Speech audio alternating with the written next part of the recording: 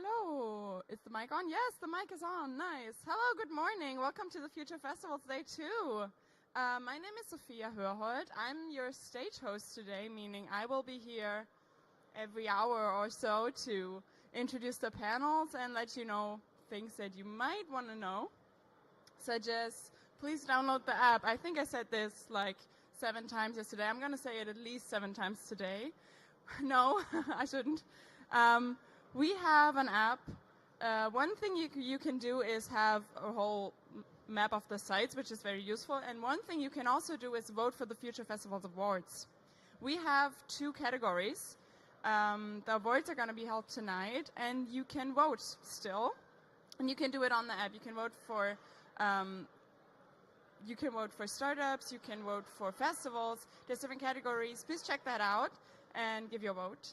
So for all of you who have been here yesterday, who has been here yesterday? So, many. Nice. That's good. Maybe you remember, maybe you passed here, and maybe you remember that we had a very wide mix of themes here yesterday. We talked about green stage building, sustainability, social media, but also AI. We talked about promoting panels, big panels, international festivals. We talked about growth for independent festivals without being tied to a brand, all of that. And I think today is going to be more our future day, which is very suiting for the future festivals, because we're going to talk a lot about the future. So one thing I have to tell you now is that we're running a little late. Those of you who maybe know Pamela, the host of the first panel, haven't seen her yet. That's because she had a little trouble getting here and is still she's close, but we will have to wait another few minutes. So please maybe check the area, breathe, chill, and then we will start in, I hope, like 10 minutes. So just to let you know, don't go anywhere. The panel is being held here, but just not right now, okay? So we'll be back shortly.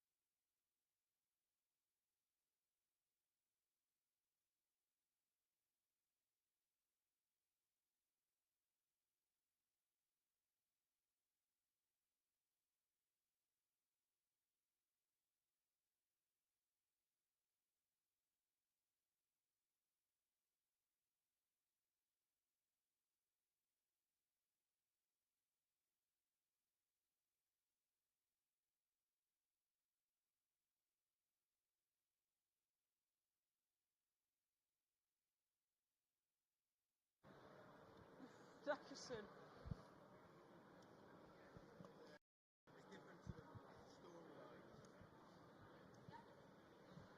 Hello again. I have a very brief info because we just talked about it. Actually, I thought this is interesting maybe for everybody. Right now it's very calm here because it's the morning, but this will change through the day. So in case it gets too loud, maybe you can see the headphones over there. They are just for better listening. So you have different channels. You can see that we have channel 1 here. This is stage red, so that's channel 1. In case it gets too loud at some point today, or you may be too far off because there's too many people at the panels, you can get a headphone and just make sure to listen to the right channel because different channel, different stage, obviously. So just to let you know.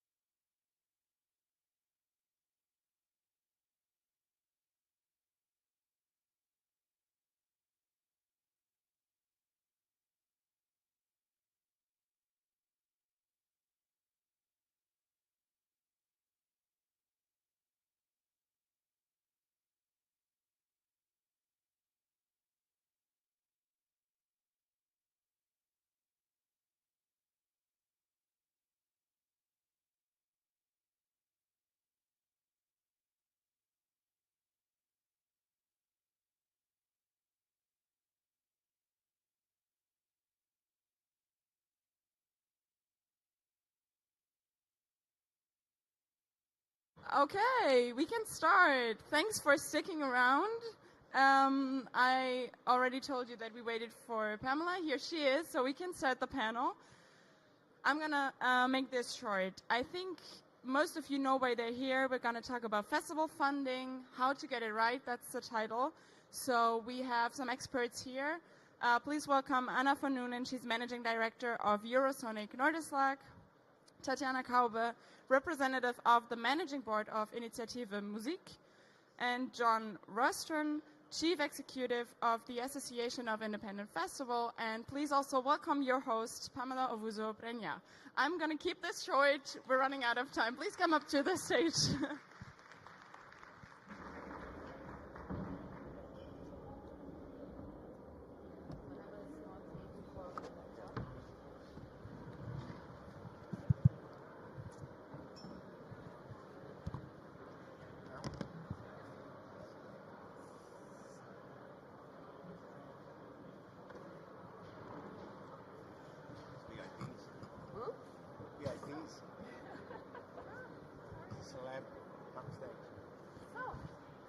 Let's get it started.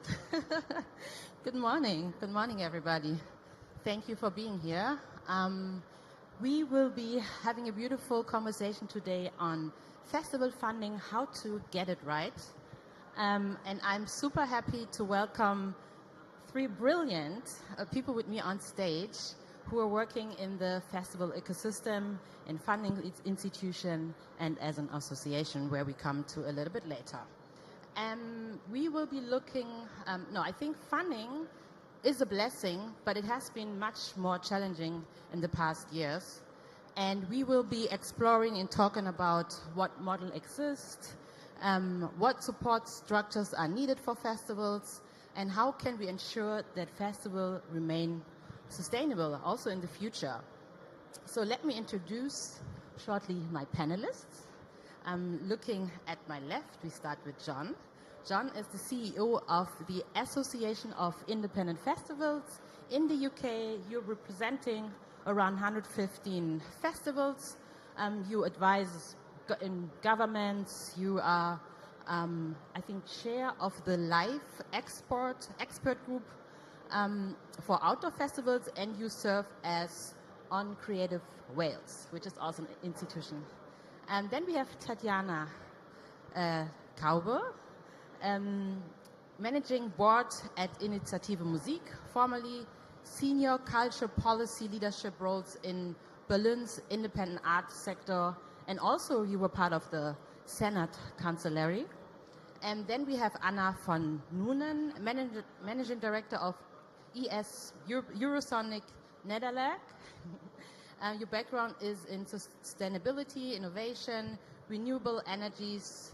You did a lot also in the tech scene, and you're also a founder of InnoFest, a long-time festival practitioner. Yes, so I would start with one quick one.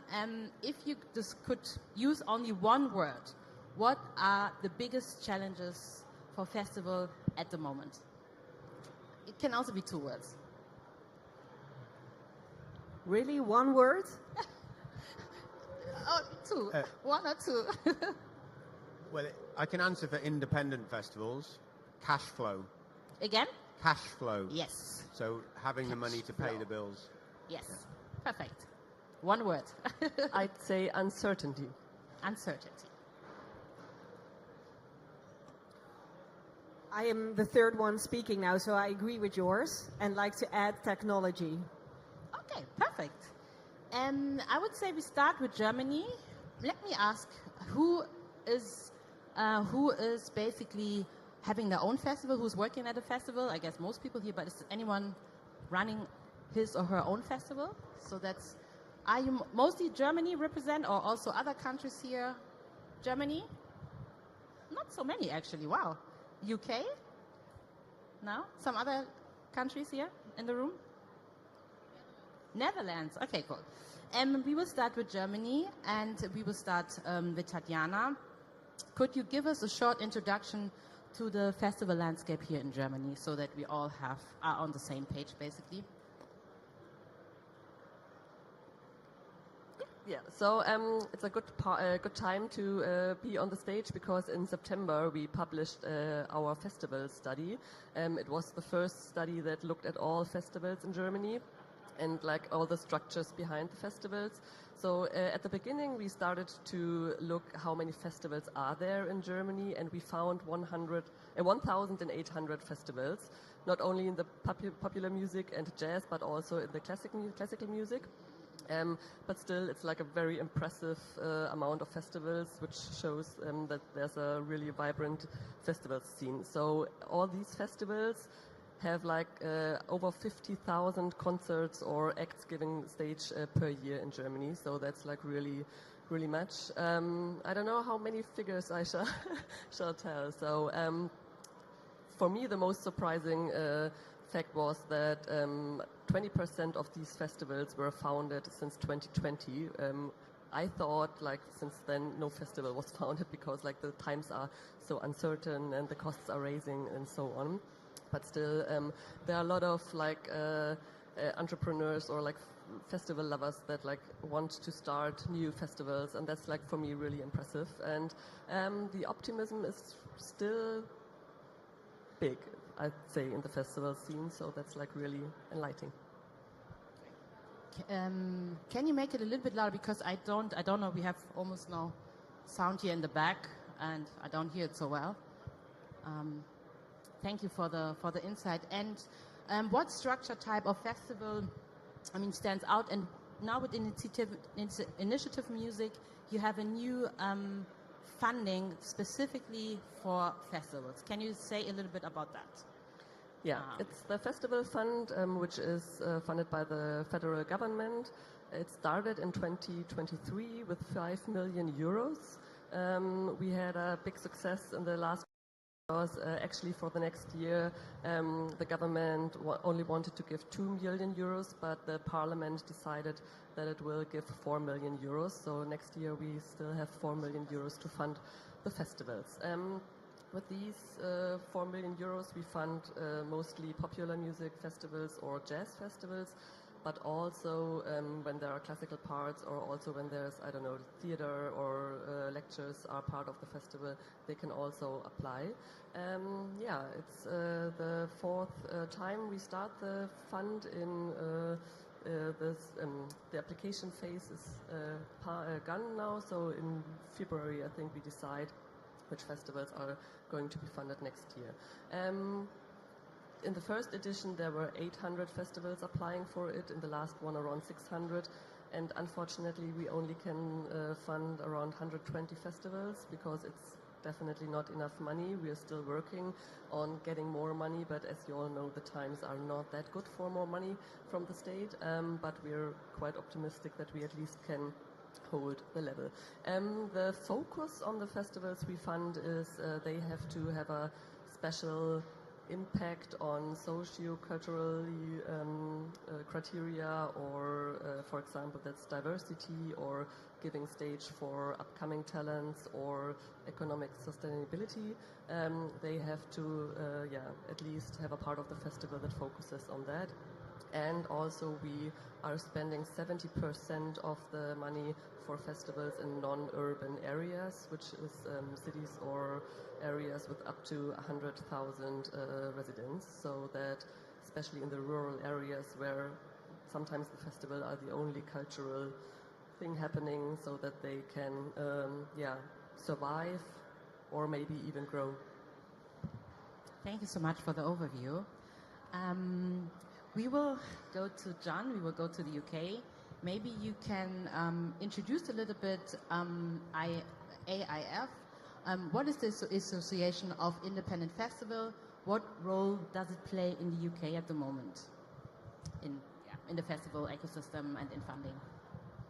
Yes, so the Association of Independent Festivals were not-for-profit trade body, formed in 2008. So back then, there was 5 independent festivals who all hated each other, but they were all running their events and they were getting quite big, and they basically didn't really know what they were doing. So they met in a pub, and they just said, like, what do you do if somebody jumps your fence? You know, what happens if somebody turns up with a forged ticket? Like, how many toilets do you need? And they worked out that they had lots of these problems together, and even though they were competitors, they had a lot more in common than divided them, so they thought they would do it again. And that was the beginning of AIF. So AIF is just a group of festivals that's grown. I've been in the role for 3 years now, and we had 93 festivals by that point.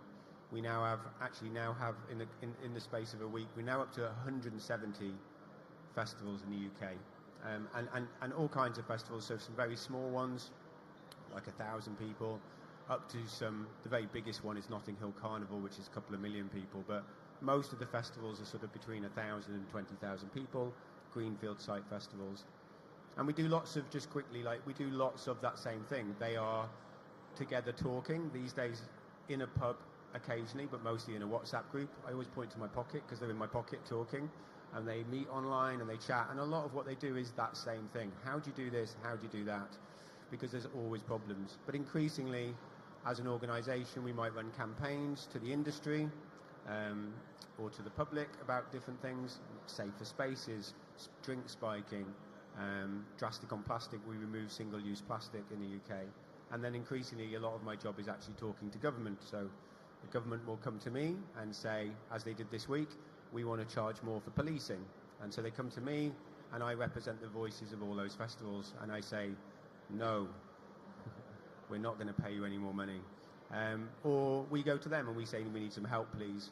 And that's definitely an area that we've been talking about, and we will talk about with funding. So that's kind of what we do. In terms of the festival landscape, so we mapped that as best we could this year. We counted, there's a report on it called Festival Forecast that you can find on our website, but we think there's 592 music festivals in the UK, so we just qualify that as music. So that's what we think there are. There's probably some more, like some smaller festivals, but there's about 592. We know that we've lost a lot of festivals in recent years. We know that at least 96 festivals went during the pandemic. 36 went in 2023, 78 went in 2024, and this year 42, I think, have gone this year. Really? Wow. So that's been, we're down from a high of maybe 800 or 900 down to about 592. So that's been the biggest sort of challenge, and the big thing that we were talking about was those cancellations. It's flatlined a bit now, so those numbers still feel quite high, but are much lower than they were. And this year and next year, we're seeing some new festivals start up for the first time, so there's a bit of hope. Okay, thank you so much. What numbers? Wow. A lot of people had to... Also in Germany, we see that a lot of festivals actually have to stop their business, which is really unfortunate.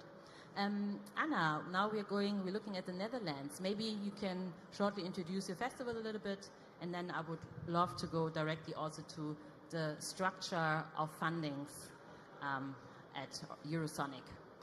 Yeah, thank you. So first of all, our numbers in the Netherlands are pretty similar. We have also lost many festivals due to financial reasons mostly.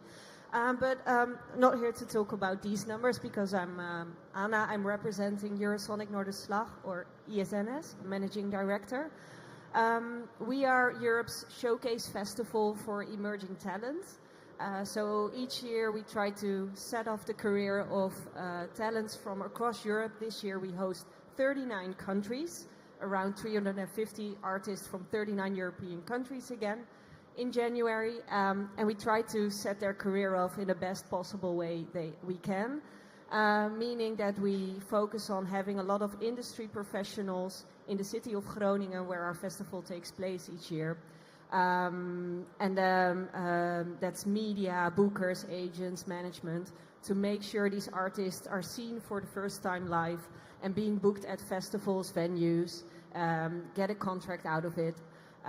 We do that 3 days focusing on Europe. That's Wednesday to Friday. And then on Saturday, we have a special Noorderslag edition for Dutch talents each year. And we also host the biggest conference for European music professionals.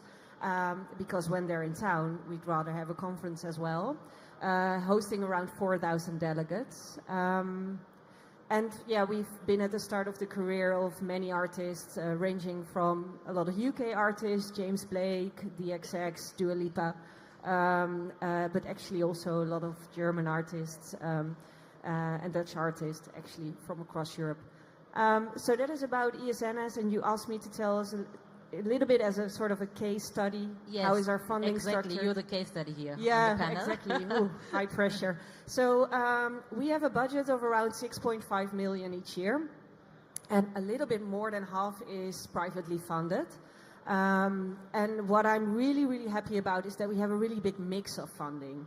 Right. It comes with responsibilities and obligations, so I don't say it's always easy to manage so many funding structures, yet we manage.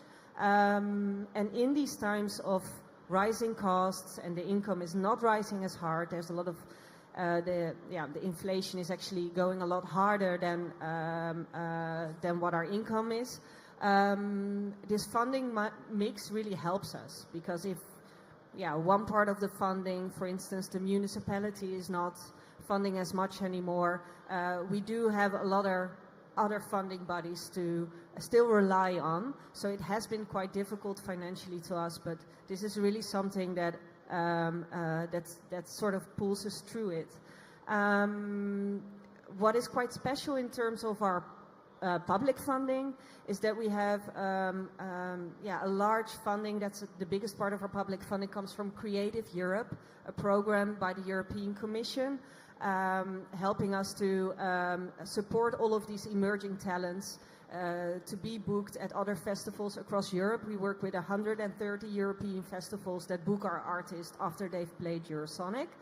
And all these programs are funded by Creative Europe and co-funded by us and by these festivals. We also have a prize, for instance, with this Creative Europe funding called the Music Moves Europe Awards. And that's also a year-round project in which we select 15 nominees from 15 European countries that we support, that attend our business education day, and that also get booked after playing their show, and some award money, of course. And on the private side, there's a really large variety. The majority of that comes from ticket sales. That's, of course, our delegates, the 4,000 delegates, but also around 15,000 fans of music that want to discover new music. So that's the biggest part.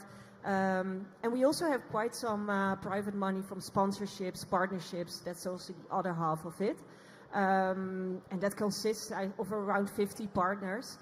So it's a lot, and it's a big variety, and I think that is what makes Eurosonic Noorderslag quite sturdy. Cool. I mean, Eurosonic, I think the next edition is the 40th?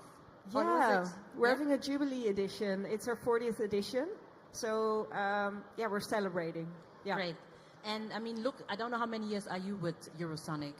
Not so long. Not so long, okay. You don't have to It's tell my us the second number. edition. I've been with the team almost 2 years now. Because I wanted to ask you, like, do you see it like more challenge to get like public funding? Has become easier? Has become easier maybe to become do partnerships? Because we now hear often from politics, okay, maybe the fundings from the state are becoming less, but then you should go out there and find funders. So. Totally agree, and that happens across Europe. I know that because we get more conservative politicians in charge, and that's usually not good news for culture. I'm not sure if it's the same in your country, but in the Netherlands there's pressure. But I'd like to say that our Board of Culture, that advises our ministry on behalf of cultural policies, has published a research 2 weeks ago with really interesting results on this mechanism. They always say, okay, we're going to cut the public funding for culture, find more private funding. But that's a myth. So this research very clearly shows that public funding for culture comes first and private money follows. So what we've seen is that there's been major cuts in the past 20 years already for culture, public cultural funding. And we've seen that the private funding has stayed the same or decreased as well. So if you, as a government, focus on increasing that funding, then you can ask these organizations to also get more private funding, but not the other way around. Yeah, thank you so much. And John, maybe you could give us a little bit of an insight. How is it in the UK? How is the funding structure, the funding landscape in the UK? Do you also rely a lot on public funding from the state, or is it more private funding that flees into the UK festivals? Yeah, for a lot of our members, they're not core funded by public money. So a lot of the arts festivals are, so they quite often get sort of public funding to sort of start. And I think some of the showcase festivals that we'd have in Wales, in the UK, so I live in Wales, I was thinking about Wales, Focus Wales, Liverpool Sound City, Wide Days in Scotland, Great Escape in Brighton, but it's a UK one. Those kind of core pillars in terms of that export relationship they might have with Anna, they tend to get subsidies and funding from governments, so Welsh Government, Scottish Government. But the festivals that I broadly represent, they're founded by entrepreneurs, creatives, mavericks, crazy people, and it's money out their own pocket. And their revenue is ticket money, some level of sponsorship, the spend on site, that's their makeup. But they increasingly, because of those margins, are looking for public support. So one of the things, we have an arts council in Wales, so we have a government that will give its cultural money to Arts Council in England, Scotland and Wales. So a lot of our members, so they have funding to support culture and the arts, and they've begun knocking on the door for funding from them, which are small pots of money, very competitive, very much so. Now, although that was in theory open to festivals, for a long time, a lot of our festivals couldn't really get in the door, and the Arts Council didn't really understand what they did, because what they do is the kind of crazy events that you all know and love. We lobbied very hard, the government, because of those figures I gave you before, because of the closures, saying we need support for our festivals. And one thing that happened as a result of that is the government unlocked that funding for our members. So there's £2 million a year that's ring-fenced for grassroots music. That's venues, promoters, artists and festivals. And so our members are going into that. But it's very competitive. So I actually have got some fresh figures from the Arts Council. So at the moment, 100 in the current year, over 100 festivals have applied for that funding, and only about 20% have been successful. And that's because, despite really strong applications, there isn't enough money in the pot, and that's a problem from a government down. So it is helpful if you get it, but of course it's very unhelpful if you don't. There's a couple of other things that are sort of arriving. So the UK government this year, because working in festival time, announced a £30 million music growth funding package, which is really exciting. 30 million? 30 million. Now, this is how our governments work. 30 million. Well, it's 30 million, but actually over 3 years. So it's 10 million a year. So we've already cut it down. Oh, and actually it includes some of the money that we've already got, like I mentioned earlier, the 2 million in the thing. So it's actually 8 million. But it's still more money. That is where that's going to go. They're talking a lot about grassroots. Venues are mentioned a lot. We are in conversation a lot with the government about that money going to festivals too, along with lots of other things. The framework for that is being decided at the moment, and we're in conversations with the government to try and get money for festivals. So our first ask was, all of these festivals that are applying to the Arts Council that are not getting funding, but their applications are good, could you just fund them, please? But we're also looking for some more strategic funding. So that will start in April next year. What it looks like, I don't know. What kind of things it will support, I don't know. We're trying to shape that. But those are the sort of two big public funding sides of things, I think, in terms of broadly, in terms of festivals in the UK. Okay, and when you talk to your basically members, what is like their biggest challenge in the past years when it comes to funding, or in general also as a festival? What are the biggest challenges in the UK for festivals at the moment? Well, I said cash flow. And yes, maybe you could get into so that. Just to be sort of clear, so I think for what's happened, we had a pandemic, and also in the UK, I'm really sorry, but we left Europe, not my decision. Those two things happened at the same time. We came out of that and costs rose dramatically, as we all know. So that made, running a festival is a risky business, but there was a good margin at the top. That margin has been absolutely squeezed, and you can have a really good event, you can sell out, you can have really sunny weather, you can have great spend at the site, and you can still walk through and still perhaps lose money, or just only break even. I had a festival, I always point to my pocket, festival organizer texted me today. They had sold 20,000 tickets, had a really wonderful event, and at the end of the whole thing, they had £3,000 profit. And they're actually donating £2,500 of that to us for something that we want to do. So they're only going to have £500 left. That is not a business. Now, when you even think about those margins, you've also got to pay for things, as you know, through the year. So your suppliers want things. Increasingly, their payment terms have changed because the pressures on them, pressures on the sector, they want more money upfront earlier. And as an independent, that's really hard to find that money. It's different if you're a multinational, and we don't represent multinationals like Live Nation.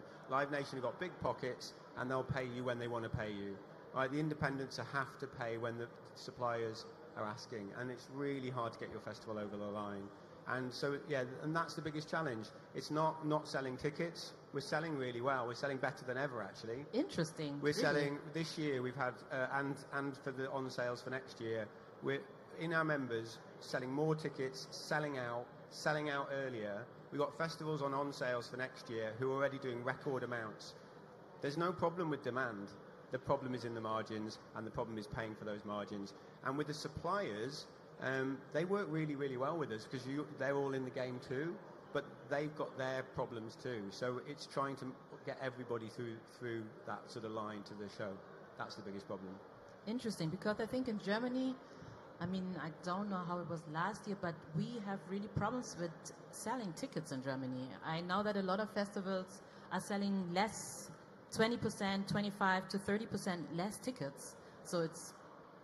And also very late. So that was one of the core findings of the study, that the people are buying their tickets later. So you can't also, really say if your festival will succeed. And the study shows that in Germany also only 15% made a gain out of the festivals, but 30% made a loss out of it. And the 15% are like, the big ones. The big ones. So, yeah, it's really hard. Well, I mean, late buying was a big problem for us coming out of the pandemic, and that seems to have settled down. It is still, late buying is a problem if you've got a day festival and it's electronic music. Those two things together, that's late. But I just sort of talk about the people making money. So Live Nation run a festival in the UK called Isle of Wight, 50,000 capacity. They published their figures for last year. They made more profit last year than they made the year before, but they sold 4% less tickets. Right? So I don't know what they're doing, right? But there's something there. But I think that's really interesting. That's not the case for our independents. They could not suffer. They could not lose 4% of tickets and make more money. So there's a very big difference, and we're very sort of shouting about that problem. Yeah, and this is something that you see, of course, across Europe, is what we know from the numbers from our partner festivals as well, is that both on the side of artists as well as festivals, you seem to have a sort of a winner-takes-all mechanism going on. For the artists, you see that there's a lot of more stadium shows, and you see that these are being sold out really quickly, and also that the streaming income goes to a smaller share of artists. And that the indie emerging artists are often the ones that have the problems there. You sort of see similar mechanisms with festivals a lot, also because there has been a trend towards private equity firms buying a lot of festivals, and also Live Nation is just very dominant. So I think the work you do with indie festivals is so important, because that is where the magic happens as well, and that is where a lot of emerging artists get the opportunity to play for like maybe their 5th time across the border. So we are in an ecosystem together, and I hope that all of these bigger companies such as Superstruct, which is of course not a company funding body, but also Live Nation, recognize that ecosystem, because we are in this together.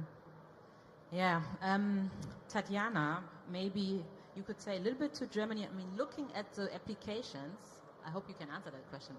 Looking at the application, what are the biggest challenges for German festivals? And then I would love to go to the decision-making process. How do you decide where gets the money? Who? Which festival? Yeah, maybe. Yeah, so out of the applications, we can't really say, because when the festivals apply, they have to focus on how their program looks like and how they match the criteria of diversity, ecological sustainability, and so on. But from the study, we know that it's what I said, that ticket selling, and that it's later the different habits of going out, like that you're not sure if the people are going to the festivals, at least, and also the costs. So I think that's not surprising news. It's the same everywhere. And also in Germany, I think it's also part of other countries, or in other countries, it's the raising of the right-wing parties in the rural areas, so that it's harder to make like liberal festivals, open-minded festivals, and that there's a lot of pressure. Yeah, so that's, I think, I don't know, for the last 2-3 years, that's one of the problems in the especially rural areas. For the process, so everybody who has a festival, or small or middle-ranged festival, can apply. We have like a application form or a digital application form, and then our team at the Initiative Musik, they look at the applications, if it's like correct, if everything is there, if it's the right numbers and so on, and then we have a jury, and maybe one person on the stage is part of the jury. So yeah, we have people, experts from the festival scene that look at the applications and find the good ones that match the criteria and that making good programs, have good networks around them, are like really based in the local area and need the money. And they have a really hard job because they have to, it's the same amount, it's 25% festivals can be funded out of the ones that apply. So it's really tough, and so we're very thankful for everybody doing this job. And that's it. And then they get the money. They have, I don't know, around 1.5 years to spend the money. We're trying to help getting through the formal process. You know, it's like bureaucratic because it's public money, and we try to be like a kind of translator between the rules and the life of a festival. And I think it's getting better. At the start, it was like a little bit rough, but now I think it's a good option for the festivals to get public money. And I know that you have a little bit adjusted the festival further for, funding for, exactly. I know in the first year, I think it was quite general. In the second year, you were focusing more on festivals in smaller cities, under 100,000, I think. And is there also change coming next year? Do you also have new criteria? No, I don't think so. So we have to see.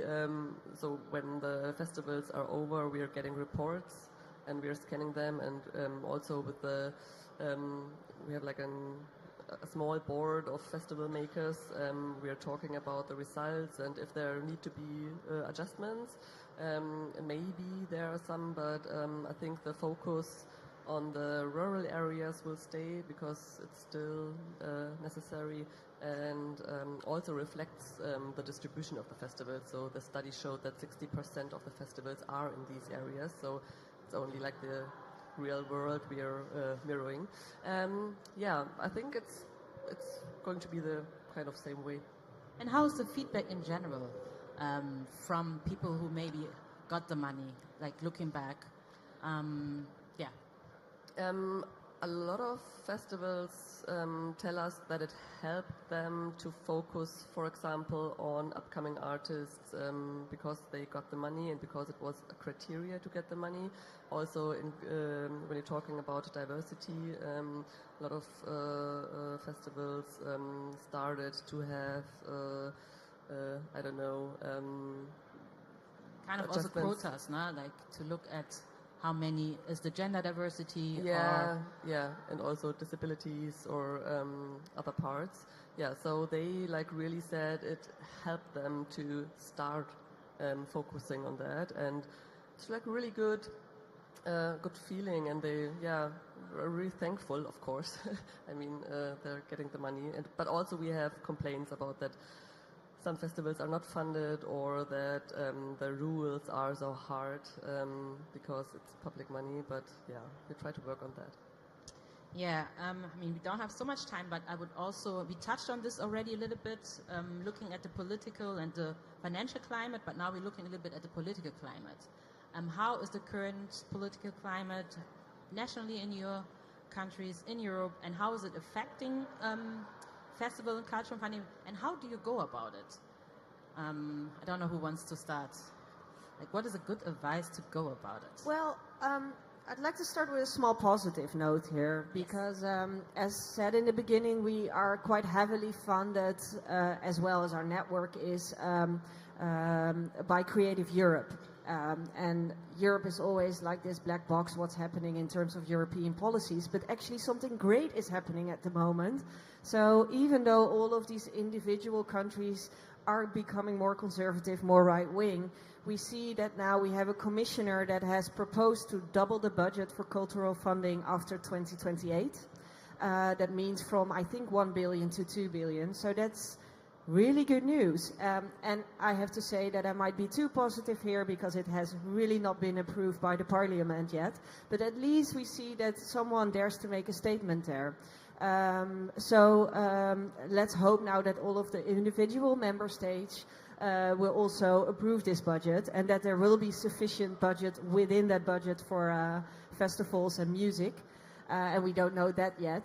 And on the other hand, sometimes it can happen on a very small scale to continue lobbying with the government that we have in the Netherlands, both on a regional and a federal level, making sure that we invite the people to show what work we do. We have quite a conservative right-wing cabinet at the moment, and we have tried to focus that. We've tried to show that we have quite an economic value, for instance, for the province and the city of Groningen, which is quite high. We have an economic value of around 7 million each year for the city and the province. So we try to show that as well. We are not only there for, cultural expression and artistic freedom, which I think is heavily important. But yeah, if our new government finds the economic value important, we can show them these numbers as well as that we are in a region in the northern Netherlands that is, that has quite some problems with respect to the Amsterdam region in terms of welfare and well-being. So we also try to focus on how important we can be as a regional player in terms of people that can relax and experience something good for the image of the city and the province. So yeah, you need to sort of tap into what is important for our current government and what do we have there. And we have a lot to tell, even though I would love to talk a little bit more about how important it is to support emerging talent with all these important stories. Well, maybe we should pick another story now, and that's fine. Okay. Sorry, yeah, is that okay? Oh, yes, of course. I was going to say, I'm not scared of politics or changes of governments because we work in festivals, and independent festivals are the best place to be because guess what? They're all in local areas and local communities, and they're really important to people in their local area. And guess what? People, to get into power, they need to be voted on. They need votes from people in a local area, and they need to be represented. And you have the biggest gathering in your local area, so you have more power than anybody else. So I think you can completely control it. You can bring them in. They can't take down their local festivals because those local festivals employ local people. They're great for the local community. The artists play, all of those things, and you're sitting in the middle of it, and they need your vote. And where's one of the first places in the summer they want to turn up? They want to turn up in festivals. It's the bit which also really excites me when you look at the really big things, like a Live Nation thing. They have none of that power because nobody really cares about a really big thing when things go wrong. And the pandemic showed us that.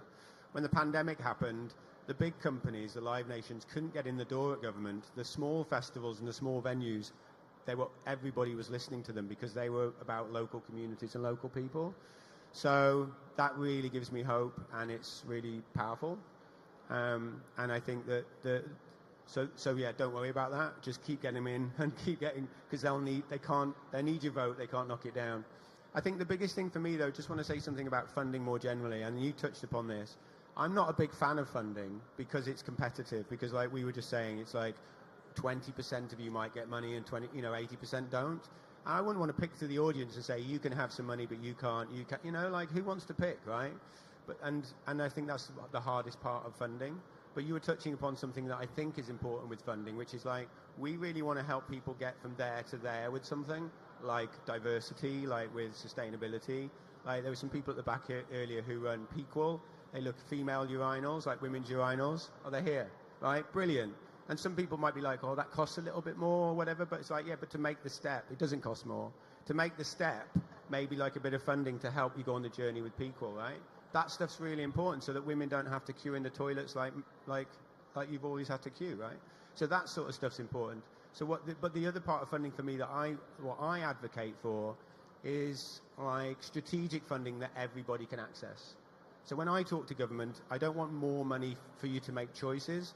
I want you to do things so for example, like a hospital. If you build a hospital, sometimes you never use it, sometimes you use it occasionally, and some people use it every single day. But the point is the hospital is there, right? And that's the kind of interventions that I want government money and federal money spent on.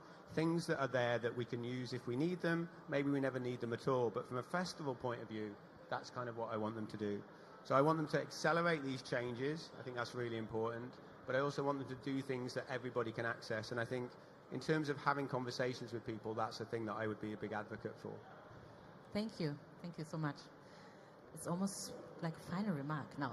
But I want to open the stage for at least 2 questions. I'm pretty sure there are questions in the audience. Is there anything you want to know? Is there anything you want to tell us?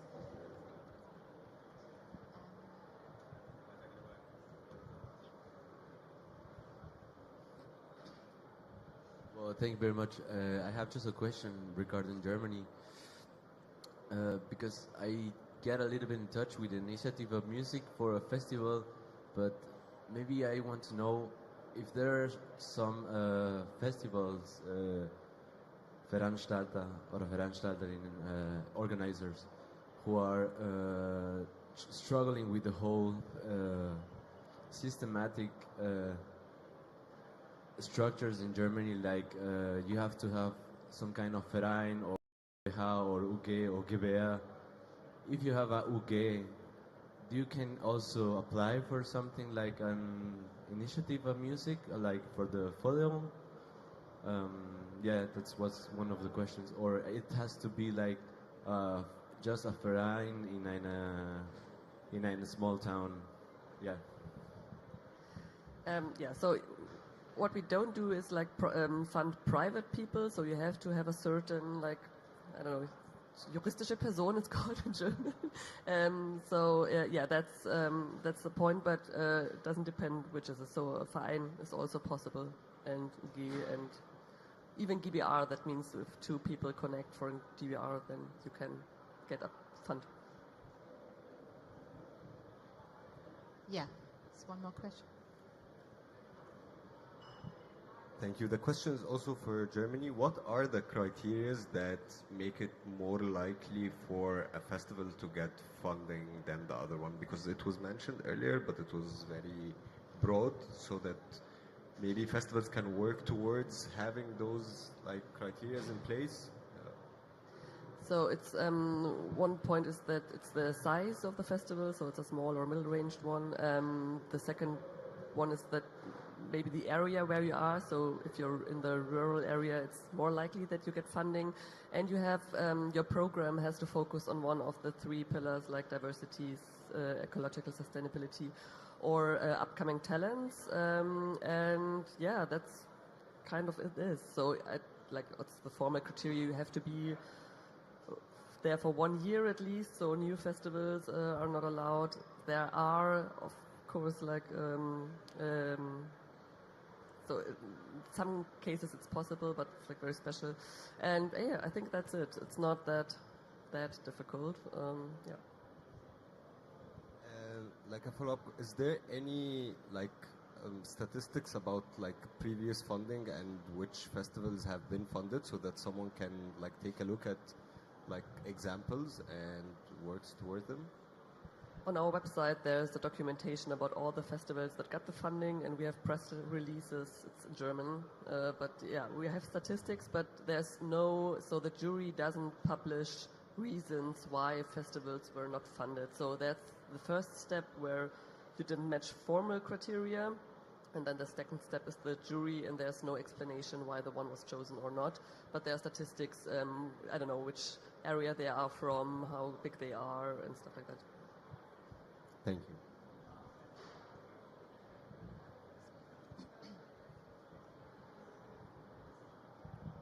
Thank you. Question to John. Do you think live music and festivals can still act as an unfortunately unifying force today, when everything feels so fragmented, unstable, culturally and socially? Sorry, my English. No, that was brilliant. Thank you. You're making me upset because, yes, I think there's nothing better. It's a hard time of year for me. I hate the winter because it's cold and dark. And I love the summer because you're in festivals all the time. And I think there's no better... What I love about... I mean, there's so much I love about going to festivals. I always forget how good it is till you start arriving, and then you remember what it's going to be like. And then you're like, oh, yeah. And you like, there's nothing better. I mean, I love all festivals, don't get me wrong, but there's nothing better than a long camping weekend, like where you can completely lose yourself. And what I love about them is politics is never in the middle of it, really. You don't know who you're with. You're not talking about all of these things. You're not on your phone, right? Which some people are. And you're not looking at these things that divide you. You're quite often just doing things with all kinds of people that want to be together, that elsewhere day to day you're being told you need to be apart. They're incredibly, you've all been to, I hope you've all been to a festival, right? You're all here. You know what it's like. You make all of these friends and these strangers and these people that, you have these deep connections with. You experience things, some of them you never want to experience again, and some of them that they last forever. I think they're incredibly electrifying. And look, I love the big events too. I love the big show. I want to go and see some of the biggest acts in the world. But all the magical moments tend to be in the independence, in those little tiny holes, in those creative spaces, and there's nothing like them. And we're talking about innovation and things too, I mean, I'm going to pick on the Pequel team again, but, here's some people trying to change the world for women for the better, and it's not happening, it's happening in a festival. Like, that's fucking great, right? So yeah, so it gives me such joy. The only thing that I'm disappointed about is that they have to stop when it gets cold. I would love to keep going. I mean, obviously, I go to Eurosonic. I wanted to ask. And it's January. like, it's great. You come out in January and you're off to Eurosonic, and that's like it's great. always cool. You're with a load of people and you're having a good time seeing great bands, so more of these, please. Anna, maybe you could also say a little bit to that question, because you bring 39 countries to Eurosonic. Yes, so. And it's our 40th edition, so we hope to have brought 40 countries. No, but it's a really good point, and I really, really strongly believe that we need unity in Europe at the moment, but all of these shifts in terms of politics, but also geopolitical tensions. So what we do this year, we have a focus country each year. Last year was Italy. The year before it was Poland. We decided to, for our 40th edition, not do that because of everything that is happening in the world. We want to present it as one Europe. So we have a unifying team. It's called Europe Calling. And we try to sort of break borders. And we believe music is a perfect example of how that could contribute to a common identity. It travels borders. It doesn't sometimes matter if your song is in French or if it's in Slovenian, it doesn't matter. So we try to make a statement there because we believe we need it and that music can deliver that. Cool. I mean, we are almost at the end, but I have one last question. I mean, we are here at the future of festivals, so I want to look with you a little bit. Also, you said quite some festivals are closing their doors, but there are new festivals opening. So, and you all have been in the festival or music landscape, live music landscape for quite some time. So what advice would you give young festival or younger people or new festivals how to get it right? What factors they should focus on to stand on firm ground? There's only one rule. There's only one rule. Unless you've got a lot of money, basically, the only way to make is you start with a party. So it's a community. It could be your group of friends. It could be around a genre, like you all really like metal, or a place, like we all really love Berlin. Like whatever it is, that's the starting point. If you do that party, and you do it again, and you just stick with that community, forget about everything else, the lineups. If you're trying to do it around lineups, you're doomed to fail. Because the lineup this year, people might come, and then the next year you've got different acts, and they might not come. So it's got to be about community. If you get that right, all the members of ours that are doing well, they've been building communities for a long time around peace and love, or metal, or grime, or getting absolutely off their heads, whatever it is, or women, or not drinking, or running and drinking, like whatever their community is, that's what they are absolutely smashing it. The ones that were trying to do lineups, not so good. Thank you. I could not agree more. Yes, actually, me too. No, totally. It always starts with the community. And also, if you look at the successful independent festivals in the Netherlands, they are community based with a very clear mission, vision that they've always stayed true to. So I think that is the key to success. And if you're starting, so that's something to add here. Don't think big instantly. all movements start small. It's okay if at your first festival you have only sold 400 tickets or so. It doesn't matter. Everything starts small. I don't know, but Coachella wasn't born in one day. So think small and act big, but don't try to do that immediately. Thank you. Maybe as I'm in between the state and the scene, I'd add that like you have to try to build up like strong ties to the local authorities, like the mayor's offices or the ones like giving you the permission to do this or that. And that helps a lot because surprisingly there are a lot of music lovers in the governments or in the and if you know them and if you have like short ways getting some permissions or getting information how you can apply for some things, it's a good start and really helpful. Yeah, that's it. I think, well, timely, we are good. Thank you for being here. Thank you for sharing your experiences. Thank you for the invitation. Thank you for hosting. Thank you. And yeah, thank you for coming. Thank you for listening. And see you again. Bye. Yeah, put your hands together. Thank you very much for that very interesting start of the day. Thank you, Anna von Noonen. Did I pronounce it right? Anna von Noonen, Managing Director of Eurosonic Norderslag.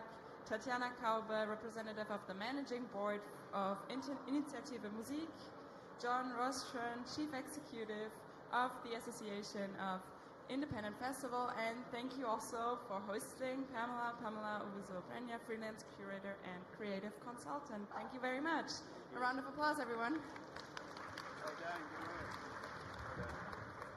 So we will stay in the theme. We'll talk about money again.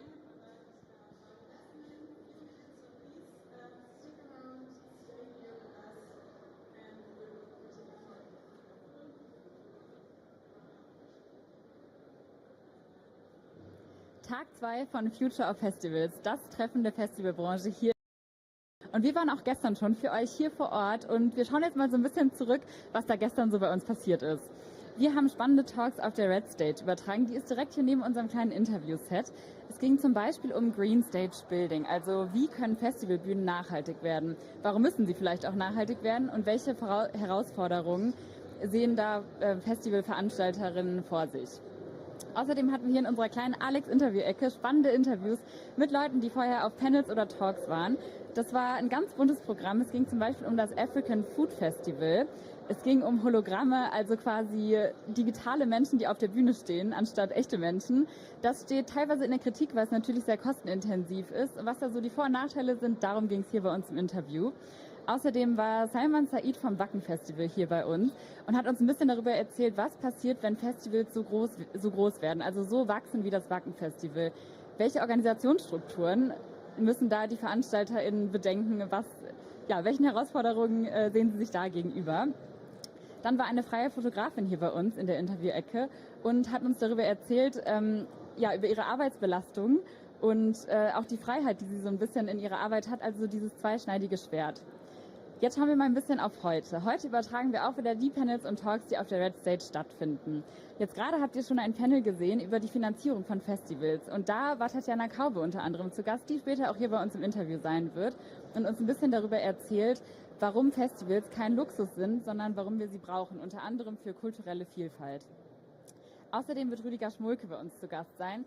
Er ist schon lange in der Festivalbranche, als Selbstraver und aber auch in der, als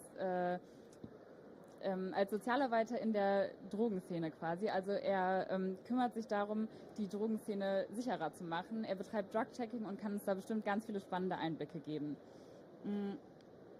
So, wenn ihr das alles nicht verpassen wollt, dann schaltet ein live im Alex Kosmos in unserer Mediathek oder natürlich live im TV. So ein paar Behind-the-Scenes-Eindrücke bekommt ihr auf Instagram bei alexberlin.de. Also schaut da auf jeden Fall vorbei. Da seht ihr vielleicht auch noch ein paar Stories von gestern. Wenn ihr das Programm von gestern verpasst habt, dann findet ihr das in den nächsten Wochen auch im Alex Kosmos. Also, wenn euch die Festivalbranche interessiert, ihr euch Fragen dazu stellt, dann schaut euch das Programm an. Wir hoffen, ihr seid heute auch wieder dabei bei Tag 2 von Future of Festivals.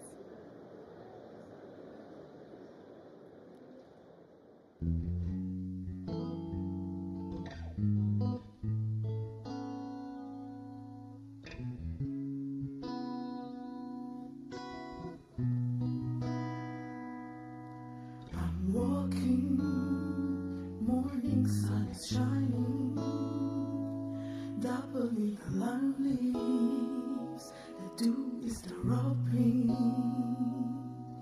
In my garden, flowers are red, the limes are so fresh, come and taste them. My feet are so cold because it's raining. The smell of jasmine makes me crazy. Ooh, don't wake me up. I wanna dream a little longer. Ooh, don't wake me up. I wanna dream a little longer.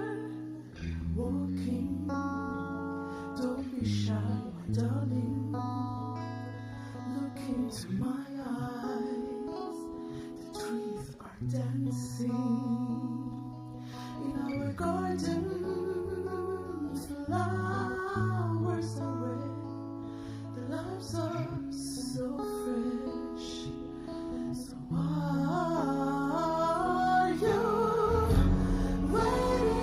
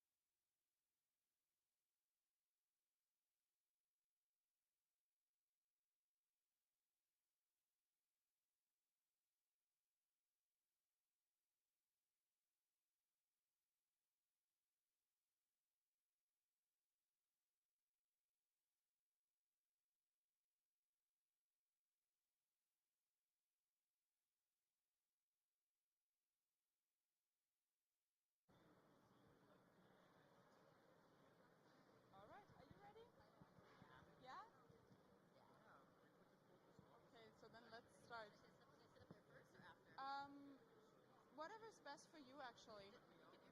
I could also, I'm going to say a few words and then call you on the stage, okay? Perfect. Okay, welcome back for those who are back, and welcome for those who just joined us. Quick reminder, in case sometimes when it gets more crowded and louder around, it is a little hard to hear, so please feel free to take one of our headphones. In case you're listening to this via the headphones by channel 1, please make sure to listen to the right channel, because the other channels obviously are for the other stages. So this is channel 1.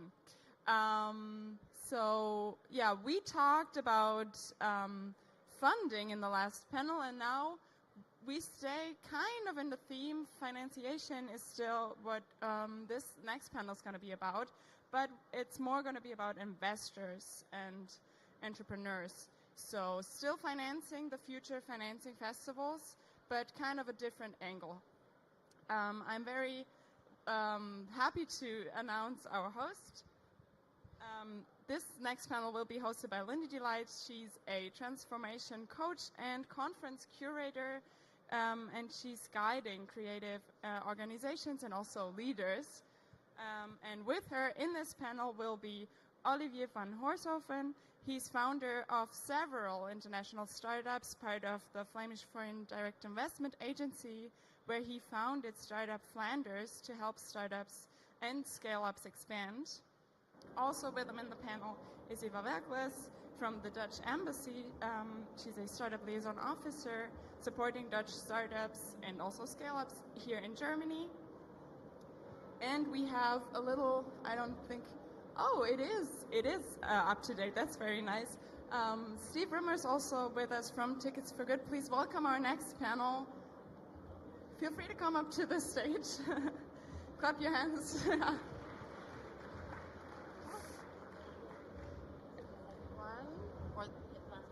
So feel free to get set and yeah, please make sure to take the headphones also during the panel and enjoy the next panel, Investors and Festival Entrepreneurs Financing the Future.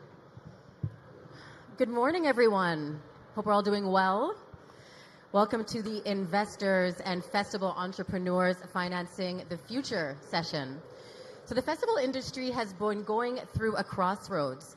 Costs are rising, competition is fierce, yet audience still crave shared experiences. And meanwhile, startups are using festivals as living laboratories for innovation, and investors are starting to take notice.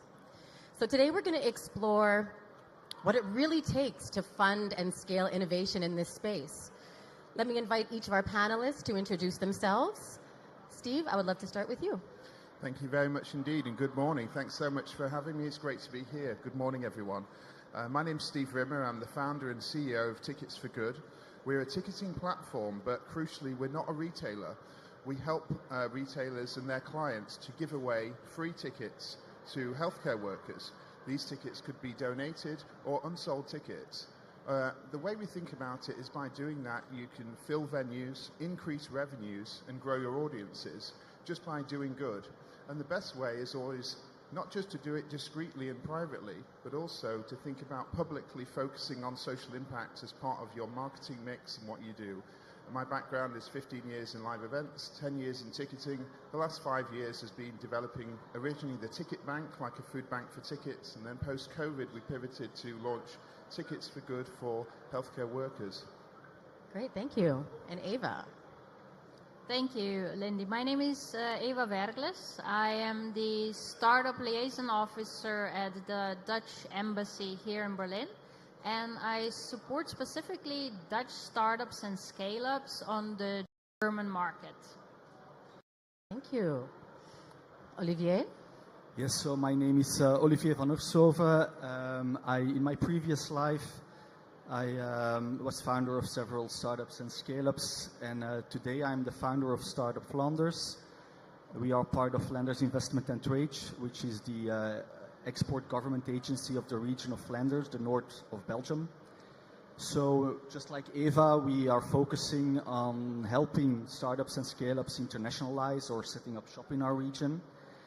And the last couple of years, we worked a lot around the entertainment sector, which is becoming a strategic sector in our region, with accelerator programs, and which is quite new, with a huge spearhead cluster that we are building around the entertainment technology. All very exciting. And I am Lindy Delight. I have been working in the music business for nearly 20 years now, mostly working with headliner artists and developing and expanding their event brands all around the world. I now work more on the impact side of things. I'm a conference curator and also a transformation coach for high-achieving creatives. So my first question is for all of you. Is the festival industry still a worthwhile investment in 2025 and also going into 2026? As I mentioned earlier, the costs are rising, the competition is very, very intense, yet festivals seem to keep growing. So what truly makes festivals attractive for investors right now? Anyone can start. Let me start. Festivals are absolutely an investment opportunity. Festivals do not exist in a vacuum. The kind of solutions and products that the festival industry is able to apply, it's something that reflects the broader society, and it also provides an excellent testing ground for the products. This is, for example, here at the Dutch Pavilion, we have 14 examples of that. So in that sense, it's a great investment opportunity to showcase the products, to accelerate the innovation, and to also, as investors do, see a return on your investment. I totally agree, actually. So the festival sector, it's a growing sector, it's a growth sector. We see it in the figures. There are a lot of opportunities.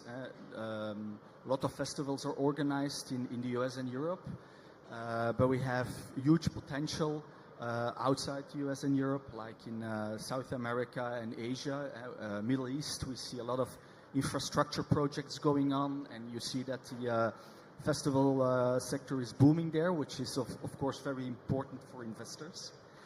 Secondly, I see that there is, due to the risk we see today also in the sector, that's the difficulty with profitability. We see that a lot of festivals are diversifying their revenues, and this creates opportunities. It creates opportunities for new technology players. It creates opportunities for startups and scale-ups. So there is still a long road to go, but there is a future path of growth, and that's for investors extremely important. And then a third small point is that not only the private market is interested in this sector, but we see also more and more that the governments and institutional support is growing, and I see that in the Netherlands, I see that in Germany, I see that in Flanders. It's considered as a strategic sector after COVID, actually, which was not easy for the sector. We see that that governments start to realize how important it actually is in many ways. So yes, absolutely, it's an investor opportunity today. Absolutely, and I concur with everything that was just said. And my area of real interest is social impact and developing impact outcomes in particular. So what we do is we invest significantly in partnering with festivals, thinking them about investing in social impact outcomes. Commercially, the value that we offer as Tickets for Good is filling venues, increasing revenues, growing audiences. But ultimately, you can do that by giving back to people who do good in society, whether it's healthcare workers, or in the UK, we also support charity workers and teachers, and also some people on lower incomes as well. Mm-hmm. And those stories are the most important, because if those stories are told, you can create amazing, impactful stories, both before the event and after the event, about those people who's been able to attend, who perhaps wouldn't have been able to attend, and the impact it has on their life personally. And a big area of focus is around connecting music and well-being, because really there's lots of interesting data, and something that we're putting out ourselves shortly is about, as you would expect, the more events that people go to, they feel happier and healthier, and how can we show that and really connect music and well-being more specifically? Great, thank you. So I want to acknowledge the elephant in the room. I want to talk about some challenges. So what are the pressing challenges facing the festival industry? I know since COVID, which you mentioned, production costs have really skyrocketed. Also artist fees, inflation, margin pressure, seasonality. Which of these actually represent opportunities for innovation? Olivier? Yeah, the biggest risk in the industry is the decrease of the profitability, sometimes the lack of profitability. And it's not only an issue for the festival organizers or the concert organizers, because if you're working in an environment with customers with a low profitability and low margin, this has of course an effect on all the suppliers, whether it's technology or whether it's another kind of supplying goods. You always have to reckon with your customer. I mean, they work with low margins, so that affects actually your business as well. So the lack of profitability is, in my opinion, the biggest challenge. And there are several reasons for that. First of all, it's the volatility of the sector, of course. There are a lot of external risks, and investors don't like external risks. Like whatever, it can be the weather, it can be economic cycles. Right. Permits, regulations that change every day sometimes, and that leads to a sort of concentration of large festivals who are very successful, where the profitability is high, and that creates on the supplier side a lot of competition, because I mean everybody wants to work for Tomorrowland, for instance. They are very profitable, but of course, you know, there are so many suppliers, so your market is shrinking, and I think that's actually the main risk today we see in the sector. That's the difficulties with the profitability. Yeah. Any other challenges from Eva or Steve? Yeah, I was absolutely underwrite what my Belgian colleague had just said. The diverse landscape of the festival industry is absolutely an asset, but it's also a risk from an investor's perspective. So how do we keep them profitable, diverse, and applicable to a large audience? That is absolutely the challenge. What we see from the Netherlands, regulation is an issue, especially when it comes to a bit more local events. That is becoming a burden. And so the micro environment in which the festivals take place. Right. And then there are a couple of very specific challenges. Many of them have to do with sustainability. And I don't just mean in terms of mobility or water management and waste and so forth, but sustainability in terms of long-term planning. Right. Those are then factors come into play which we may not have a direct impact on, but we still need to handle. And this is where there's a lot of potential for either new technical solutions or just very innovative solutions that bring a lot of these factors together. Okay, thank you.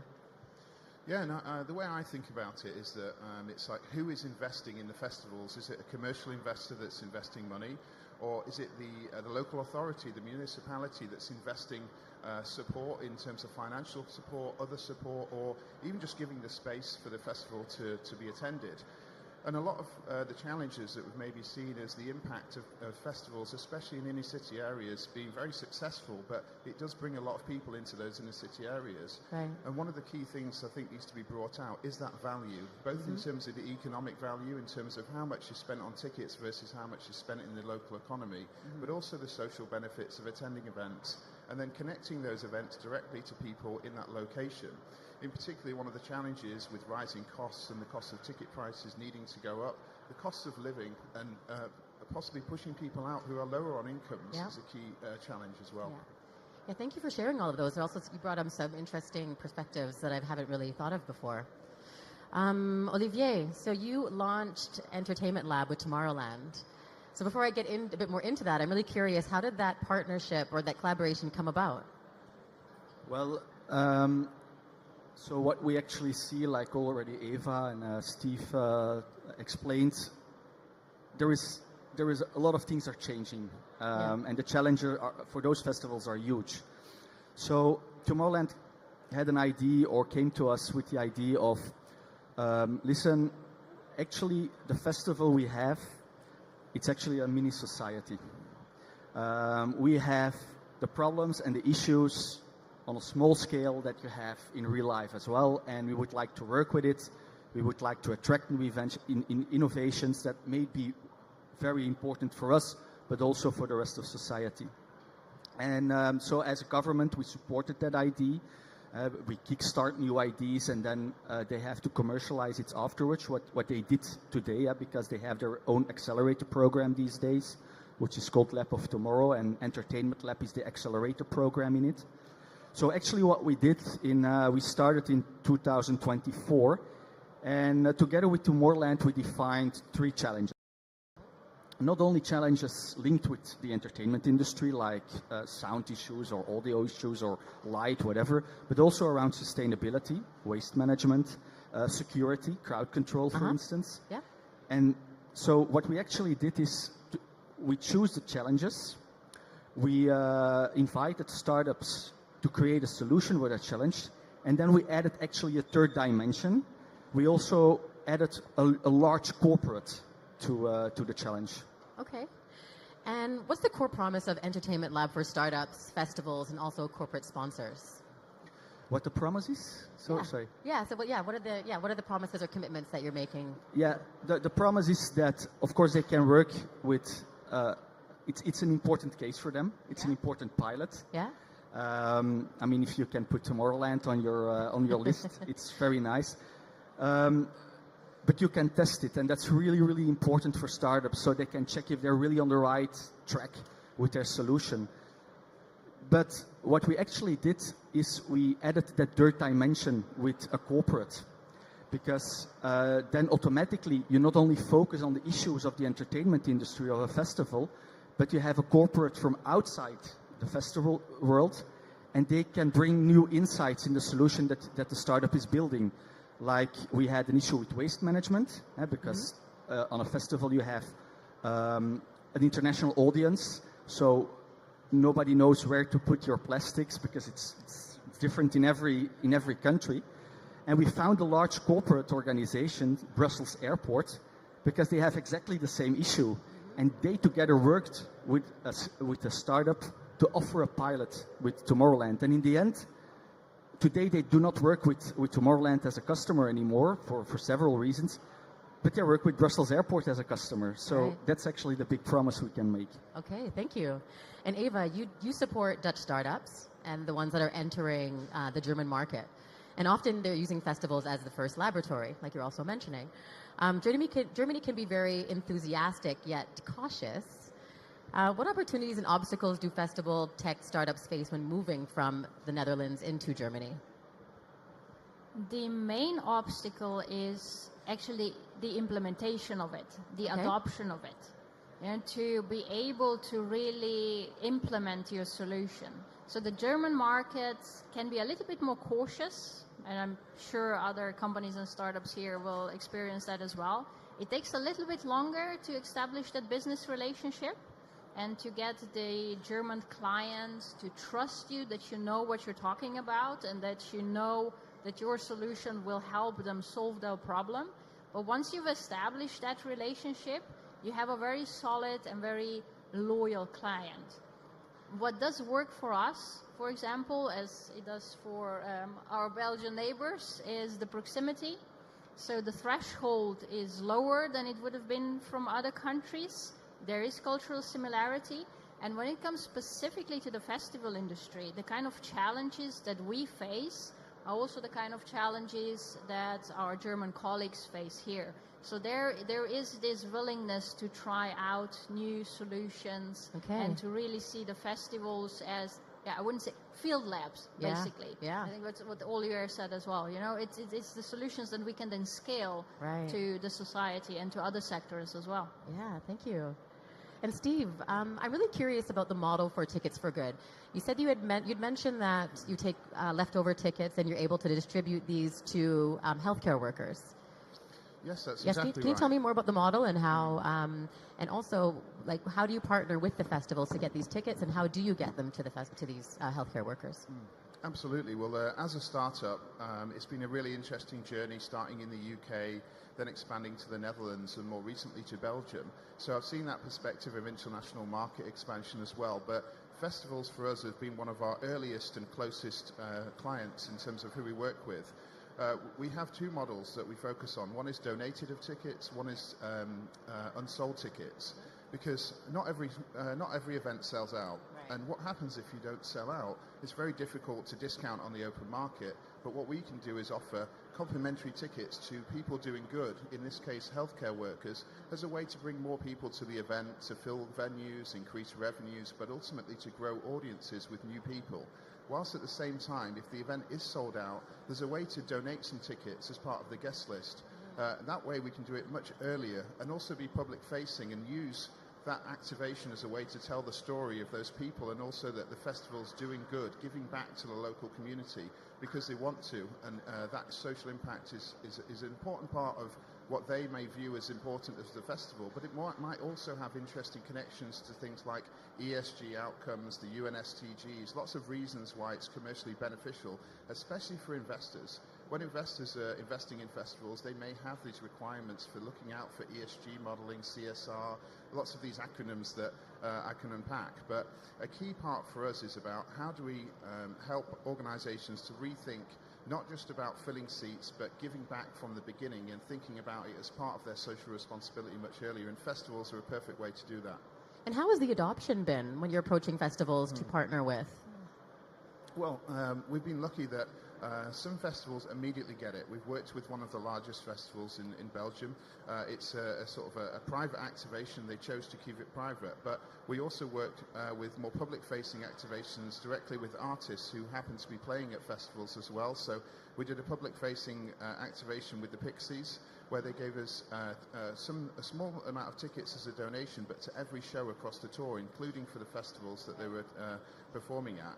But what we found is that people immediately get it. Even if the festival isn't sold out, that's a great way to distribute and fill the space. That's very easy and straightforward. But if it is sold out, it's that idea of, well, we can still make space on our guest list and give you some tickets that are giving back, and also ideally highlight that publicly as well.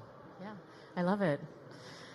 Olivier, so from Entertainment Lab's first cohort, I'd like to know what separates startups that are truly festival ready from those who aren't. And what do founders often underestimate about working with large-scale events? I think a large-scale event, it has a very strict process. So everything is timed.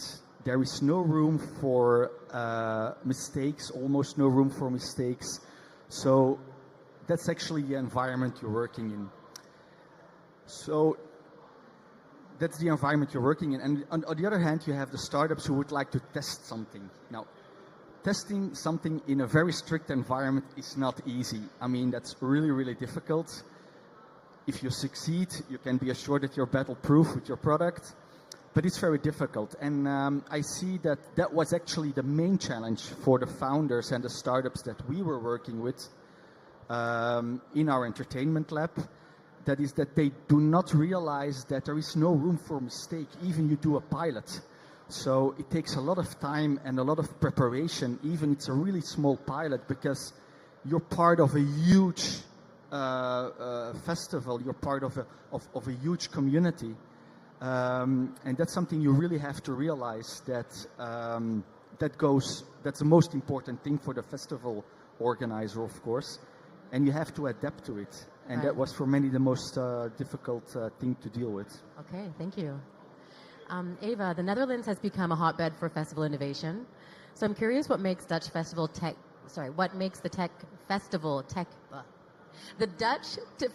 ecosystem particularly innovative, and what could other markets learn?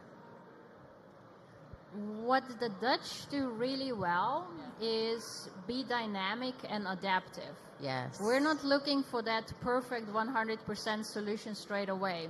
We're really good in delivering that 80% solution, but then on time and pivot when necessary. Yes. And listen to the customer. This is something I underscore that what Olivier just said.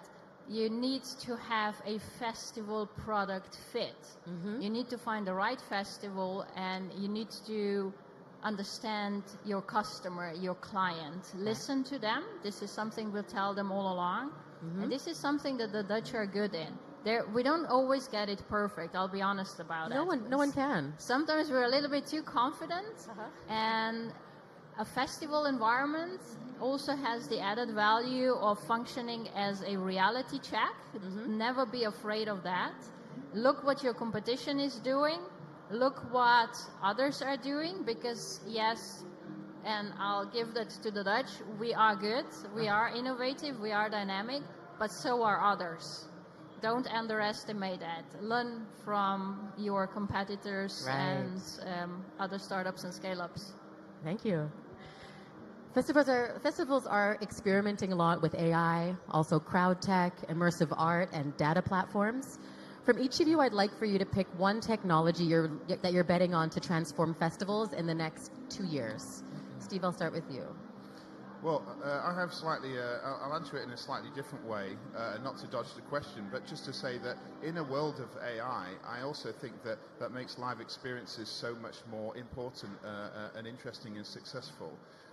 Of course, we can kind of develop using these additional technologies. For us, as a digital platform, we're a software solution, and we really leverage these advancements using AI code building, for instance, in terms of fast-tracking things like API connections and automations and integrations. Because ultimately, for us, scale is what matters, both in terms of commercial impact and in terms of social impact. So we really focus a lot on how can we move our technology forwards faster and make it easier for our partners, such as the live music promoters, theatre producers, sports teams, and in particular festivals, to make it easy for us to give the tickets away, but also so we can verify our members, the healthcare workers, because that's the crucial part of our technology is the verification. So we're using a lot of interesting tools around verification to make sure that the tickets are going to the right place. And then finally, tying in with the retailers, a key part of that is those different retailer technologies and making it a smooth and frictionless experience. Okay. Eva, any technologies that you're betting on?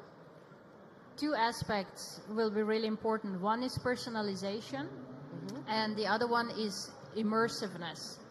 Both are very much data and tech driven. When it comes to personalization, the data that is collected enables providers of the solution to tailor the event, whether that's a festival or anything else, really to my wishes and to my expectations and my interests. I think that's really going to be data driven. And when it comes to immersive tech, two aspects. One, just to enable a full-on experience of the events. That could be VR, AR. We'll see how that goes. But the other aspects that I'd really like to underline is making festivals a equally good experience for people with disabilities. We had a couple of representatives here from the Netherlands speaking on that topic. And this is something where tech can really shine, and where we can make our audiences more diverse and enable everybody to have the same sort of experience. Thank you, Olivier. Well, technology can increase the efficiency of organizing a festival of a concert. So you can increase efficiency, which has, of course, a positive impact on the profitability. But then, of course, like Eva just explained, data is extremely important, and technology is really useful to gather all those data and to work with those data. Because when you're organizing a festival or an event like this, I mean, knowing your audience is extremely, extremely important, because then you can fine-tune it, you can make it better the next time, you can create a narrative, you can make it interesting for people, you can, I mean, actually, when you know your audience and you know what's working and what's not working, it has an impact, a very positive impact on your revenues, because if you know exactly who is coming when, then you can create a nice sponsor deal, for instance, just to give you an idea. I mean, data is extremely important, and wherever it comes from, if it's from your event management tool or from your ticketing tool or your whatever kind of tool or logistical tools you use, but the data you have, use the data. During the year that you're preparing your festival or your event, focus on the data and don't underestimate that power of data. Oh, that's so interesting. Olivier, can you tell me what you've learned about when investors start paying attention to festival tech startups? What needs to be in place for VCs to overcome their perception of high risk? And how do corporate sponsors fit into this ecosystem? Well, I think there is a lot of interest of VCs today in the festival tech scene. The main reason why they are interested is actually the scalability, I think. Okay. It's a growing sector, and the scalability of the sector, because, you know, when you have a ticketing system, it's actually relatively easy to replicate it, because a ticketing system in Europe and a ticketing system in the US or in South America, it's more or less the same. I mean, you have maybe some difference in and outs, but overall it's quite the same. So that's what VCs mostly interesting. They see a growth path, they see opportunities, they see potential. So I really think that that there is that's a positive story for a VC. Like I said, the biggest challenge and the biggest risk for a VC is the lot unknowns that you have, and they are linked to external factors like the weather, for instance, for an outdoor festival, which is for an investor something they do not like. But I really have the feeling that they start to understand that that with the technology that's going on and everything that's going on around those festivals, and it's becoming more professional, and you see there are a lot of opportunities, and that makes it interesting for VCs to invest. Absolutely, absolutely. Eva, from the public side of the ecosystem, which types of public support actually move the needle for festival tech companies? And where do private investors still need to step up? Yes and yes. That's for sure. When it comes from the public side, something that Olivier mentioned, the way they work for Tomorrowland. Yeah. Our Ministry of Infrastructure and Water Management has a similar project. I think that's the kind of push that is sometimes needed to get it started, especially in the pre-seed and seed phase, when the VCs or the bigger investors are just simply not yet interested, because there's no proof of concept yet. Right. And what they've done is they devised a budget to do exactly that. You know, give a testing round. If it fails, it fails, but then investors don't lose their money. So I think at that stage, especially when it comes to really new solutions, that's a good option. But when it comes then to scaling, this is where the bigger investors come in. And there I underline what Olivier said fully. It needs to scale. Yes. It needs to be applicable also outside of the festival industry, in the broader event industry, and even beyond that. If you can show that, and I think most of the solutions that we see here are scalable like that potentially, then it works. That the investors are interested, just like they would be interested in solutions that have arisen outside of the festival industry. Yeah. Can you give us an example? We have our, you can't miss it, it's the biggest hardware piece on our stand. You can actually see it from here. Is it right behind us here? The nice flower with solar panels, EcoPlant. They provide independent source of energy. Now you can say, of course, you know, outdoor festivals, let's say middle of nowhere by definition, they need a reliable energy source. This is what they provide. But that's applicable outside of the festival industry as well, for broader events, for construction workers, even in your own backyard if you want to. That's a good example of how that can be scaled. Yeah, thank you. And it's nice that we have it in eyeline so we can see For everyone else, it's just on this side for after.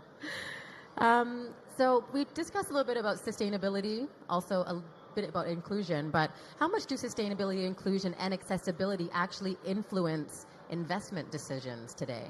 Do investors reward or diverse leadership, or does the financial performance still dominate overall? Well, I can definitely speak to my experience recently. We've been spending the last few months raising our latest investment round and talking to larger funds. And in particular, we found that the feedback is there is a clear view on, of course, they want to know that it's commercial impact, we're making money, and it's for profit. We are a for-profit with purpose company. But increasingly, we are hearing positive feedback about elements like ESG, environment, social governance, but also CSR, corporate social responsibility, but also in alignment with the UN Sustainable Development Goals, the UN SDGs, and where do we fit in with that? And what I'm hearing is that that's tracking right back to some of these outcomes that are forming part of the mix from some of these larger funds, because it wasn't a conversation that was happening last year. It's much more prevalent this year. But of course, from an investment perspective in startups like us, the focus is long-term sustainability, profitability, and growth. But it does seem like a social impact element is really starting to come through as an important piece of the mix. Absolutely. Eva? Yeah, so I know that in one of our past calls you were talking a bit more about the accessibility side of things. So I'm curious from your side, is this important for investors when they are looking to invest in a startup, or are they still just looking for more for the finances? I would say one does not exclude the other. Okay. We sometimes tend to think it's either they really go after the money or they really have a broader set of values in mind. But I think what we see increasingly, then one can go in hand with the other. And the reason why they are interested also in the sustainability challenges is simply because these are the challenges that we face in the society in the broader sense. And so if you can use a festival industry as a testing lab for some of those solutions, just think about mobility issues of getting 80,000 festival visitors somewhere. This is the challenge that smaller cities have as well. So when it comes to that kind of a connection, then investors are interested, absolutely. Okay, great. Olivier, anything to add on this topic? Yeah, I agree with, of course, both other speakers and also with Eva. I mean, we spoke about seeing a festival as a sort of live testing lab, as a mini society. And all the challenges that we have today around sustainability can be tested and are actually there at a festival on a very small space with a lot of people in a short period of time. So it creates a lot of opportunities, a lot of new business outside the entertainment industry and outside the festival industry. And investors see that. I mean, they understand what's happening. When we did Entertainment Lab, for instance, there was a water supply company of Belgium who was interested to join the program, a water supply company. They have nothing to do with the entertainment business, but they were actually interested in the waste streams that came out of the festivals, and to create something that they could use in real environments. And investors like that because it creates new opportunities outside the entertainment sector. And Eva, you've mentioned how hard it is to get beyond this 20% women in tech programs. How significant is the gender gap in festival tech founding teams, and what would help female founders succeed? We have faced the challenge of getting more female founders all across the board, quite honestly. I think festival industry really isn't a challenge here. It isn't that different from other sectors. The challenge remains that when it comes to investors, like still tends to invest in like. And the numbers speak for themselves. More than 80% of investors are still male. And the challenge of getting the female perspective on some products that really are designed for women, specifically for the challenges that women would face at festivals, at bigger events, in public spaces. There's a very practical solution from Denmark there for female toilets, for example, for festivals, dealing with very specific issues that women face at festivals and bigger events. But it boils down to designing new solutions and new products. This is also a question, of course, making money from your investment. I said, but if we do not bring in these different perspectives, we are bottom line losing money. We are losing business opportunities because our audiences at the events are changing as well. And if we can incorporate the diverse audiences, that creates business opportunities in and of itself. Yes, absolutely. Olivier, I'm curious about the Entertainment Lab. Like, how do you address reaching underrepresented communities or underrepresented demographics? With Entertainment Lab, yeah, we have the possibility to do that. Depends on the challenges that you define and the solutions that you came up. So yes, we can do that via the Entertainment Lab program. That's not a problem. Yeah. Anything to add on this topic, Steve? Absolutely. It's really been something that we've had a discussion with very early, especially with festivals. In particular, some of our clients really want us to focus on supporting local organisations and giving priority to local hospitals, and in the UK, where we've expanded into charity workers, teachers and people on lower incomes, a real focus on how can we give tickets specifically to them, whether as donated or unsold tickets to people locally who may be people doing good or people more in need, specifically with that area of focus in mind, including people locally. And of course, that's a key part of getting that local buy-in to the event itself. As we talked about earlier, even just things like bringing in so many people to that event on that day, that has a lot of benefits to the local economy in particular, and focusing in on that, but it does mean there's a lot of people in that area. So making sure that people are included from the local community in particular who live there, but just more broadly is a very important conversation that we're having with festivals. Well, thank you. Just let everyone know in a couple minutes we're going to do some questions in the audience, so get your questions prepared. Olivier, Entertainment Lab identified crowd control, waste management, and immersive tech as initial challenges. Looking ahead, what operational problems should the next wave of startups be solving? I think security issues. Security? Yeah, security is it's a main issue, and then I'm not only talking about security on the premises during the festival days, but even with cybersecurity.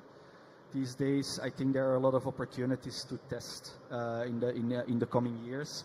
Like I said, it's a festival. It's a lot of people in a very environment, which is a security issue. Both on can be medical, can be in another way.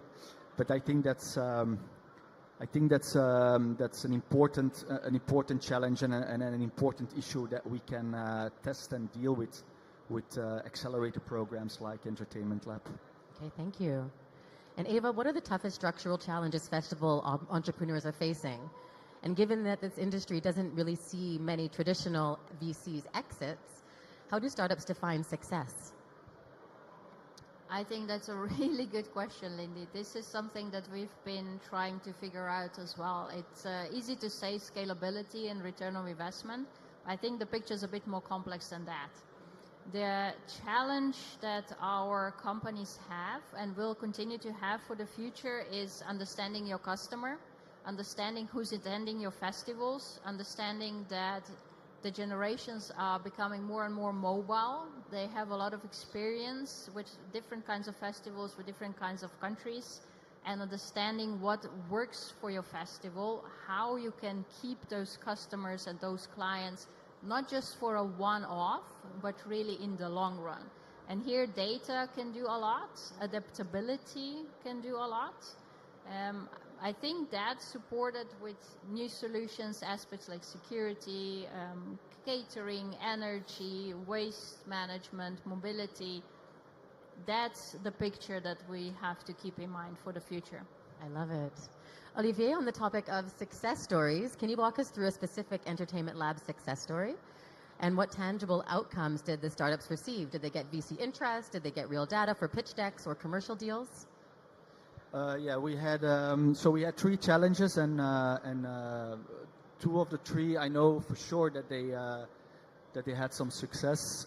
First of all, we had the waste management solution that we tested it on Tomorrowland, and it's now tested in the environment of Brussels Airport, and I know they're talking with other airports or similar organizations to roll it out and to become commercial.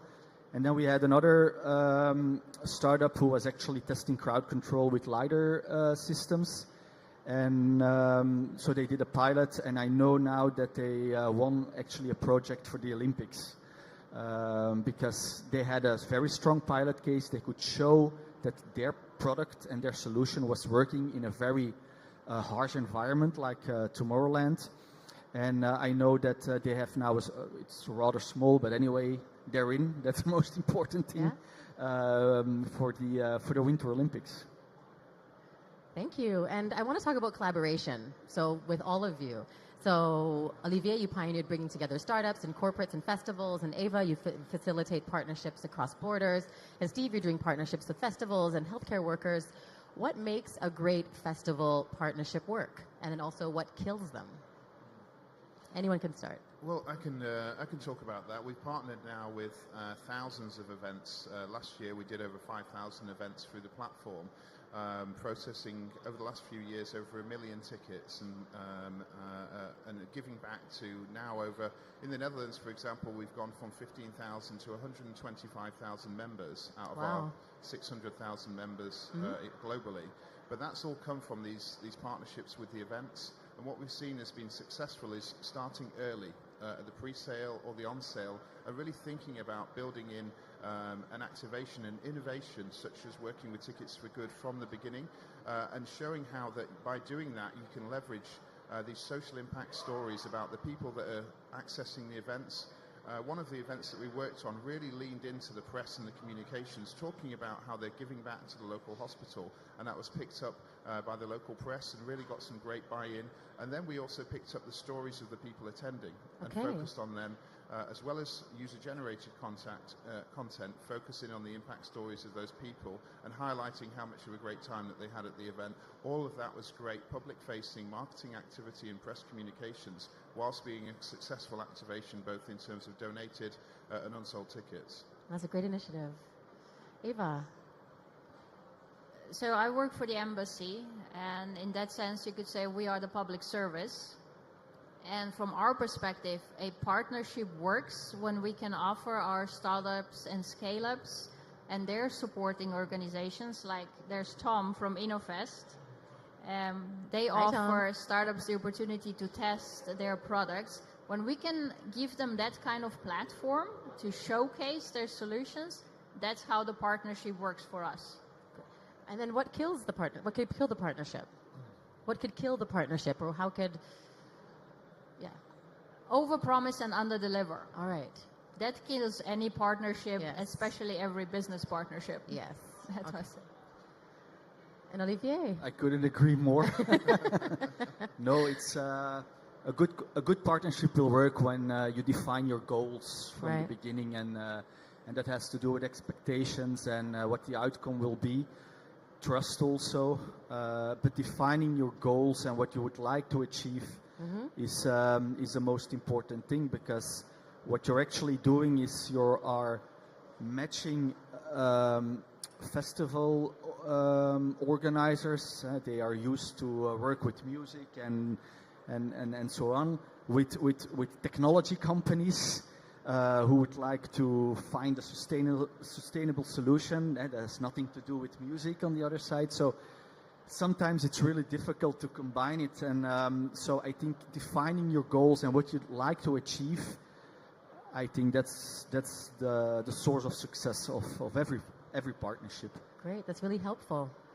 So I would love to open it up to the floor to some questions. Does anyone have a question for one of the panelists about festival investment or investing? Okay, we have a question up here at the front. Hi, thank you for your time. One question: do we maybe need one more ticketing system, or what is your inspiration to us, to young people who trying to build startups around festival industry? What we should build next?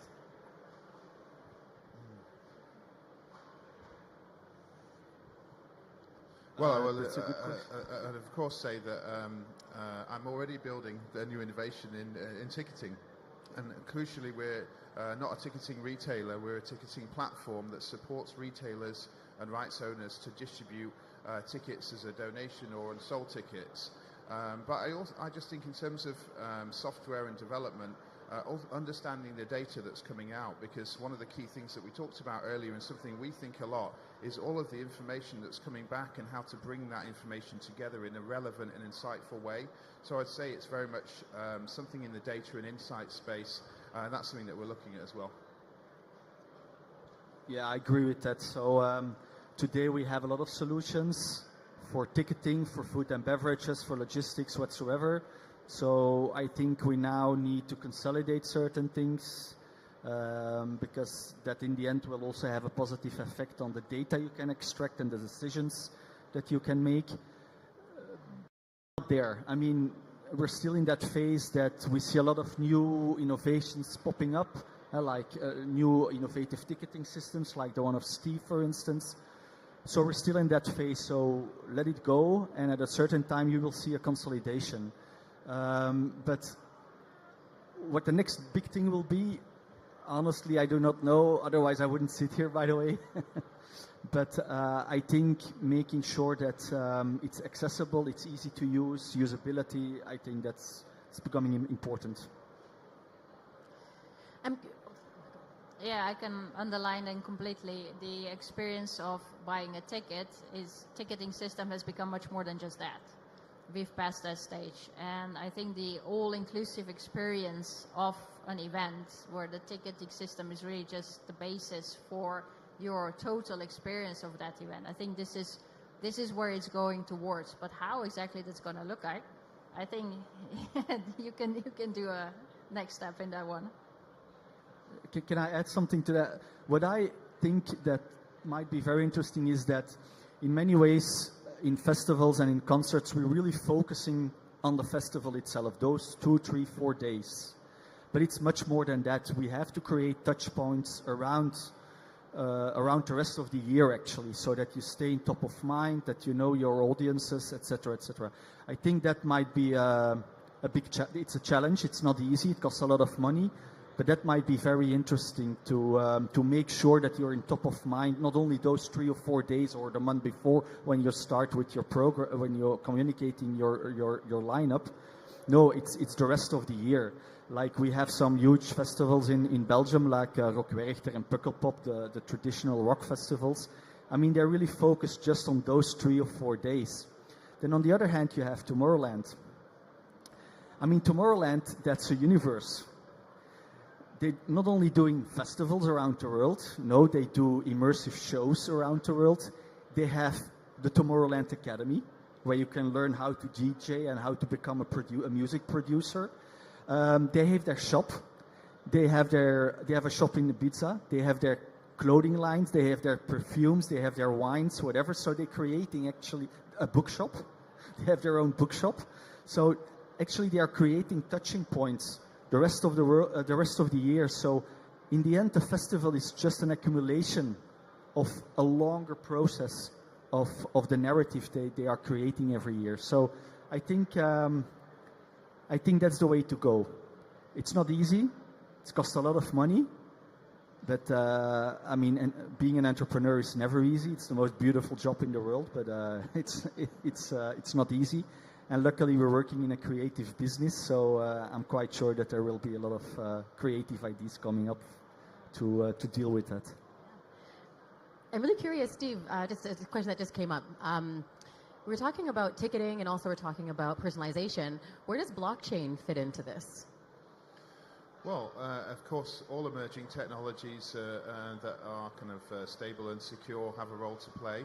It's not something that we focus on. We're built on a more traditional code-based platform that we've created from scratch so we can understand the full stack environment. We use a code base called Ruby on Rails, and that's a custom code base that we can create, so our custom platform is proprietary from the ground up. But of course, making use of new technologies, well, blockchain not necessarily new, it's more about how to connect. Because one of the things where we sit is we're not a retailer, but we need to fulfill through all of the retailers. So that means that we have to connect to all of the different systems. So really connectability is a really key thing that makes our jobs easier, connecting to APIs. And that's, if there's a way of, I guess, making that more structured to connect to multiple systems at once, that would be certainly interesting. I'm not sure if that's something blockchain can support with. But again, it's a great question. It's not something I'm familiar with. Any other questions in the audience? Okay, there's one here at the front.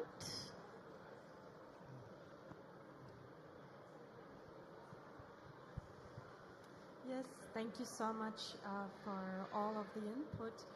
One question that I still have, we were talking about Tomorrowland, we were talking about profitable festivals, working in for a festival that still doesn't have the size as, for example, a Tomorrowland festival. I was asking myself to attract other investors. You might, as you were saying, you might have to show also your profits and your growth and everything. But this is connected to having already some resources. And when you still start like at the bottom, you don't have necessarily all of these resources. And so my question still is kind of, from that perspective or from that point, like how do I actually manage to get investors still interested, even though I'm starting at a very low point with my festival? So from the Dutch perspective, we were talking this at the beginning a bit, that when it comes to the pre-seed and seed phase, when you still need to prove your concept and prove that it works, basically, this is where the public side sometimes comes handy. I'm talking for the Netherlands now. We do have those opportunities specifically for that stage, because we understand that the big investors may not be yet interested. That helps. That definitely helps. But what investors are also looking for, and they'll tell you that, is a product market fit. They will look at who the founders are, what their experience is, how the team is constructed, and what your potential or the product's potential is. So it doesn't mean you need to have that 100% solution and be of a certain size. It helps to show that you can get there. I think for upcoming festivals and festival organizers, you have to look for the niche. I don't think the time of having huge generic festivals, I think actually that's over. I mean, you see, they already exist. In the beginning, Tomorrowland was also niche, because there was a time 20 years ago, we were then in the rock scene, with the rock festivals, and then, so they also started in the niche in the end. So I think the niche is, finding the right niche is really, really important. And not only the case for music festivals, but also for business festivals, by the way. So we work a lot with startups and scale-ups, and we do a lot of events around the world, and we visit fairs and exhibitions like this ones. And we see that even startups are looking for the niche events. So the large generic medtech or health tech festivals, I mean, that's over. They're really looking into the niche and try to create your business model there with the right people, and that's what then you also can control the risks better, because if you understand your market and your audience and your customers, then you add a sort of then you add a sort of I mean, there a reassurance for VCs or for investors that you know what you're doing. But thinking with generic ideas, honestly, those days are over for the moment. Just very quickly, what I found as a startup founder is that in talking to investors, absolutely the team has been a really key element of that, but also that the revenue generating piece has been, of course, very important, and how we've been building that revenue. But in particular, one of the key things that's been a real focus recently is the predictability and the scalability of the revenue. So that would be something that I would definitely be thinking about. Thank you. Okay, I know we're out of time, but I just have one last question because we are at the Future of Festivals, so I'm very curious. From all of you, looking 5 to 10 years ahead, how do you see festivals as an investment case? Well, personally, I do a lot of industry research in the area of live events and ticketing, and I'm definitely seeing a lot of consolidation and festivals kind of being grouped together with large investors.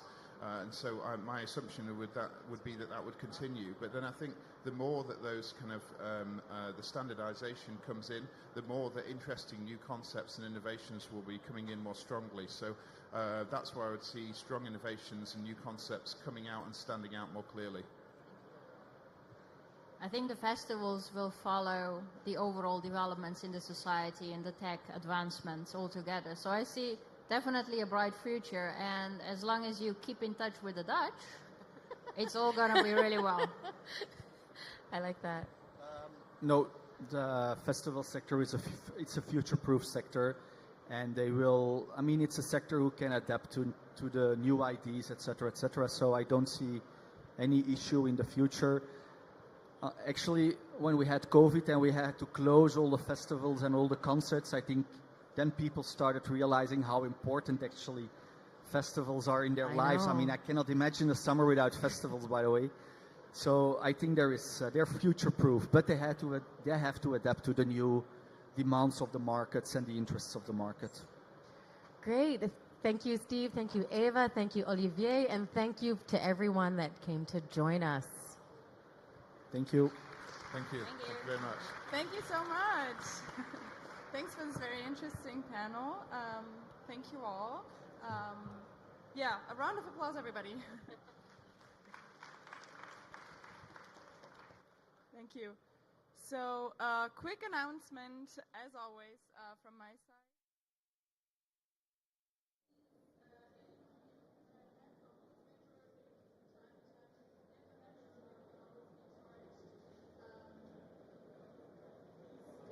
Festivals stehen finanziell unter Druck und KünstlerInnen kämpfen ums Überleben.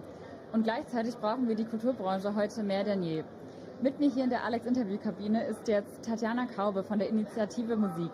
Das ist die zentrale Fördereinrichtung des Bundes für Popularmusik und Jazz. Tatjana, du warst gerade schon in einem Talk mit dem Titel Festivalförderung, wie geht's richtig? In 1, 2 Sätzen, wie geht's denn richtig? Zuallererst ist es gut, sich bei uns um eine Förderung zu bewerben. Bei der Initiative Musik gibt es den Festivalförderfonds, der ist mit 4 Millionen Euro ausgestattet pro Jahr. Und der zweite Tipp ist, lokal zu schauen, also in den Städten, Kommunen oder auch im Bundesland, ob es da Fördermöglichkeiten gibt, aber auch bei Unternehmen, die mit kleinen Beiträgen helfen können, das Festival zu unterstützen. Warum ist es denn gerade heute so wichtig, Kulturschaffende finanziell zu fördern? Hat sich das verändert im Laufe der letzten Jahre? Ich glaube, die Herausforderungen für Festivals, für Künstlerinnen sind größer geworden und auch vielfältiger geworden. Also sind irgendwie, also man spricht ja von multiplen Krisen, die irgendwie auf die Festivals auch zugekommen sind und auf Veranstalterinnen und Künstlerinnen. Und ich glaube, der Dschungel, durch den man sich navigieren muss, wird größer.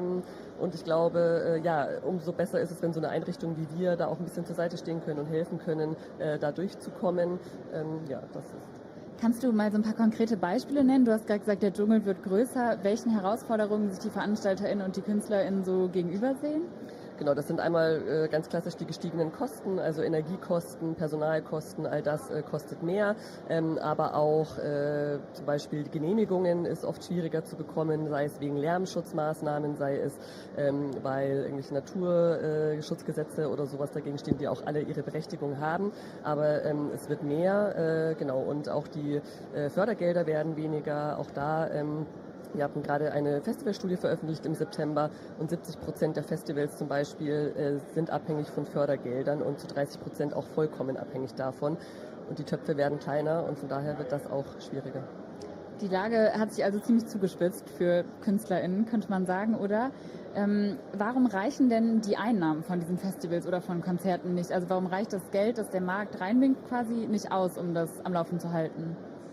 Das liegt vor allem an den gestiegenen Kosten. Also auch diese eben zitierte Festivalstudie hat gezeigt, dass nur 15% der Festivals Profit überhaupt machen können aus ihren Festivals. 30% haben im letzten Jahr zum Beispiel einen Verlust gemacht. Und ein zweiter Faktor ist, dass zum Beispiel jetzt schon 80% der Personalressourcen, sage ich mal, die in ein Festival reingehen, ehrenamtlich basiert sind. Also das heißt, da ist irgendwie gar nicht so viel sozusagen dahinter, wo man Einnahmen generieren kann. Man möchte die Ticketpreise, also auch gerade die kleineren, mittleren Festivals, wollen die Ticketpreise auch nicht erhöhen, was sehr fair ist. Aber es hilft natürlich nicht, sozusagen die Aufwände, die man hat, zu kompensieren. Und Festivals zu erhalten ist ja auch wichtig, um eben kulturelle Vielfalt zu erhalten, dass da nicht die Kleinen zuerst wegbrechen. Kannst du uns nochmal so ein Beispiel geben oder so ein bisschen erklären, welche Arten von Musik und Festivals als erstes wegbrechen würden, wenn man keine Förderung mehr hätte? Das sind vor allem die kleineren und mittleren Festivals, die ja schon sehr fragil oder auf sehr fragilen Füßen stehen. Auch unsere Erfahrung ist, also zum Beispiel bei uns in dem Festivalförderfonds haben wir einen Fokus auf Festivals in nicht urbanen Gebieten. Also 70% der Förderung gehen in Festivals, die in Städten oder Gemeinden sind mit unter 100.000 EinwohnerInnen. Und ja, das sind aber auch die Festivals, die am meisten Förderung nötig haben. Vor allem, weil die eben auch versuchen, neben einem diversen Programm, also das heißt sozusagen, also genug Frauen auf der Bühne, aber auch sozusagen die Gesellschaft versuchen abzubilden, auch irgendwie die Zugänge erleichtern, zum Beispiel für Menschen, die irgendwie bestimmte Herausforderungen haben, aber eben auch Nachwuchskünstlerinnen zum Beispiel eine Bühne geben. Das alles, da kann man keinen Profit draus schlagen, sondern das ist irgendwie pures Engagement und dafür braucht man auch die Förderung, weshalb wir auch gesagt haben, Festivals, die das machen, haben eher eine Chance auf eine Förderung als andere. Ich habe Vermutung, was du jetzt gleich sagst, aber ich bin bei der Recherche auf einen Satz gestoßen. Festivals sind kulturelle Infrastruktur, kein Luxus. Würdest du da mitgehen und wenn ja, warum? Ja, total. Also wir wissen, dass Festivals nicht nur ich gehe 3 Tage hin und höre Musik ist, sondern das sind ganze Netzwerke drumherum, also lokale Unternehmen, die irgendwie mit unterstützen oder die Aufträge auch davon bekommen, irgendwie Communities, auch Schulen und so, die werden viel involviert, also das ist sozusagen ein ganzes soziales Netzwerk, das da auch teilweise drumherum entsteht und auch gerade in diesen zitierten ländlichen Gebieten ist es oft der einzige Ort, wo mit offenem Geist und in einer liberalen Haltung man überhaupt noch einen Ort hat, um Kultur zu erleben, um sich mit anderen irgendwie auszutauschen, um auch Themen zu diskutieren. Also wir kriegen das zum Beispiel auch gespiegelt von Festivals, weil wir eben sagen, wir haben eine gewisse Diversitätsquote zum Beispiel in Festivals, dass auch die Festivals unter sich oder also sozusagen das Team unter sich diskutiert, wie viel können wir da überhaupt machen, wo haben wir unseren Fokus drauf. Also selbst die Festivalteams kommen durch diese Förderung nochmal in ganz andere Diskussionsräume rein und das passiert eben auch dann in größeren Kreisen auf den Festivals selber. Also wenn zum Beispiel auf der Bühne auch Thema ist, warum sind da keine Frauen im Line-Up oder so. Also das ist schon auch irgendwie so ein Ort der Aushandlung von gesellschaftlichen Themen und das ist irgendwie enorm wichtig, weshalb tatsächlich auch die Politik sagt, es ist enorm wichtig und diese Festivals auch fördert, wofür wir sehr dankbar sind und auch das stabil jetzt halten können, trotz knapper Kassen. Gibt es denn ein Beispiel, wo du sagst, Förderung hat da etwas geschafft, was sonst nie existiert hätte?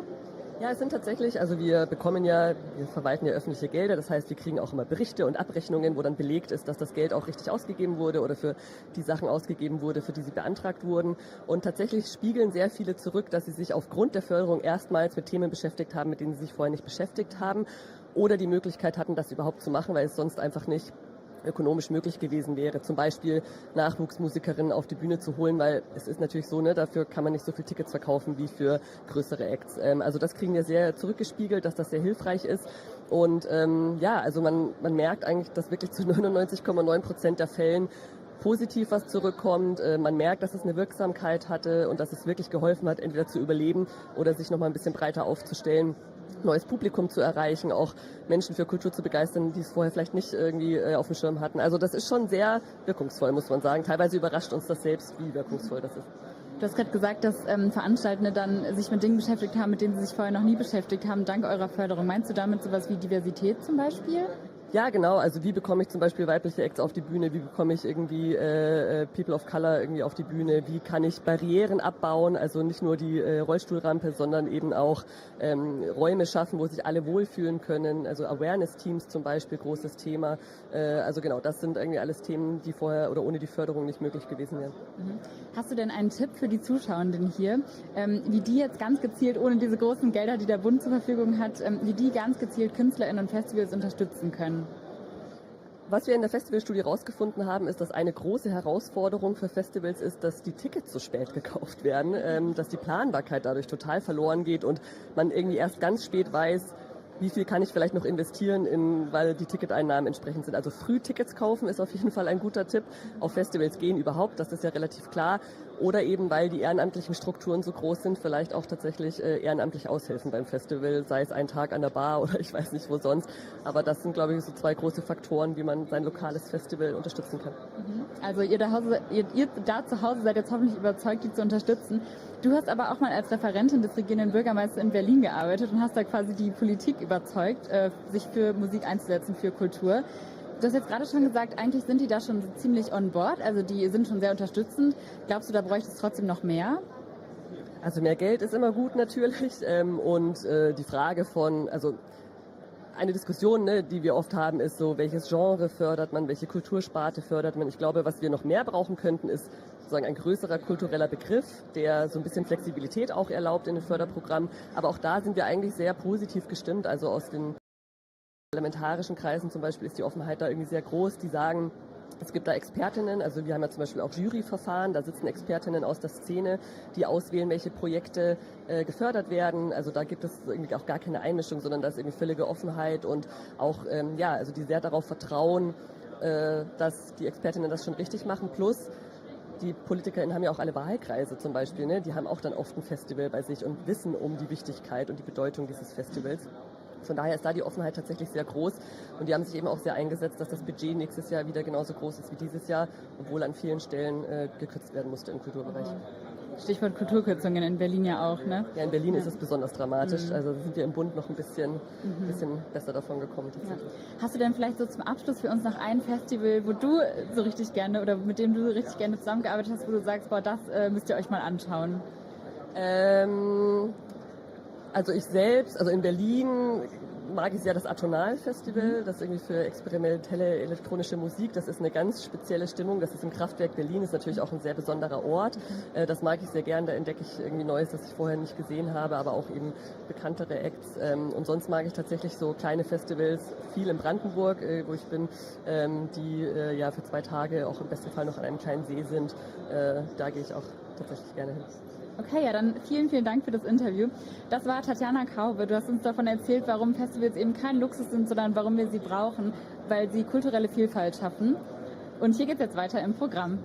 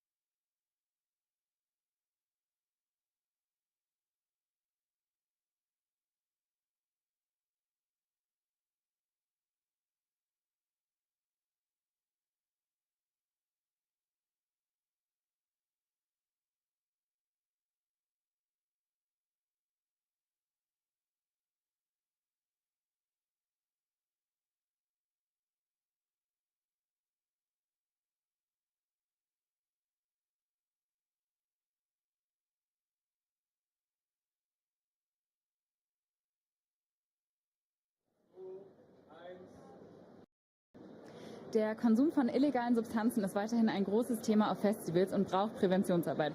Einer, der sich dafür einsetzt, ist Rüdiger Schmolke, jetzt hier bei uns im ALEX-Interview-Set. Rüdiger, bei dir kann man gar nicht so schnell zusammenfassen, was du alles machst. Du engagierst dich schon seit 30 Jahren im Bereich Drogenaufklärung und sicherer Konsum. Wie kommt es, dass dir das so sehr am Herzen liegt, dieses Thema? Wie kommt es? Also könnte ich groß ausholen. Ist natürlich eine eigene Geschichte. Also ich habe Anfang der 90er das Raven entdeckt, sozusagen. Das war für mich auch ein Erweckungserlebnis, eine ganz andere Art zu feiern. Ich bin so ein Kid aus den 70er, 80er Jahren und da war Feiern noch irgendwie sehr mit Unsicherheit und auch mit sehr viel Missmütigem und nicht so Wohlwollendem und auch viel Gewalt und sowas, die ich auch mitgekriegt habe, verbunden. Und Trance-Partys habe ich als erstes besucht und dann irgendwann auch Techno-Festivals und so. Und das war einfach meine Welt. Das war wirklich toll, wie verbunden Leute sein können beim Feiern, wie sehr auf Augenhöhe, wie kontaktfreudig, ohne dass das irgendwie... Ja, ich könnte jetzt noch viel mehr erzählen. Und dann gibt es aber natürlich die andere Seite. Es gibt auch viele Beobachtungen dann von Anfang an, auch eigene Erfahrungen, ja, wo ich gesagt habe, das wird dann doch dodgy, ja, das wird so over the edge. Und natürlich auch Geschichten von engen Freunden, die ganz ernsthafte Probleme gekriegt haben und krasse Abstürze auch erlebt haben beim Feiern. Also eigentlich so ein bisschen aus persönlicher Erfahrung heraus bist du dann beruflich in dieses Feld reingeraten. Genau, da kamen natürlich auch viele Zufälle dazu und irgendwie Mentorinnen und Mentoren. Ne? Also ich bin ja Politikwissenschaftler, hatte dann auch Glück, dass sich in Hamburg an der Universität Leute getroffen haben, die sich auf einer ganz anderen Ebene mit Drogenpolitik und sowas beschäftigt haben. Und das ist dann so ein Steckenpferd geworden und gleichzeitig hat mich aber die Praxis halt immer wieder zurückgeholt sozusagen. Ja? Also die Drogenaufklärung und Drogenarbeit, Drogenberatung gehört dazu und Vernetzung. Ich habe es gerade schon gesagt und du hast es auch schon so ein bisschen anklingen lassen, du bist in total vielen Bereichen aktiv, in vielen verschiedenen Vereinen. Ich versuche mal so ein bisschen zusammenzufassen. Du bist Mitglied bei Eclipse e.V., das ist ein Verein für akzeptierende Drogenarbeit und psychedelische Krisenintervention. Du machst Coachings und Trainings für Drogenaufklärung und sicheren Konsum bei Chillout e.V. Und bist Mitgründer von Sonics e.V. Sonics e.V. ist der Bundesverband Safer Nightlife. Und mir ist aufgefallen, dass bei diesen ganzen Vereinen und Organisationen, in denen du mitwirkst, dass da immer ein Wort auftaucht, nämlich akzeptierende Drogenarbeit. Kannst du mal erklären, was ist das, akzeptierende Drogenarbeit? Sehr gerne, da liegt mir nämlich sehr viel dran am Herzen. Also akzeptierende Drogenarbeit war so ein bisschen so ein Gegenprojekt eigentlich zur rein abstinenzorientierten und sehr legalistisch verstandenen Drogenhilfe, die wir so bis in die 80er Jahre rein ausschließlich hatten. Und es ist ja nach wie vor so mit dem Drogenverbot, ging auch eine Haltung einher. Ne? Wir können dir helfen, aber nur unter einer Bedingung, nämlich, dass du abschwörst von allem Bösen, ja? Also von den Drogen sozusagen, ne? Und dass du unsere Bedingungen erfüllst, dir zu helfen. Und Akzeptanz meint ja quasi das Gegenteil. Und so ein bisschen missverstanden wird es aber auch immer, euch ist egal oder uns ist egal, wie Drogen. Es geht um Reflexion, es geht selbst um Aneignung. Aber es geht eben vor allen Dingen erstmal darum, Leute zu unterstützen in jeder Lebenssituation und die müssen nicht irgendwie vorher feststellen, was sie jetzt in Zukunft anders machen wollen, sondern sie erstmal zu begleiten dabei, sich überhaupt zu stabilisieren, ihren Konsum zu reflektieren, Hilfe zu finden, ohne dass man irgendwelche Vorbedingungen erstmal stellt. Warum funktioniert es denn nicht, da solche Vorbedingungen zu stellen? Ja, Menschen sind ja besondere Tiere. Also wir haben ja irgendwie so einen eigenen Geist. Ne? Wir wollen uns selbst ermächtigen. Gehört zu unserer Identität in den meisten Fällen. Klar funktioniert es so im Kindesalter und Jugendalter oder vielleicht für einige Leute, weil sie so einen Charakter haben, auch ganz gut, wenn sie eine feste Orientierung von außen kriegen.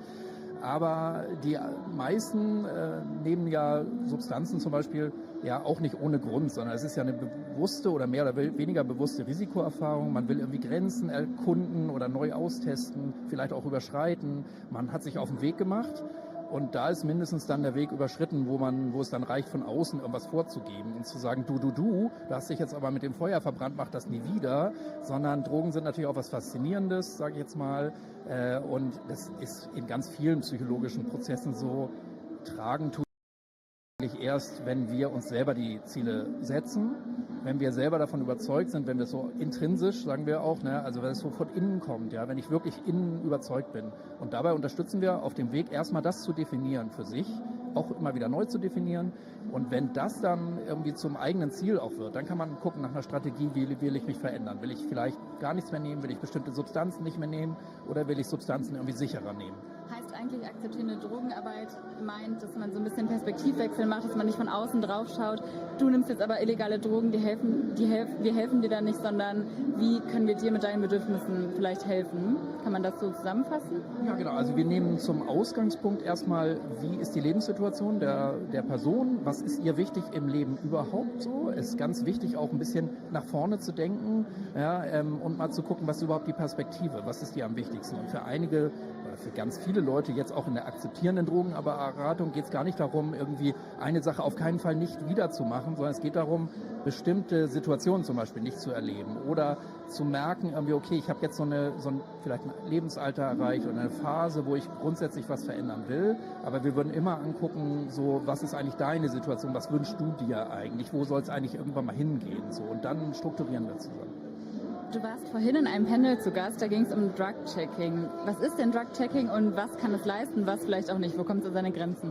Genau, also in dem Panel hätten wir gerne mehr noch über Drug-Checking. Wir haben über viele Themen gesprochen. Na, danke, also Drug-Checking, genau, Drug-Checking super. auch manchmal Drug-Testing genannt, ist eine Strategie, wie wir umgehen mit diesem Missstand, dass eben die wichtigsten oder sehr viele Drogen ja illegalisiert sind und eben die Konsumenten eigentlich in der Regel nicht wissen, was genau sie da gekauft haben. Man muss sich darauf verlassen, was eben der illegale Markt sozusagen einem verkauft. Ne? Und das führt halt zu vielen Problemen. Also Substanzkonsum an sich ist natürlich immer ein Risiko, ja. Also auch wenn ich sozusagen saubere Drogen habe, oder pharmazeutisch abgepackte oder produzierte Drogen, dann muss ich natürlich auch genau mich informieren, was ich da mache. Aber bei den Illegalisierten kommt eben dazu, dass ich oftmals auch gar nicht weiß, in welcher Dosierung liegen die vor oder sind die irgendwie noch gestreckt mit anderem oder enthalten sie ganz andere Inhaltsstoffe. Und das verhindert natürlich nach hinten raus auch so ein Learning. Also das wollen wir, ist ja auch ein wichtiger Teil unserer Arbeit. Also es gibt so diesen alten Spruch, irgendwie der letzte Kurze muss schlecht gewesen sein oder so. Und sowas gibt es natürlich beim illegalen Drogengebrauch auch. Ne? So die Idee, in den Drogen, da war irgendwas beigemischt oder so. Wir machen oftmals die Erfahrung, oder Drug-Checking-Projekte machen oftmals die Erfahrung, wenn wir Leute besser aufklären können, zum Beispiel hier ist eine besonders hohe Dosierung vorhanden, dass Leute dann vorsichtiger sind, ja, mit dem Konsum. Oder eben, dass sie merken, okay, da ist was ganz anderes beigemischt, das will ich gar nicht nehmen. So, ne? Und so ist eine Strategie, wie wir den Konsum auch safer machen können. Und du hast jetzt vorhin schon selber so ein bisschen erzählt, du bist seit fast 30 Jahren in der Festivalbranche unterwegs, selbst als Raver oder eben in der Drogenarbeit. Wenn du jetzt auf die Festivals heute schaust, wie hat sich denn der Konsum von illegalen Substanzen seitdem verändert? Ja, mächtig, wie sich die ganze Szene verändert hat. Ist natürlich immer schwer, das so aus dem Kontext rauszureißen. Ne? Also das Angebot hat sich ja wahnsinnig vervielfacht. Festivals sind ja auch viel mehr Lebenswelt überhaupt von ganz vielen Menschen geworden. Es hat sich natürlich auch wahnsinnig diversifiziert. Heute Morgen haben wir zum Beispiel auch gesprochen über Sober-Festivals, ja, ist auch so ein Trend. Ne? Und es gibt natürlich auch Festivals, ja, da spielen illegale Substanzen eine ganz untergeordnete Rolle zum Beispiel. Ne? Aber ich bin ja so ein Kind aus der Techno- und Trance-Szene sozusagen. Da ist es natürlich sehr common sozusagen, ja, dass es eine Vielzahl von Substanzen gibt. Die hat sich eben, diese Bandbreite der Substanzen hat sich wahnsinnig vervielfacht in den letzten 10, 20 Jahren. Ist auch immer schneller geworden. Also das Substanzangebot ist mächtig. Der Mischkonsum war immer schon Thema, war immer schon Normalzustand, aber das ist natürlich unter diesen Bedingungen, dass es so eine Vielzahl von Substanzen gibt, die alle im Vergleich zu früher saubillig sind, ja, ist das natürlich ein besonderes Thema, sage ich mal. Und das ist natürlich auch eine besondere Herausforderung für die jüngere Generation, sage ich mal, sich da durch zu navigieren, weil früher gab es dann doch so ein relativ abgegrenztes Set von Substanzen. Das hat man sich relativ schnell aneignen können. Schlechte Erfahrungen muss man trotzdem selber sammeln oder ne, dass dann die Probleme damit ausgemerzt waren. Irgendwie, das ist natürlich nicht so gewesen, aber heute ist es noch ganz besonders, weil es so viele Substanzen gibt, da gibt es auch Verwirrung. Da braucht es natürlich Projekte, die vor Ort dann einfach ganz dezidiert aufklären können und individuell beraten. Jetzt haben wir viel über den freiwilligen Konsum von Drogen gesprochen. Ein großes Thema auf Festivals ist ja aber auch Spiking, also wenn jemandem unfreiwillig etwas beigemischt wird. Die meisten kennen wahrscheinlich K.O.-Tropfen im Drink. Ich habe gerade vor deinem Panel eine andere Speakerin dort getroffen, die mir erzählt hat, dass in England jetzt ein Gesetz durchgebracht worden ist, das Spiking verbieten soll oder eben das regeln soll, dagegen vorgehen soll. Wie weit ist Deutschland da auf politischer Ebene? Ja, also ich bin ja auch Kurator von einer anderen Konferenz und einem Netzwerk, wo ich bei, jetzt schon auch, das auch schon seit 30 Jahren gibt, von sogenannten Partydrogenorganisationen, die auch europaweit vernetzt sind. Und wir kommen sozusagen von einer anderen Seite als jetzt so die Legislatur. Ja. Natürlich ist es wichtig, dass vor allen Dingen sexualisierte Gewalt ja nochmal stärker adressiert wird in der Gesamtgesellschaft und dass da auch die Bedingungen, die Gesetzesbedingungen einfach so sind, ja, dass es möglichst verhindert wird oder dass auch adäquate Hilfe da ist. Da bin ich aber gar nicht so der Experte für. Ist natürlich ein Missstand, wenn zum Beispiel, also bei den meisten Fällen oder in vielen Fällen, wo sexualisierte Gewalt faktisch vorliegt, ja, dass das schwer verfolgt wird. Das ist natürlich totaler Missstand. Da würde ich mich immer natürlich oder wir uns alle dafür einsetzen, dass das verschärft wird, dass das mehr im Sinne der Betroffenen geregelt wird. Unsere Strategie setzt aber auf was anderes sozusagen, ja, oder das, was wir machen können, dass wir klarer darüber aufklären, dass es sowas wie Spiking gibt. Das gäbe es auch schon seit 30, 50, 70 Jahren. Ne? Ganz klar, es gibt ja eine Vielzahl von Substanzen, nicht nur sogenannte K.O.-Tropfen oder G, was dazu zählt, sondern es gibt natürlich ganz viel sexualisierte Gewalt, viel auch in privaten Settings. Es wird oftmals so in so ein Missverhältnis gerückt. Also in öffentlichen Bereichen kommt das regelmäßig vor, aber lange nicht so häufig im Vergleich zu privaten Settings. Ne? Und auch das ist ein großes Thema für uns. Wir klären eher über den ganzen Kontext, sexualisierte Gewalt, Gewalt insgesamt auf. Natürlich gehört dazu auch so ein feministischer Ansatz, ja, also weil das ist super wichtig, auch zu verstehen, die Mechanismen dahinter, ja, was führt eigentlich dazu, dass Leute auf solche Ideen kommen. Und unser Hauptjob aber ist erstmal so, die Betroffenen adäquat zu unterstützen, sie gut zu informieren, was kann ich ganz akut machen, was kann ich und wie kann ich auch meine Freundinnen oder Freunde unterstützen dabei, wenn sie einen Verdacht haben auf Spiking. Und die Erfahrung hat uns ganz deutlich gezeigt, also das hilft ganz konkret, während solche Kampagnen, sag ich mal, und große Maßnahmen, und es gibt so diese Armbänder zum Beispiel, die angeblich testen sollen, ob da eine Substanz ist, ist Bullshit sozusagen, ja, das wirkt einfach als nicht wirkungsvoll oder sogar Falschdeklaration. Oder auch, dass jetzt jeder Drink irgendwie in so einen Hochsicherheitstrakt überführt werden muss, weil man Angst hat. Das hilft natürlich keinem. Ja. Wir wollen nicht Angst schüren, sondern wir wollen ganz konkret unterstützen, wenn es einen Verdachtsfall gibt. Und das können wir ganz gut. Psychedelische Krisenintervention oder psychische Krise unterstützen geht sehr gut vor Ort. Also da auch wieder schaut ihr quasi aus der Sicht der Betroffenen und versucht da zu helfen und dagegen vorzugehen. Genau. Du bist seit 30 Jahren, begleitest du Festivals privat oder auch im beruflichen Sinne. Gibt es so ein Präventionsprojekt oder einen Moment, wo du dachtest, dafür lohnt es sich? Gibt es immer wieder. Kannst du uns einen rauspicken und erzählen? Ja, also okay, da überrascht mich jetzt ein bisschen. Aber ich sag mal, also ich hatte jetzt gerade, weil wir wahrscheinlich jetzt gerade über Spiking reden, aber ich würde mal sagen, vor 2 Jahren, wir haben jetzt eine große sozusagen Spiking-Welle, ne, die große mediale Welle rund um Spiking und auch verbunden mit diesem neuen Thema Needle Spiking hinter uns. Und ich hatte so einen Fall, wo ich eine Person, die halt ganz stark in der Krise war, wirklich in einem großen Angstzustand, weil sie den Verdacht hatte, dass vielleicht eine Person, die ihr was zu essen angeboten hatte, ja einfach, ich denke mal so, wie es erzählt wurde und so, wie es auch ihre Freundin begriffen hat, sozusagen aus dem Moment der Sympathie, Empathie heraus. Und sie hatte dann diesen Gedanken, dieses Gedankenkarussell, es könnte sein, dass der mir das nur angeboten hat, weil zum Spiken. So, es wies von außen nichts darauf hin, aber es war natürlich super wichtig, die Person sozusagen nochmal abzuholen sozusagen. Und was wir ja immer bieten, ist so ein geschützter Raum, also so ein safer Space. Ja, wir bieten 1:1 Betreuung dann auch an, ne, wenn wir es irgendwie leisten können, und eben einen Schutzraum. Also das heißt, wir haben auch so eine Art von Backstage-Bereich, wo Menschen dann eben geschützt vor so Blicken der Öffentlichkeit, sage ich jetzt mal, auch mal mit ihren Emotionen freien Lauf lassen können und sich ein bisschen ausruhen können.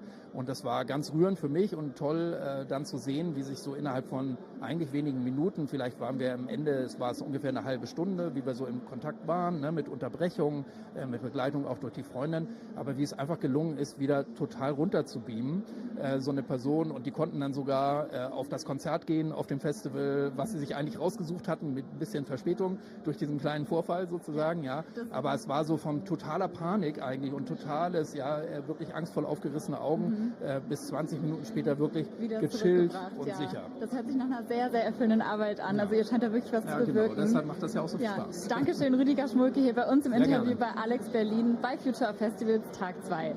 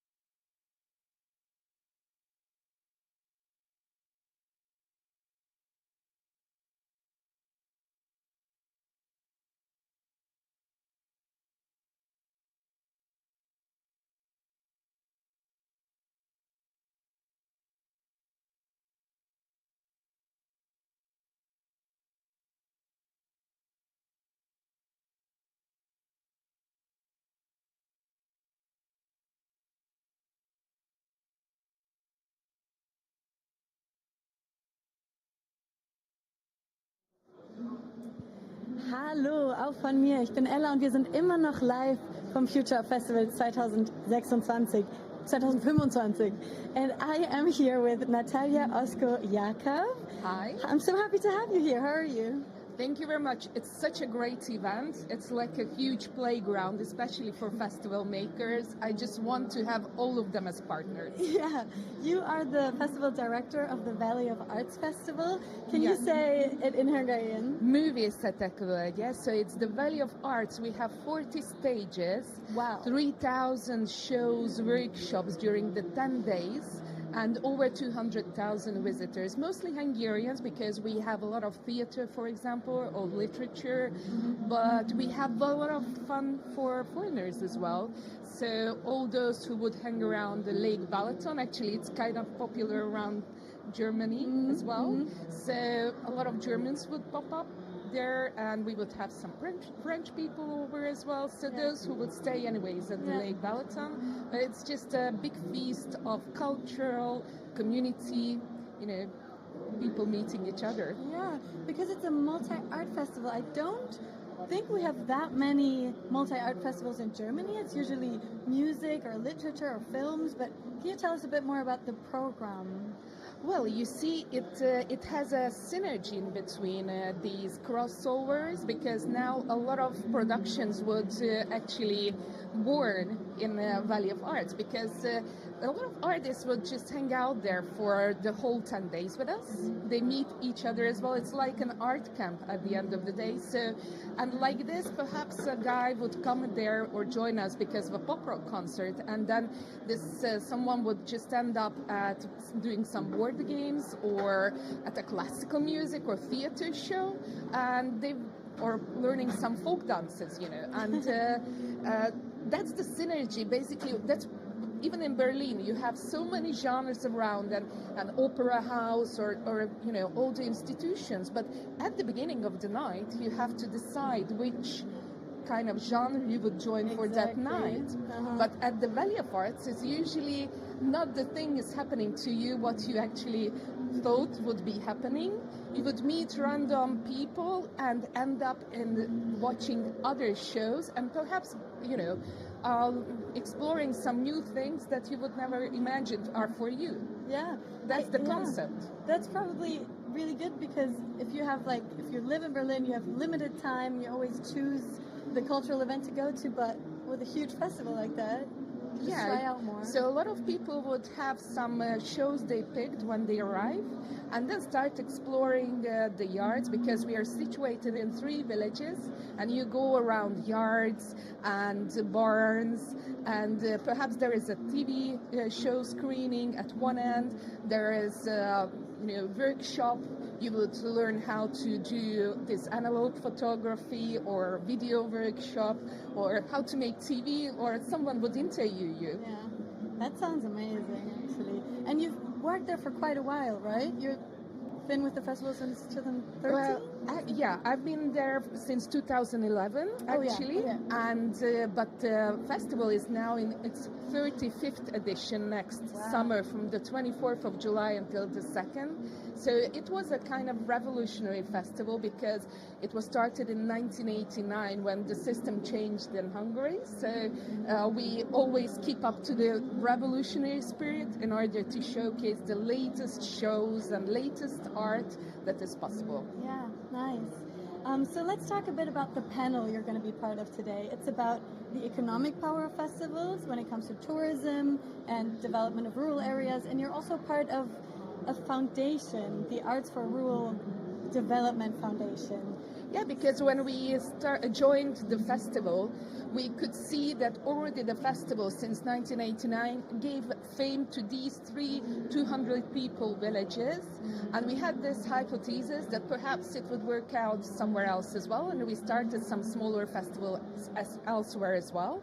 And what we do is, we have, you see, in order to sell tickets, you would build up strong social media and marketing channels for the festival, but we not only use it for selling tickets or promoting the show, shows at the festivals, but promoting those service providers which are there throughout the year. Yeah. So those accommodations, trails that you could walk over even on a winter day. And like this, we can see that more and more services pop up there. Some craft makers would choose Kapwatch, Thai, or Vegan Patent as a place to start their operation and settle down. And now they have a vivid tourism throughout the year as well. And we also run, on the incomes of the festival, a cultural space throughout the year at one of the villages. And we have smaller concerts and dance workshops, music workshops, and even some programming for babies. So this is how the power of community can serve even a greater good, and a festival can be a bit more than the 10 days or the few days it's happening. Yeah, I believe that I can imagine that there are some do's and don'ts when it comes to festival organization. What does a festival organizer have to pay close attention to when he or she wants to make the community also in that area feel included? Or you have to talk to them a lot. Yeah. We reach out, and although we are not living at any of these villages, but we are visiting the community on a regular basis, and we are in a regular conversation with them. So it's not like we are just arriving a few weeks before the festival. We try to always analyze what could be done in a better way, and always listen to them. And even sometimes they could ask for some concerts they want to see, and it's kind of a cool thing that you have your yard and there is a stage, and one of your heroes would have a concert or a theater piece there. Yeah. I can imagine that sometimes with the loud music maybe, or so many people, maybe trash, that maybe some people are a bit skeptical about having festival. Of course, there are always skeptical people, and let's admit, most of the smaller rural areas have aging people. So, and of course, as a youngster, you enjoy festivals, and not that much in your 80s, perhaps. But they can see how much good is done out of this festival, because we not only run this community and cultural space for them from September till May, but we sometimes build together pavements and things that infrastructure that is needed for the villages. So they realize that these 10 days really help the community thrive throughout the year. So like this, most of the skepticism could be waived. And with waste, we are really, really careful. So you see, we leave everything even in a cleaner environment than it used to be, because you see, it's not just a field. So we've never had this issue, because it's not just a field that we fence around, but you can really see that we are literally entering someone's house and yard. So even our audience is more careful and conscious, and they would help out as well. So I always like that after the shows they would start picking up litter. You trained them well, the audience. Yeah, we have a good crowd. Yeah. So please join us as well. Do you see any common mistakes that maybe other festivals do that maybe lead the festival to be not so, I don't know, that people living in the area close by the festival are maybe not so happy about?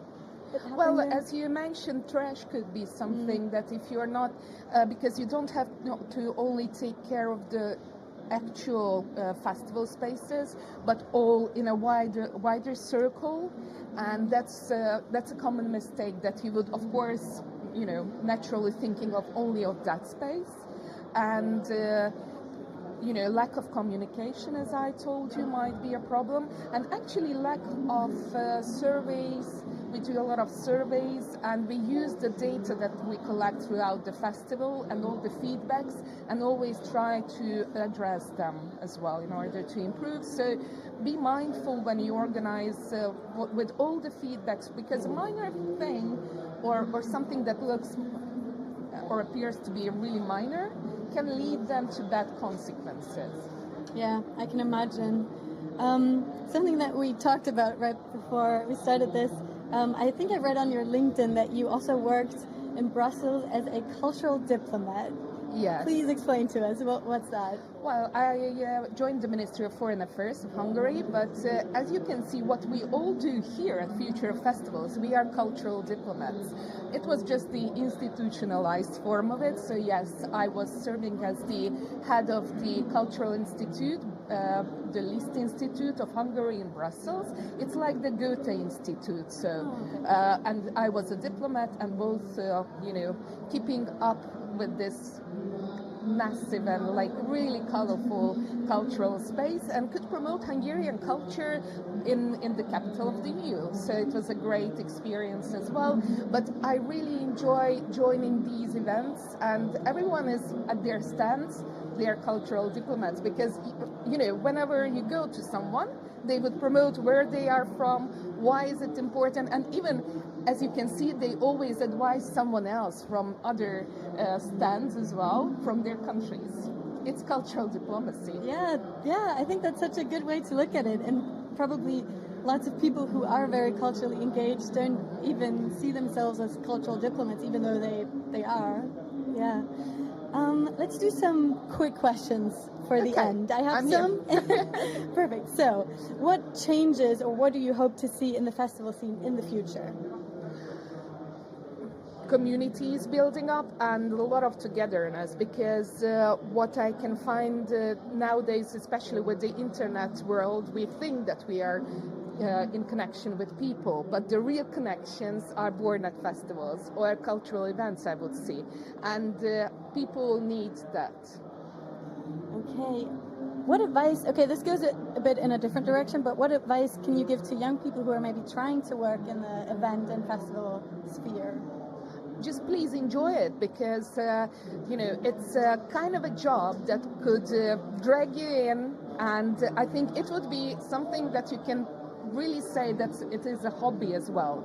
Although you would work atypical hours, so be mindful that you would be the one from your friend circle arriving the latest at the party and still sober, but you would be the coolest one they would ask tickets from when they meet. So, I mean, there are pros and cons, but I really love what I do, so I can just advise to join the event sector at any form, because there are some cool business events, sports events as well, that if you are an enthusiast of something, you could always find an event for that. And then a hobby, when your hobby is your job, I mean, it's just priceless. Yeah, that's true.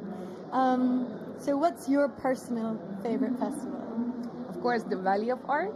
Apart from the Valley of Art. but apart from the Valley of Art, I love a lot of type of festivals. I even joined in Bayreuth the Wagner Opera Festival once. It was cool as well.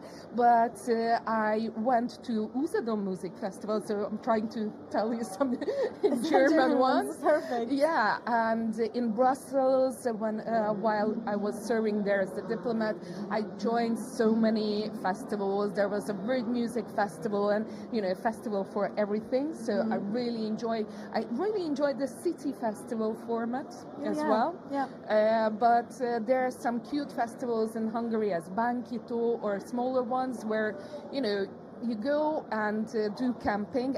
Another thing that I would advise young people that, camping with festivals still is a good fun. Don't try to join us for one day only. Yes. But it's such an experience. So get up at the tents and find some new friends in the morning as well. I think we have heard lots of inspiration now from you. Thank you so much for being here. Thank you for having me. Your panel later. Yeah, just join us. Bye-bye.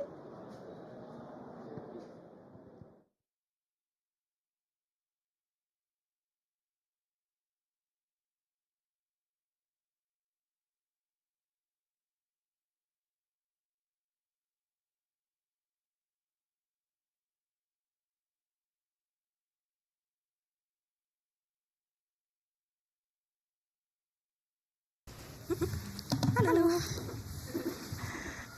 Ich bin sehr aufgeregt. Ich freue mich voll, da zu sein. Ich bin Nutzer, ich bin Teil vom Online-Theater von Live. Mit mir im Kollektiv sind noch Kathi Kraft und Kaspar Weimann. Und das Online-Theater gibt es seit 2016. Ich bin seit 2020 dabei. Und unser Hauptfokus ist eigentlich sind künstlerische Deradikalisierungsstrategien auf sozialen Netzwerken. Unsere Grundthese als Theater ist, dass Social Media die größte Bühne unserer Wirklichkeit ist und dass eigentlich alles, was auf Social Media stattfindet, eine Performance ist. Und mit dieser Grundlage machen wir auch unsere Arbeit und unsere Projekte. Ich würde jetzt vielleicht erzählen noch ein bisschen mehr zu dieser These. Also wir gehen davon, oder was wir sagen, ist, dass dadurch, dass man sich auf Social Media ein Profil erstellt, ist es so ein bisschen, als würde man eine Rolle erstellen, mit der man dann auf Social Media stattfindet und mit der man auch publikumswirksam um Deutungshoheiten kämpft. Das heißt, man hat so ein Publikum, das man erreichen will, dafür benutzt man eine bestimmte Sprache, eine bestimmte Ästhetik. Dieses Publikum kann auch mit einem interagieren, also zum Beispiel in Kommentarspalten durch Likes, durch Views und so weiter. Und das Ganze hat dadurch eine Art von Theatralik und von einem Theatergefühl. Und wir beschäftigen uns eben auch ganz viel mit Radikalisierung, mit Online-Radikalisierung. Und da haben wir jetzt schon was gehört heute, oder das kennen sich ja wahrscheinlich die meisten auch sehr gut damit aus. Ich würde trotzdem noch mal ganz kurz ein bisschen was erzählen, und zwar über Online-Radikalisierung und wie das so abläuft, so ganz knapp. Also Radikalisierung ist ja ein schleichender Prozess, der meistens über mehrere Monate läuft, so um die 6, aber ich glaube, es wird auch mittlerweile ein bisschen kürzer, das kann man nicht mehr ganz so genau sagen, aber es ist doch ein längerer Prozess, in dem Menschen bestimmten Mikroimpulsen ausgesetzt sind. Das heißt, man ist auf Social Media und bekommt die ganze Zeit Videos reingespült, bekommt die ganze Zeit kleine Impulse. Und ein Impuls führt jetzt noch nicht dazu, dass man sich radikalisiert, aber wenn man die ganze Zeit die gleichen Impulse immer wieder bekommt, dann kann das schon passieren. Und dafür eignet sich Social Media natürlich total gut, weil es eben diese Echokammer gibt, weil sich die Sachen gegenseitig verstärken, weil der Algorithmus eigentlich will, dass du auf der Plattform bleibst und dir deswegen immer wieder radikale Inhalte auch zuspielt.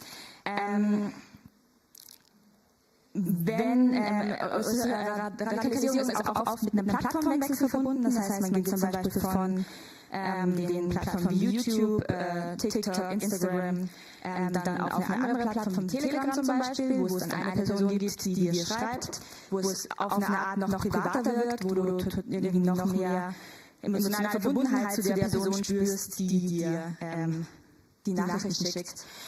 Und wenn wir von Radikalisierung sprechen, dann geht es auch um orchestrierte Radikalisierung. Orchestrierte Radikalisierung ist auch das, was wir vorher schon gehört haben. Das heißt, es gibt bestimmte Gruppen, die bestimmte Interessen haben, die sie gerne an eine breite Masse vermitteln wollen. Und dafür docken sie eben oft sich an popkulturelle Phänomene an. Wir haben bei unserem letzten Projekt, Lulu hieß das, sehr viel recherchiert, auch zu sogenannten neuen Rechten. Und da haben wir... Das ist jetzt einmal kurz ein Handbuch aufgefunden, das veröffentlicht wurde. Das ist das Handbuch für Medienguriers. Das wurde von Hooligans gegen Satzbau geleakt. Das ist jetzt schon relativ alt, das ist von 2017, glaube ich. Und da stehen so Sachen drinnen, wie suche junge Frauen, die direkt von der Uni kommen. Das sind klassische Opfer und nicht gewohnt einstecken. Die kann man eigentlich immer ziemlich leicht auseinandernehmen. Es gibt nur noch eins beleidigen und da zieh jede Register, lass nichts aus und so weiter. Also da sind relativ klare Anweisungen dazu, wie man Leute auf Social Media in eine bestimmte Richtung bringt. Hier ist noch eine nächste Seite. Genau, dass man halt viele Fake-Profile sich anlegen soll und so weiter. Dieses Handbuch kann man auch online noch finden. Das wurde eben von Hooligans gegen Satzbau geleakt. Und das Ding ist jetzt... Das Ding ist jetzt, dass es den Leuten, die halt diese ganzen Videos posten und die dich in eine bestimmte Richtung treiben wollen, denen geht es nie um dein Wohlergehen, sondern es geht darum, eben ein bestimmtes politisches Ziel zu verfolgen, wie eben zum Beispiel eine bestimmte Partei nach vorne zu bringen. Es geht aber auch ganz oft darum, Geld zu machen. Also ganz viele Leute auf Social Media wollen einfach Geld verdienen und bieten dafür verschiedene Kurse an, bieten dir an, wie es ganz einfache Lösungen für all deine Probleme gibt. Und bei unserem letzten Projekt Lulu ist es so gewesen, dass wir ein Spiel gemacht haben, wo man so einen Radikalisierungsprozess nachvollziehen konnte. Das hat auch total gut funktioniert. Wir haben tolles Feedback bekommen. Wir sind aber total in unserer Bubble stecken geblieben. Also auf eine Art haben wir damit nur die Kunstbubble erreicht und nicht wirklich die Leute, die wir gerne erreichen wollten. Deswegen wir uns gedacht haben, für unser nächstes Projekt, was ich jetzt vorstellen werde bald, würden wir gerne etwas machen, wo wir wirklich genau unsere Zielgruppe erreichen. Mal Leute, die sonst vielleicht nicht auch ins Theater gehen, oder können auch ins Theater gehen, ist egal, aber irgendwie eine breitere Gruppe auf jeden Fall. Und wir haben uns überlegt, dass wir dafür gerne das Tool Werbung verwenden wollen, weil Werbung sehr gezielt auf Leute zuschneidbar ist, weil Werbung total emotionalisiert und vereinfacht und das so unsere These auch auf Social Media total gut funktionieren könnte. Dann funktioniert es bei uns im Kollektiv so, dass wir halt so brainstormen, was für Themen uns gerade interessieren. Und wir alle waren irgendwie beschäftigt mit dem Thema Männlichkeit und haben uns dann tatsächlich dafür entschieden, dass wir uns mit der Manosphere und Maskulinismus beschäftigen wollen und dass unser nächstes Projekt auf TikTok stattfinden soll. Für TikTok haben wir uns entschieden, weil wir eine Zielgruppe ausgesucht haben, die zwischen 15 und 25 ist. Also junge Männer zwischen 15 und 25 und die sind ja hauptsächlich, oder da sind sehr viele auf TikTok unterwegs, das ist so die Haupt-Social-Media-Plattform. Genau. Und für das Projekt haben wir erstmal, bevor wir überhaupt gewusst haben, was wir machen wollen, einen sehr langen Rechercheprozess gehabt. Wir haben über Jahre recherchiert, wir haben super viel gelesen natürlich und Filme geschaut, Dokumentationen und wir hatten einige Interviews mit ExpertInnen, was uns total geholfen hat. Genau, aber bevor ich jetzt da weiter erzähle, würde ich einmal ein paar Videos zeigen, um so ein Gefühl für die Manosphere und den Ort, über den ich eigentlich rede, zu bekommen. You've made no progress. None. Get the fuck off your phone and focus. You don't want it. You're a fat piece of shit. And that's the reality of it. If you're a fucking savage, you get out there and you grind hard and you want that. Allein sein ist definitiv besser, als sich ständig mit Lügen, Betrug und Enttäuschungen herumzuschlagen. Wir brauchen schon diesen emotionalen Zirkus. Besser ein ruhiges, dramafreies Leben, als sich in Beziehungen zu verstricken, die am Ende nur Kopfschmerzen und Herzschmerzen.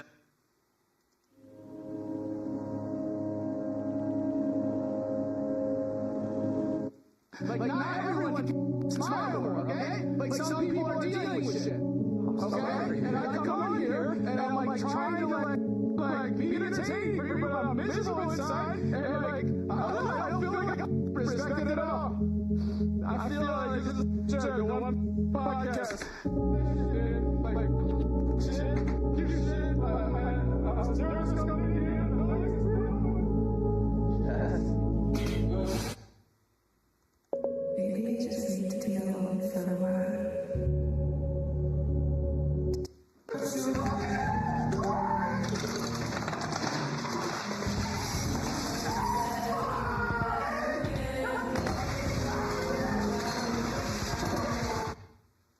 Selbst ein bei deiner Chance. Du redest mehr, als man dich gebeten hat und vergisst, dass es krass ist, deine Menschen und so, dass es so ist. Am Ende redest du so viel, dass dir das Gesagte oder zum Verhängnis wird. Wenn du einfach lernst, deinen Mund zuzumachen und lernst zuzuhören und zuerst liest dir diese so klingt, du bist interessanter, weil die Leute nichts von dir wissen.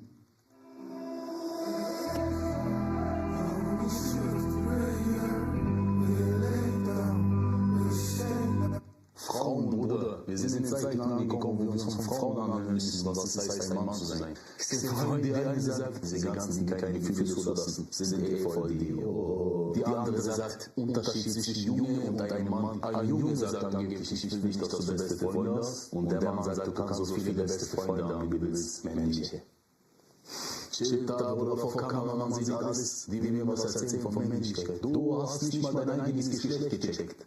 Die Rolle einer Frau hast du noch nicht mal verstanden. Oder ich muss es... Stress is mine, happiness is yours. Pain is mine, joy is yours. But you are mine. I suffer. You get the good side. My suffer. You are mine. And that's the masculine essence in the first place. That's the reason. And look at Christmas Day. That gets the worst. It gets the friend. That's right. That's what...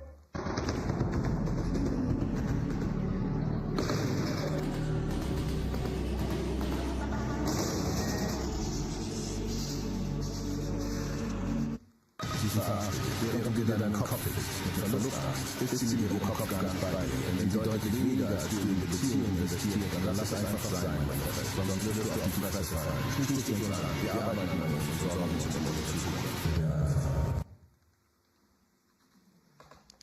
Genau. Das waren jetzt einige Videos, die wir gefunden haben in unserer Recherche. Dafür haben wir uns ein Profil erstellt, wo wir uns eine Rolle überlegt haben von einem jungen Mann, der gerade an einem Wendepunkt in seinem Leben ist, wo es irgendwie viele Fragen gibt, wo große Unsicherheit da ist. Und das sind dann nach gar nicht so langer Zeit viele Videos, die aufgetaucht sind und die sich auch gegenseitig natürlich verstärken. Was wir da sehen, sind alles, finde ich, sehr deprimierende Sachen. Also mich hat es richtig runtergezogen, die ganze Recherche. Also ich habe ganz oft, wenn ich nicht schlafen konnte, habe ich so mit meinem Fake-Profil gescrollt und war echt fertig nachher. Also ich finde es krass, wie viel... Das sollte nicht da sein. Ich finde es krass, wie viel... Hass da ist, wie viel Aufruf zur Gewalt und Unterdrückung der eigenen Gefühle. All diese Videos haben halt so Aussagen wie scheiß auf deine Gefühle, mach Sport, geh trainieren, kauf dieses Produkt, dann hilft es dir. Oder wir haben ja auch Andrew Tate gesehen, der ist ja wahrscheinlich den meisten ein Begriff. Andrew Tate mit seiner Hustle Academy, wo er auch Kurse verkauft. Also es geht auch da wieder ganz viel ums Verkaufen und um, es gab ja auch ein Video zum Thema Militär. Es geht auch ganz viel um die Militarisierung, um eine Gewaltbereitschaft bei jungen Männern. Aber auf jeden Fall sind das alles keine Antworten auf die Fragen, die viele junge Männer halt trotzdem haben und die Probleme, die eine patriarchale Männlichkeit einfach mit sich bringt. Also es gibt ja wirklich viele reale Probleme bei jungen Männern und Ängste und Sorgen, wie bei allen jungen Menschen. Und wir haben dann vielleicht noch ganz kurz, wenn man über Maskulinismus spricht, dann ist das eine Form von radikalisierten männlichen Anspruchsdenken. Und das alles sind maskulinistische Videos auf jeden Fall. Und wir wollten dann gerne diese Menschen, die diese Videos sonst schauen, erreichen. Und zwar also es ging uns darum, eine Radikalisierung zu unterbrechen, und zwar ganz am Anfang von einem Radikalisierungsprozess. An dem Punkt, wo junge Männer noch ansprechbar sind, wo noch eine Offenheit da ist, auch für andere Gedanken, andere Inhalte, neue Ideen und nicht nur das, was sie schon wissen. Also wir haben uns nicht in eine Insel-Bubble begeben zum Beispiel, sondern haben angefangen auf TikTok uns jungen Männern zu widmen, die halt am Anfang stehen. Und ein ganz wichtiges Lernergebnis, was wir hatten aus unseren ganzen Recherchen, war, dass die For You-Page auf TikTok oder auf Social Media allgemein wie dein Zuhause ist. Also du siehst sofort, wenn ein Video nicht für dich gemacht ist, und man reagiert meistens mit Abwehr und swipe weiter. Deswegen war es total wichtig, dass wir die jungen Männer wirklich ansprechen.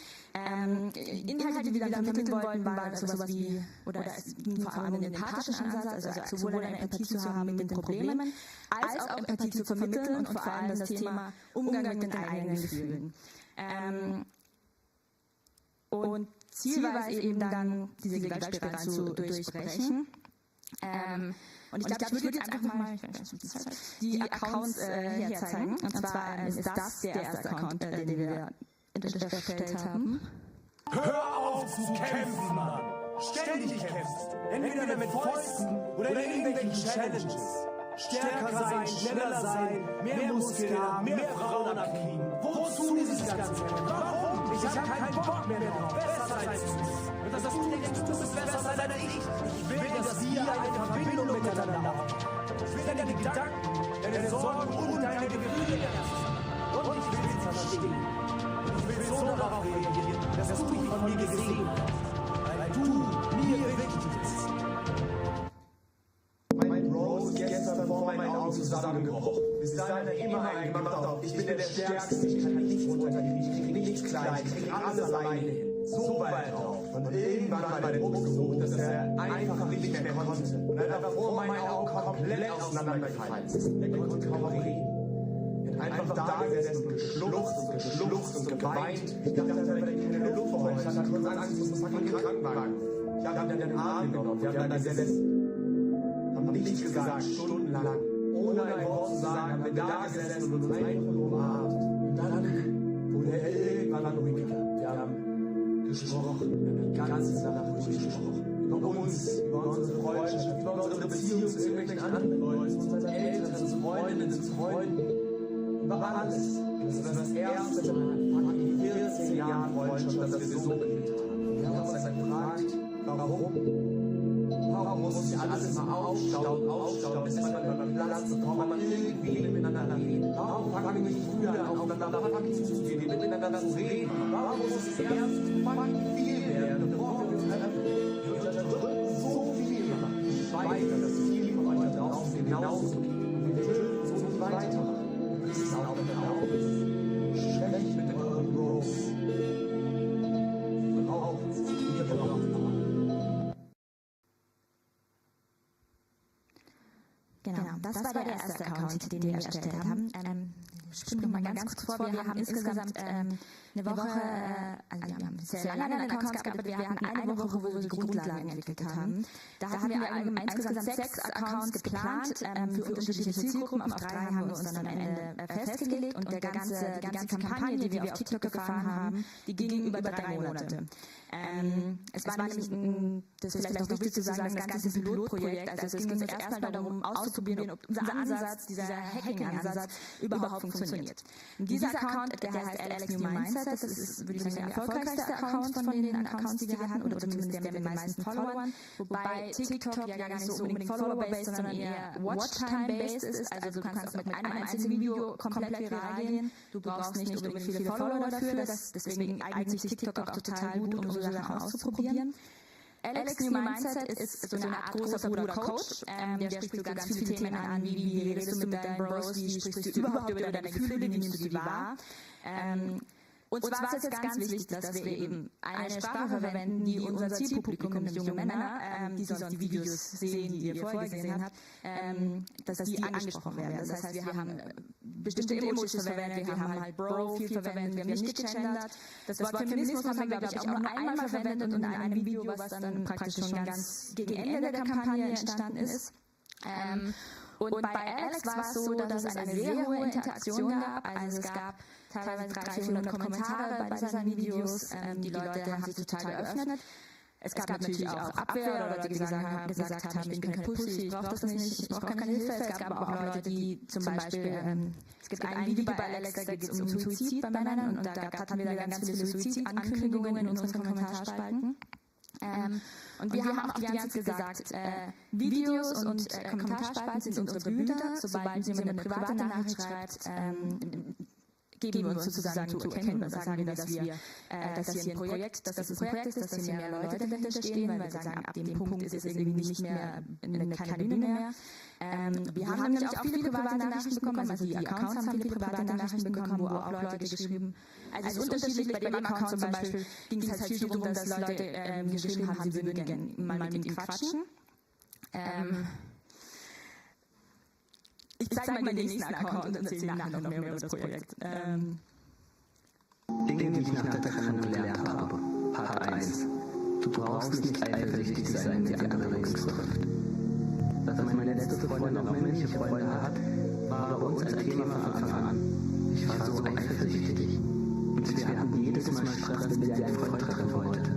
Für sie war es ein Kumpel, den ich schon lange kannte. Nur Freundschaft. Wie soll das? Ich war so hart zu mir selbst, hab mich für meine Fehler gehasst, habe mich selber verachtet, weil ich nicht so war, wie ich sein wollte. Aber wenn es eine Superkraft gibt, die dir dein Leben leichter macht, dann ist es vergeben. Sich selbst vergeben. Zulassen, dass du auch Mensch bist. Zulassen, dass du Fehler hast. Und zu verstehen, dass du trotzdem wertvoll bist und geliebt werden kannst. Genau, das war wohin von hier, der Account von einem jungen Mann, der so eine Trennung gerade hatte und einen so auf die Reise mitnimmt, wie er mit seinen Gefühlen klarkommt darüber. Da war die Zielgruppe ein bisschen andere als bei ALEX, es waren eher so sensible junge Männer oder Leute, die sich schon für Journaling oder sowas interessieren, auch mit der Ästhetik, vielleicht filmaffiner sind. Da gab es viele Nachrichten im Sinne von, hey, mir ist das und das passiert, könntest du darüber vielleicht ein Video machen? Und genau, ich zeige einfach mal den nächsten Account. Meine Freundin hat mir letztens ganz genau gesagt, wie ich was machen soll, wenn ich bei ihr unterdrücke. Und ich fand zuerst weird, weil ich auch dachte, habe ich es jetzt so schlecht gemacht? Also wir haben das echt genau gemacht. So an welcher Stelle, wie lang, welche Bewegung und dann auch andersrum. Und ich sage euch, macht es unbedingt auch. Es ist alles so viel besser, wenn man sich einfach ehrlich zeigt, was man mag. Ich hatte letztens Daten mit meiner Freundin und alles war super nice. Aber dann sind wir nach Hause gekommen und sie wollten ausziehen. Aber auf einmal habe ich gemerkt, sie ist ganz komisch. Sie war so, was ist mit dir? Und dann von der Tag, ich war voll unsicher dabei. Eigentlich war alles perfekt, aber ich konnte einfach nicht. Und hat dann gesagt, können wir heute einfach nur kuscheln? Und sie war so, ja klar, es ist kein Problem. Genau, das war DonK507. Bei dem Account ging es hauptsächlich um das Thema Unsicherheiten beim Dating, beim Sex, das auch mehr natürlich nicht wissen bei vielen Sachen oder Probleme haben. Es gibt ein Video, da geht es um Erektionsstörungen. Da war die sehr interessant die View-Watch-Time, das war so ein View-Like-Ratio. Es gab ein Like pro 10 Views, was ziemlich gut ist für TikTok. Die Kommentare waren aber hauptsächlich sowas, get him some lotion, warum wird das angezeigt, peinlich so. Aber trotzdem wurden die Videos fast bis zum Ende angeschaut von den meisten Leuten, das waren über 40%, was auch voll gut ist für TikTok. Genau, das waren so die 3 Accounts, mit denen wir gearbeitet haben. Und da hatten wir dann am Ende, jetzt weiß ich das nicht auswendig, ich glaube 400.000 Likes insgesamt und 4 Millionen Views. Zu den Views muss man aber sagen, wir haben ja Werbung eingesetzt, um das Ganze, das hat am Anfang kurz erwähnt, um das Ganze zu beschleunigen, weil 3 Monate eigentlich zu kurz sind, um wirklich was aufzubauen. Im Nachhinein würden wir aber auf jeden Fall sagen, organische Reichweite ist besser als Reichweite, die man durch Werbung generieren kann. Trotzdem konnten wir so halt sehr gezielt unsere Zielgruppe diese Videos anzeigen, was total hilfreich war. Wir mussten trotzdem dafür sorgen, dass die Videos gut sind, dass sie gute Hooks haben, dass sie die Leute wirklich ansprechen, aber dass sie erstmal überhaupt auf die For You-Page kommen, dafür war die Werbung sehr hilfreich. Bei dem letzten Account jetzt gerade, das war unser experimentellster Account, da haben wir auch noch parallel versucht, so Hausarbeit bei jungen Männern zu normalisieren. Das ist auch zum Beispiel was, wo wir jetzt sagen würden, das ist ein zu viel, beides in Kombination ist nicht so geil. Überhaupt war noch ein Learning, dass wir gerne jemanden aus der Psychologie, aus der Sozialarbeit dabei gehabt hätten, weil wir eben doch sehr viele Kommentare bekommen haben, die, wie ich schon gesagt habe, zum Beispiel Suizidankündigungen waren. Ich würde jetzt mal ein paar Kommentare auch zeigen. Hier zum Beispiel ist ein Beispiel, wie jemand zu einem Video, wo es darum ging, meine Freundin darf kein Instagram haben, dass jemand geschrieben hat, aus Reflex in meinen Keller eingesperrt, wo wir dann die Kommentarspalten genutzt haben, um ein neues Narrativ halt zu entwickeln, nämlich darum, wie wir mit Eifersucht umgeht. Und dann hat sich so ein Gespräch entsponnen, wo es eigentlich darum geht, dass die voll die gute Beziehung haben miteinander und dass das einfach ein Witz war mit diesem Keller. Hier ist zum Beispiel, hat jemand geschrieben, du hast recht, ich habe langsam auch keinen Ausweg, aber ich hänge am Leben und muss funktionieren. Wir haben dann ganz oft eine Nummer gegen Kummer verwiesen, frühe Kummer, genau, und haben den Leuten versucht, so weiterzuhelfen, sind dabei natürlich an unsere Grenzen gestoßen. Genau. Hier sind noch so andere Kommentare. Genau, das war vielleicht interessant. Irgendwann haben die Leute in den Kommentarspalten angefangen, sich gegenseitig zu unterstützen und sich gegenseitig zu sagen, hey, du musst mit deinen Leuten reden, es ist total wichtig, Gefühle zu zeigen. Genau das ist das Problem bei Männlichkeit, dass wir das nicht machen. Das war richtig schön. Sie so das Gefühl hatten, okay, langsam. Also wie gesagt, 3 Monate zu kurz. Aber trotzdem, die ersten Anfänge waren da, dass Leute sich miteinander besprochen haben. Genau, da ging es auch wieder das Video über Suizid.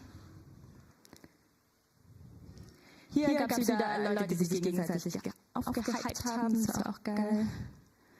Genau, und das ist unsere Website, wo wir das ganze Projekt nochmal genau vorstellen, wo wir alle unsere Ansätze teilen, weil wir haben so einen Open-Source-Gedanken. Wir wollen gerne, dass das möglichst viele Leute machen, weil obwohl es ein erfolgreicher Pilot war, ist es halt trotzdem Tropfen auf dem heißen Stein auf TikTok. Wir haben auf jedem Account am Ende ein Video gemacht, wo wir aufgelöst haben, dass das hier ein Projekt war. weil wir oft gefragt haben, die Reaktionen darauf waren sehr, es gab entweder keine Reaktion oder Leute haben geschrieben, schade, dass du/ihr aufhört.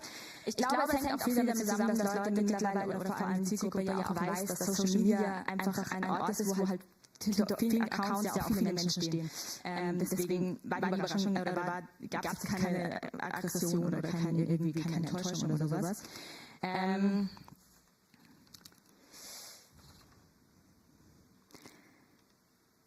Genau. Ich muss tatsächlich aufhören, aber vielleicht zum Abschluss wollte ich nur sagen. Ich glaube, dass Theater total helfen kann, um Leute auf Social Media zu erreichen, weil Theater halt ein empathiebasiertes Medium ist, weil es wirklich darum geht, seine Zielgruppe zu verstehen. Das merken wir ganz oft, wir geben ja auch viele Workshops, dass tendenziell, verstehe ich auch aus Selbstschutz, Leute die Tendenz haben, sich über was drüber zu stellen, anstatt wirklich ernst zu nehmen, was da in so einer Manosphere-Bubble zum Beispiel abgeht, anstatt wirklich ernst zu nehmen, was sind vielleicht dahinterliegende Probleme bei jungen Männern, was sind vielleicht Fragen, die haben und wie kann ich da wirklich vielleicht nicht unbedingt Gegenstück bilden, aber so andere Handlungsmöglichkeiten anbieten, andere Ideen, wie man damit umgehen kann mit diesen Problemen. Und ich glaube, da ist Kunst und Theater allgemein super cool dafür, weil man halt einfach so reintauchen kann und das gut verstehen kann, auch bei der Recherche schon. Das kann ich nur allen empfehlen. Ich glaube, das war's von meiner Seite. Vielen Dank.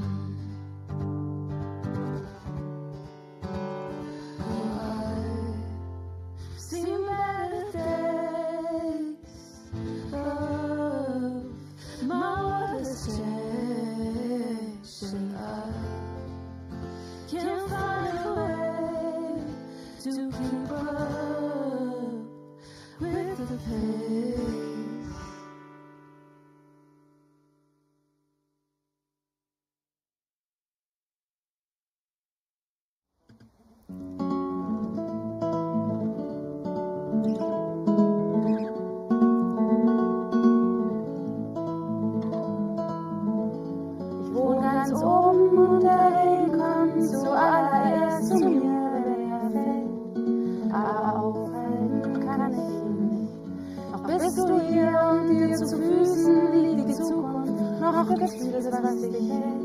Und aufhalten werde ich dich nicht.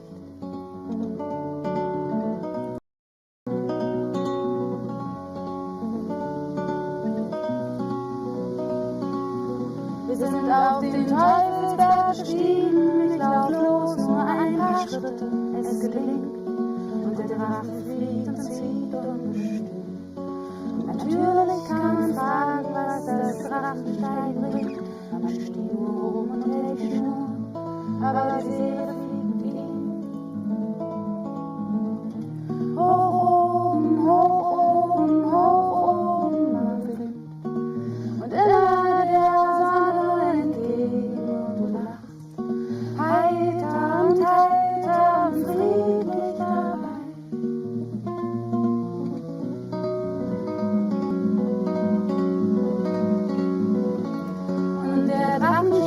Steigt so weit, man kann ihn kaum noch sehen und hält bloß ratlos noch die Schnur, weiß nicht wofür und nicht für wen. Und der Tag ist so klar und der Himmel ist so schön, ich möchte auch dort sein.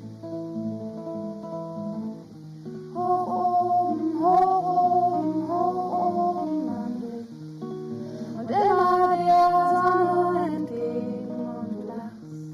Heiter und friedlich dabei.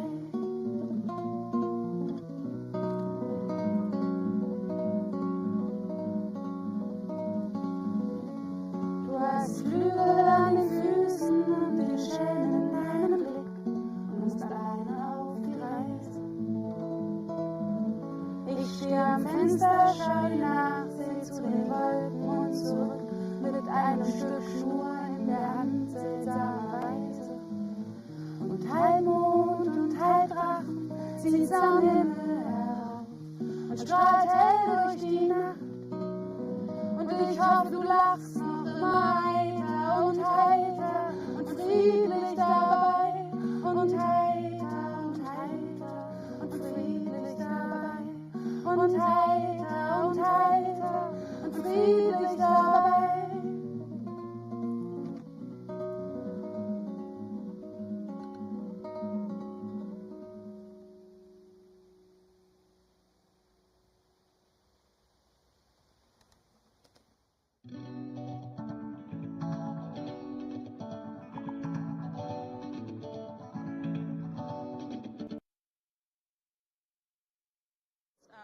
A creative consultant. She does lots and lots of things, and I will leave the stage to her now, or to them, to the whole panel. Please welcome the next panel.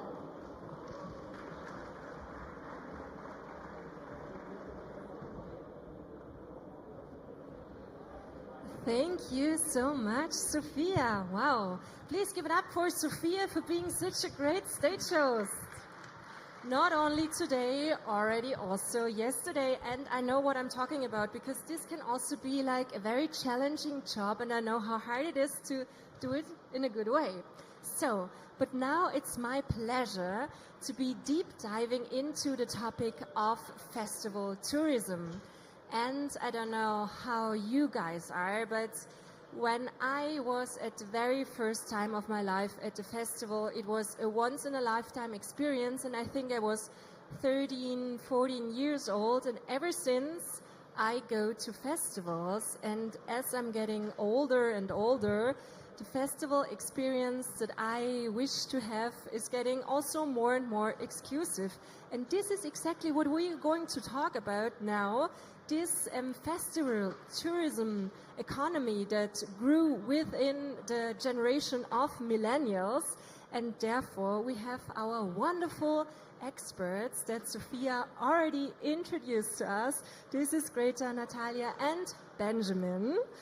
So, and I would like so that we are getting to know each other a little bit better. Also, we had our preliminary talk, but also that our audience is getting to know you a little bit better. I would like to start with a personal question with you, Greta. As I just mentioned my very first festival experience, do you remember yours? Yes, I do remember it very well. I was 17, illegally going onto the festival grounds. I was not prepared whatsoever. I didn't know what a festival was, to be honest. I did not have a tent, a sleeping bag, or anything, really. And I just heard some guys were going. I thought, I'll just join them in their tent, I guess. And so I was there lying on a really steep angle, actually. Not being able to sleep for 3 days. It was a psytrance festival in some wood. And I never left the festival scene afterwards. But now you're more into metal, right? As you joined also Wacken in 2022. Yes, something happened. I stayed with the psytrance scene for quite a while, and then I changed colors and wear all black now and listen to heavy metal, which actually brought me into Wacken Open Air then eventually. All right. Natalia, since 2013 you're the director of the Valley of Arts Festival. Tell us, do you remember your very first festival experience? Actually, the Valley of Arts Festival was started in 1989, and I was taken there first as a kid by my parents. Really? Yeah, so how cool my is God, that? so you were at the very, very first edition. Yeah, so it was always strong with children's programming, and that's what we try to keep. We have 40 stages, a colorful multi-art program. And yes, since 2013, I was volunteering for a while as well, so I always like to take part in the organization part of the festivals as well. I also worked a bit for Siget as a volunteer as well, or other smaller festivals of Hungary, and tried to visit some of your festivals, guys, as well. Yeah, of course. And Benjamin, with Livin, you're the founder, of course, and you are part of 70 festivals a year. So I guess nowadays festivals as your daily business are something very usual to you. But your very first festival experience, how was it? Quite similar to Greta's. I was 16 years old, and I kind of sneaked in with my brother to a festival. We took a tent from the attic and brought a couple of six-packs. Then it was possible still, but now security is much better. But yeah, the things I remember from that time is not so much actually, because I was just going to the festival, and the tent I have back then was just a very simple tent, also like Greta, no sleeping bag. We would just sleep in the tent together, and yeah, it was a very basic experience, but it was one that I still remember. And going to 70 festivals, like working for 70 festivals, I've seen a lot, but this is one that has really stuck with me as the first one. And how did you came up with the idea of founding Livin? Did this first festival experience influence you? A little bit, yeah. I love going to festivals, but starting Livin actually started with, I had a different business in promotional items, and through that business I met the people of Tomorrowland, and then we started talking about their festival, and it was still a big festival, but not international as it was right now. But we looked at the sustainable issues, that a lot of international visitors will go there. They will buy a tent at Decathlon, and they will leave it there. So we came up, like, why don't we make a tent that is like a merchandise item, and we pre-pitch it, and we sell it in advance, and we elevate the full experience for those visitors. And it was a tryout in 2012, and we made the tent as the shape of... In the same theme as the festival. It was then the Book of Wisdom. So we made a book-shaped tent, just an A-frame. And it was actually quite a success then. And from there it evolved into more festivals and more different tents. Wow, okay, that's a super nice story. And now you already told it. You're collaborating with Tomorrowland, with Wacken, with also very big sports events. You just mentioned a Porsche collaboration within the 24 hours race in Le Mans. Yeah.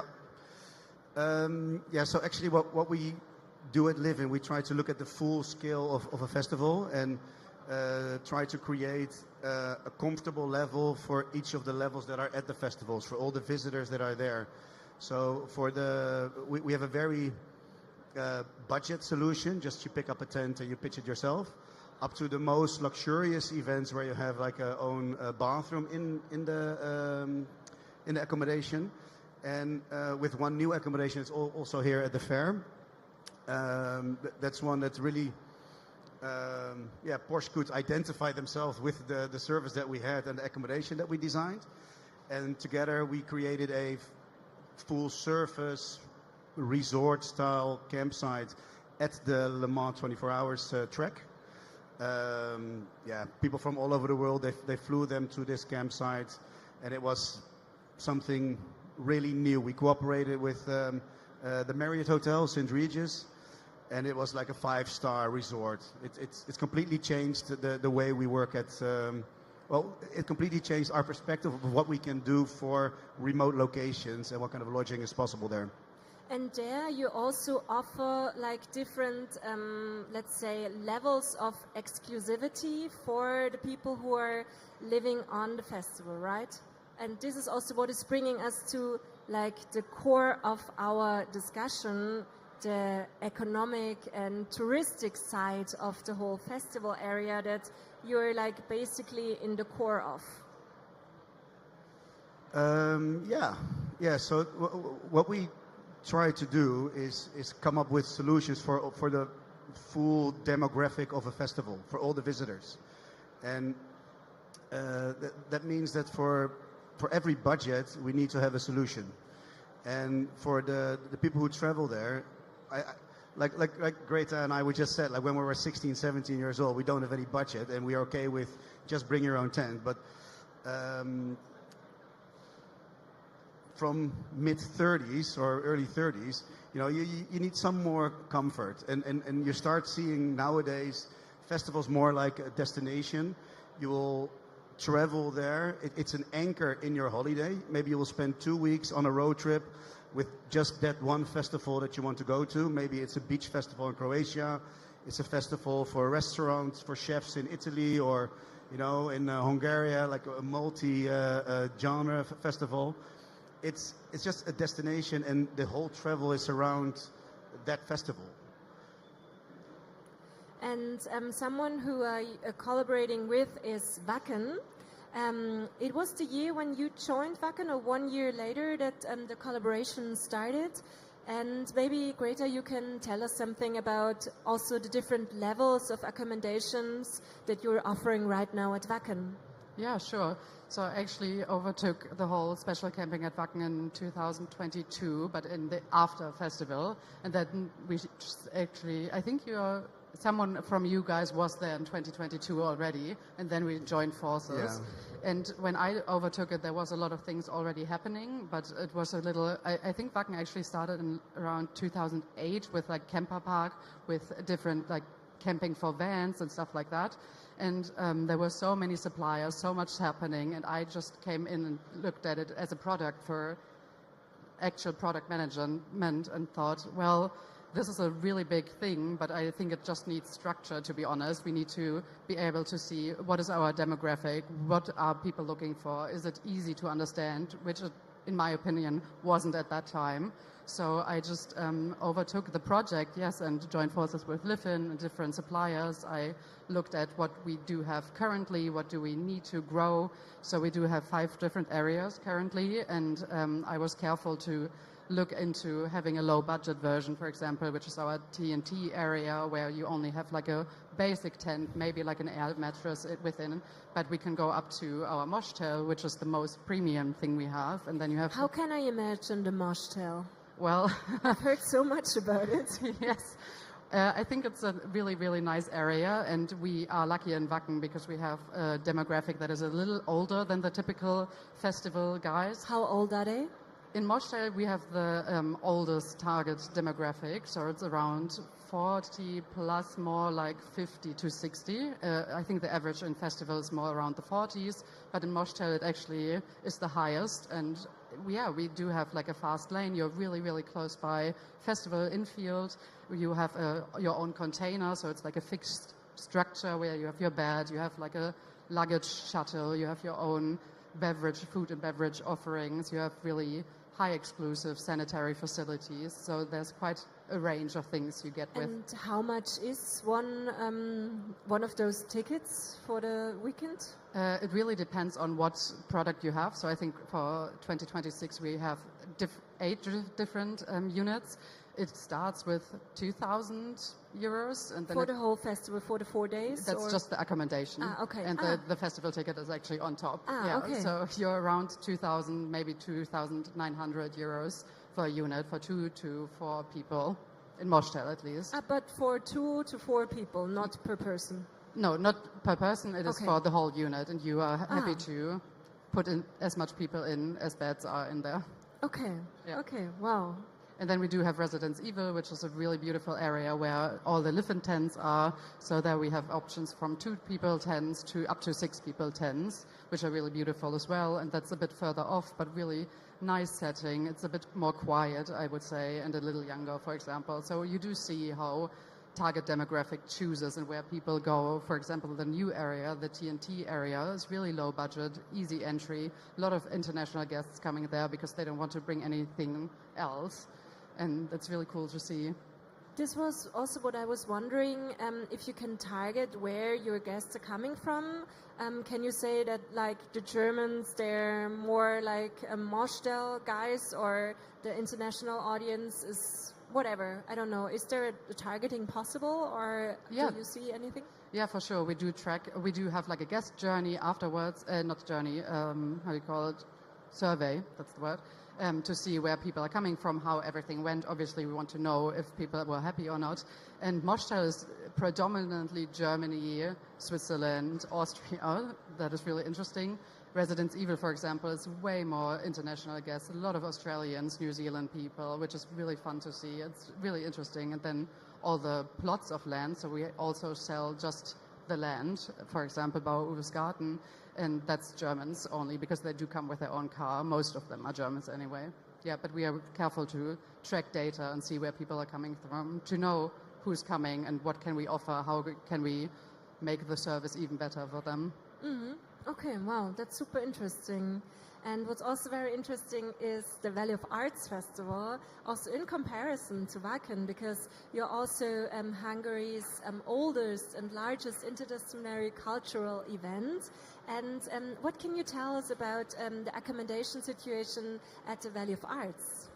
Well, we have 3 small villages that we put our smaller stages to yards and barns in or fields. So it's not a typical festival setting. So therefore, we not only have tents or, containers and those kind of options you would have, but we have homestays as well. So Valley of Arts really brings people together. So you might end up at a family home, and they would give you some breakfast in the morning as well, some stories. And actually, this is how you would really build up an attachment to the place as well and know about it better. So that's why it cannot be transferred to anywhere else, because you really know where you are. So it's not just a random field that you would be able to change for another field at a different area.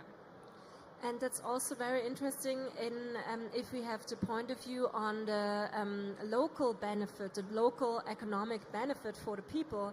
I can imagine that they're also having a big advantage out of this. Yeah, the 3 smaller villages, basically, when we took it over with the younger team, as it was started in 1989, we took it over in 2013. We realized that a lot of people in our country and across the borders would know the name of the small village Kopolec. So basically, we already tangibly realized that there is an impact of a festival. So we started using the social media channels for not only selling our tickets and promoting the shows, but promoting the service providers who are present at the Valley of Arts. And we built up a touristic income for these villages throughout the year as well. We also started running a community and cultural space on the incomes of the festival.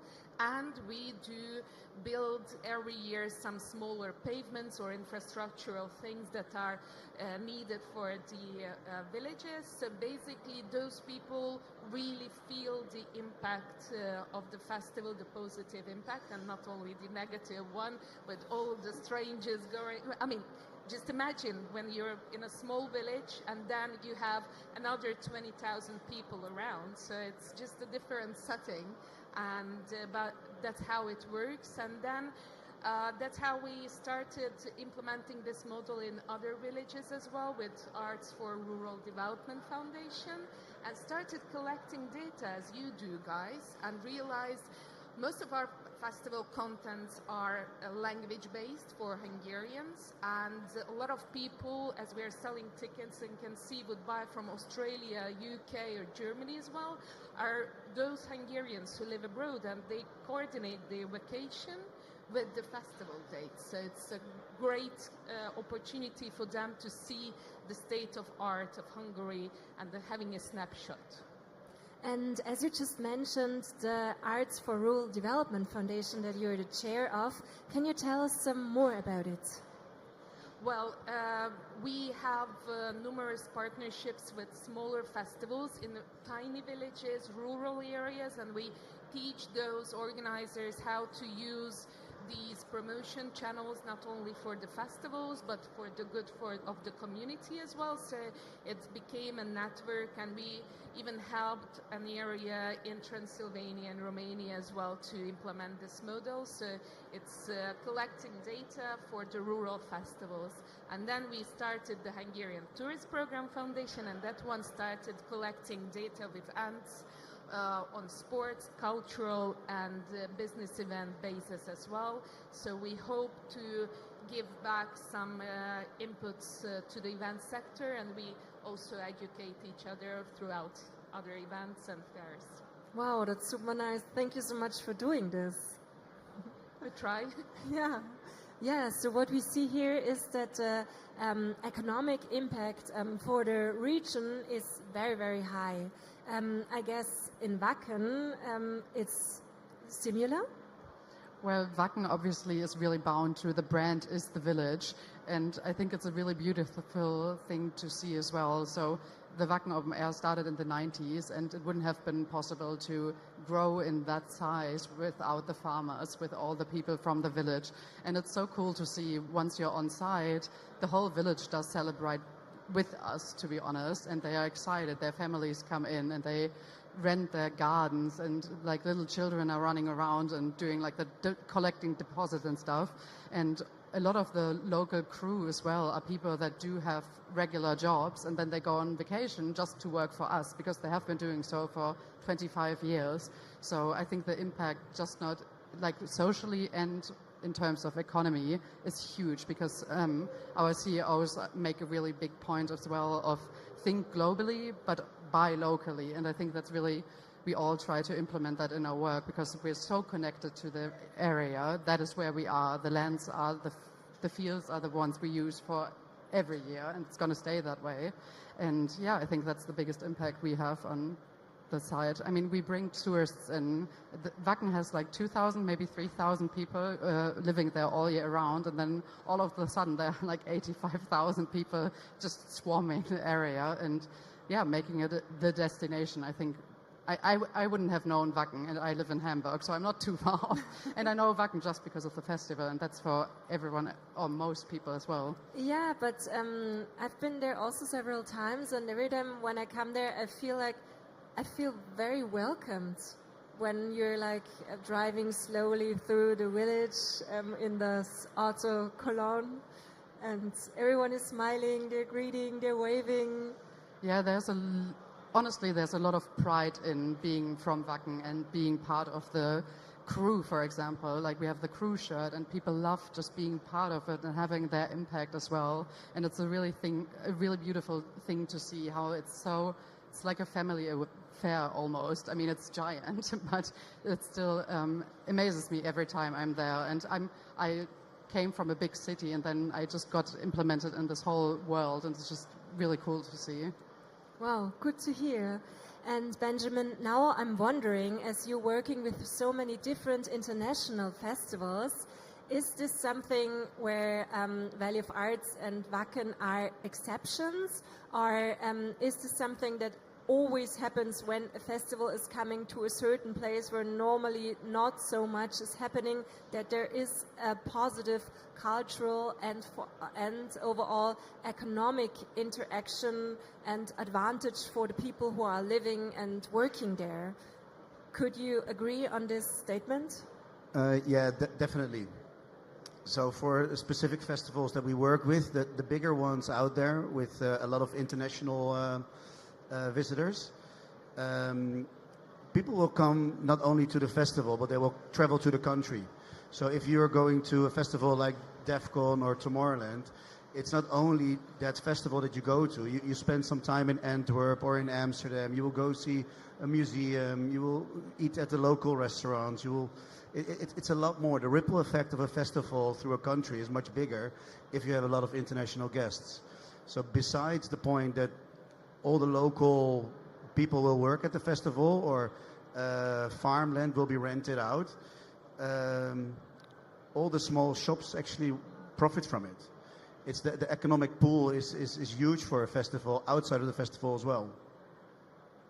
So would you also say that, but also like this positive economic side that you can experience if we think one step further in the in expanding the idea of festival to like another city, another location, like the Metal Cruise.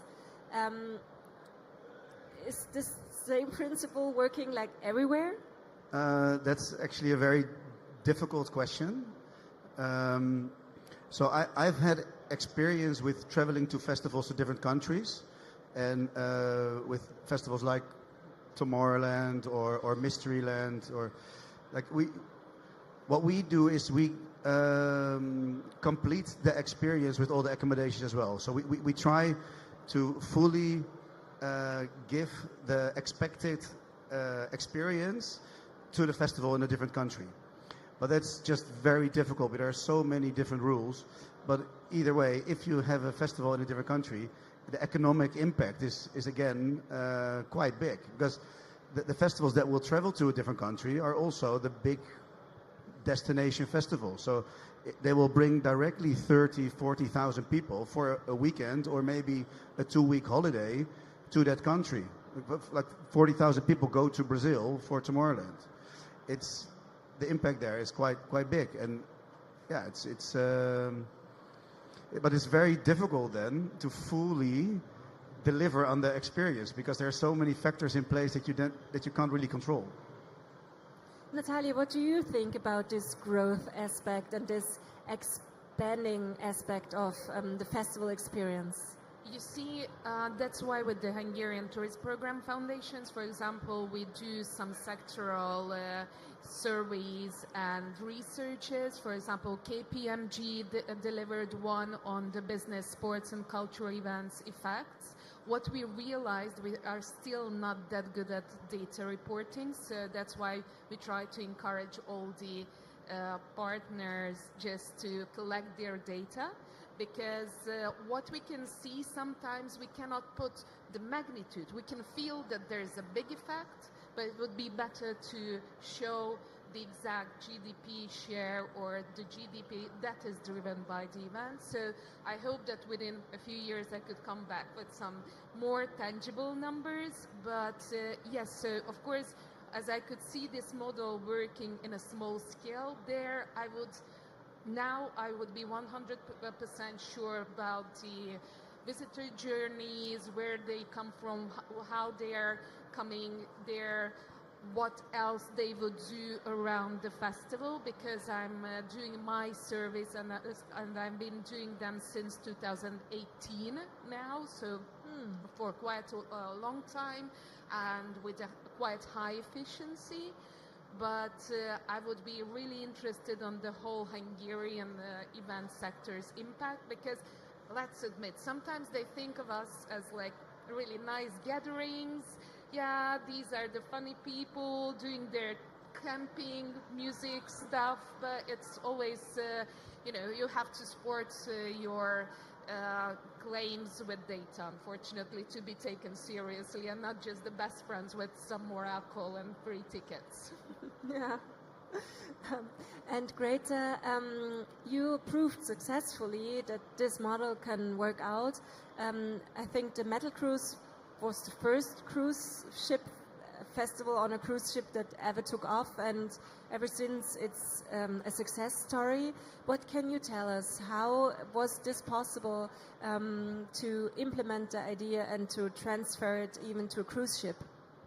Yeah, I mean, this is only me talking in my opinion, because I haven't been there when my boss actually implemented all of that. But I think the main point is, and we are quite lucky in having like a really strong brand. Wacken is a brand, and there's so much community and so much, even I think the heavy metal scene is quite special in what it is. So there's a really loyal fan base that just loves being heavy metal and being integrated. So that's how that worked in my opinion, because you just need to get the audience, you need to know what is your audience. And for us, it's not always accessible for everyone to be in the mud on a festival site. So there are people maybe having issues with going on festivals. So as our audience grows older, they maybe want more luxury or want the Wacken experience, not being in Wacken on site, because it's really exhausting at some point. So the combination is really what makes it work, I think, because the cruises sell out like that. The holiday, the Full Metal Holiday also does. And I think it's really cool to use the spirit that is created around the brand, and especially the community feel of you're still part of Wacken and you can take it everywhere. And I think that's what's most important to make those things successful. So it's about the brand building and the community, community building. Of course, also brand building, but it's more about the community that you have to build up and that you have to invest in the long term, and then you can expand your brand activities. Yeah, I think so. And also being aware of what their needs are and what is it they are looking for. And I think it really comes down to that. And the other thing I was just thinking about is that also you just need very good local partners that are able, if it's like the cruise ships partners, for example, on the holiday at Mallorca, you just need people that know what is happening in the different country, or what are the customs, what are the laws, to really have like a strong production as well. Because if you're in Germany, you just know how Germany works. And if you have experts in their local region, it's really important to join forces to make it successful. All right.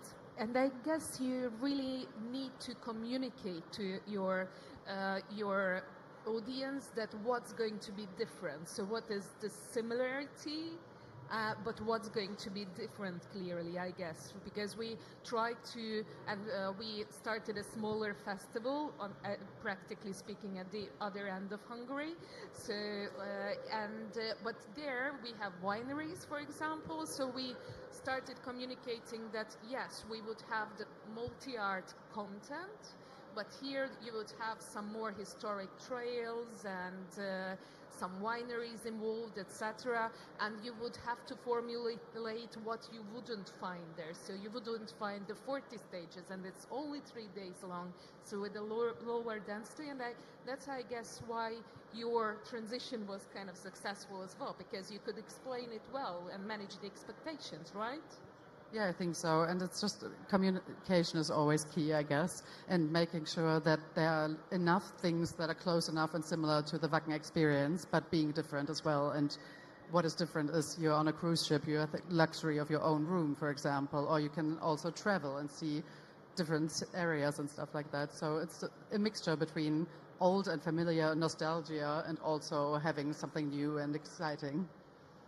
And Benjamin, from your point of view, what does it take for a festival brand to successfully expand to another country or region? If you want to keep the brand as it was as the original festival, you need to be able to copy the full recipe to the different country. So on every aspect, you need to deliver the same experience. And I only have my perception, of course, of the accommodations. So that's why we travel with the traveling festivals, also supplying the accommodations exactly as they are in the original country in the other countries. So that's only what I can do from our perspective. But yeah, the main thing is you need to deliver on what the visitors are expecting. And talking about accommodations, do you work with the same kind of type of accommodations for all the global festivals, let's say, or is there like a special type of accommodation that is only for Tomorrowland or that is only for whatever other festival? So how we look at accommodations is more of a hybrid model. So we have the structure is generic. We can put it at every festival, but for some festivals we create unique parts of it, like a printed fly sheet or a facade on the front or different interior. That way it's a very low-cost solution to get a fully customized accommodation, and that way it's also easier to capture that full brand experience in a different country. But most of our accommodations are customizable in a way. Okay.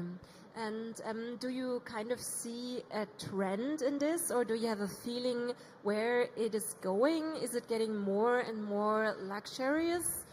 If you look like at the past 10 years, or is it even possible to predict something for the future? What's your feeling?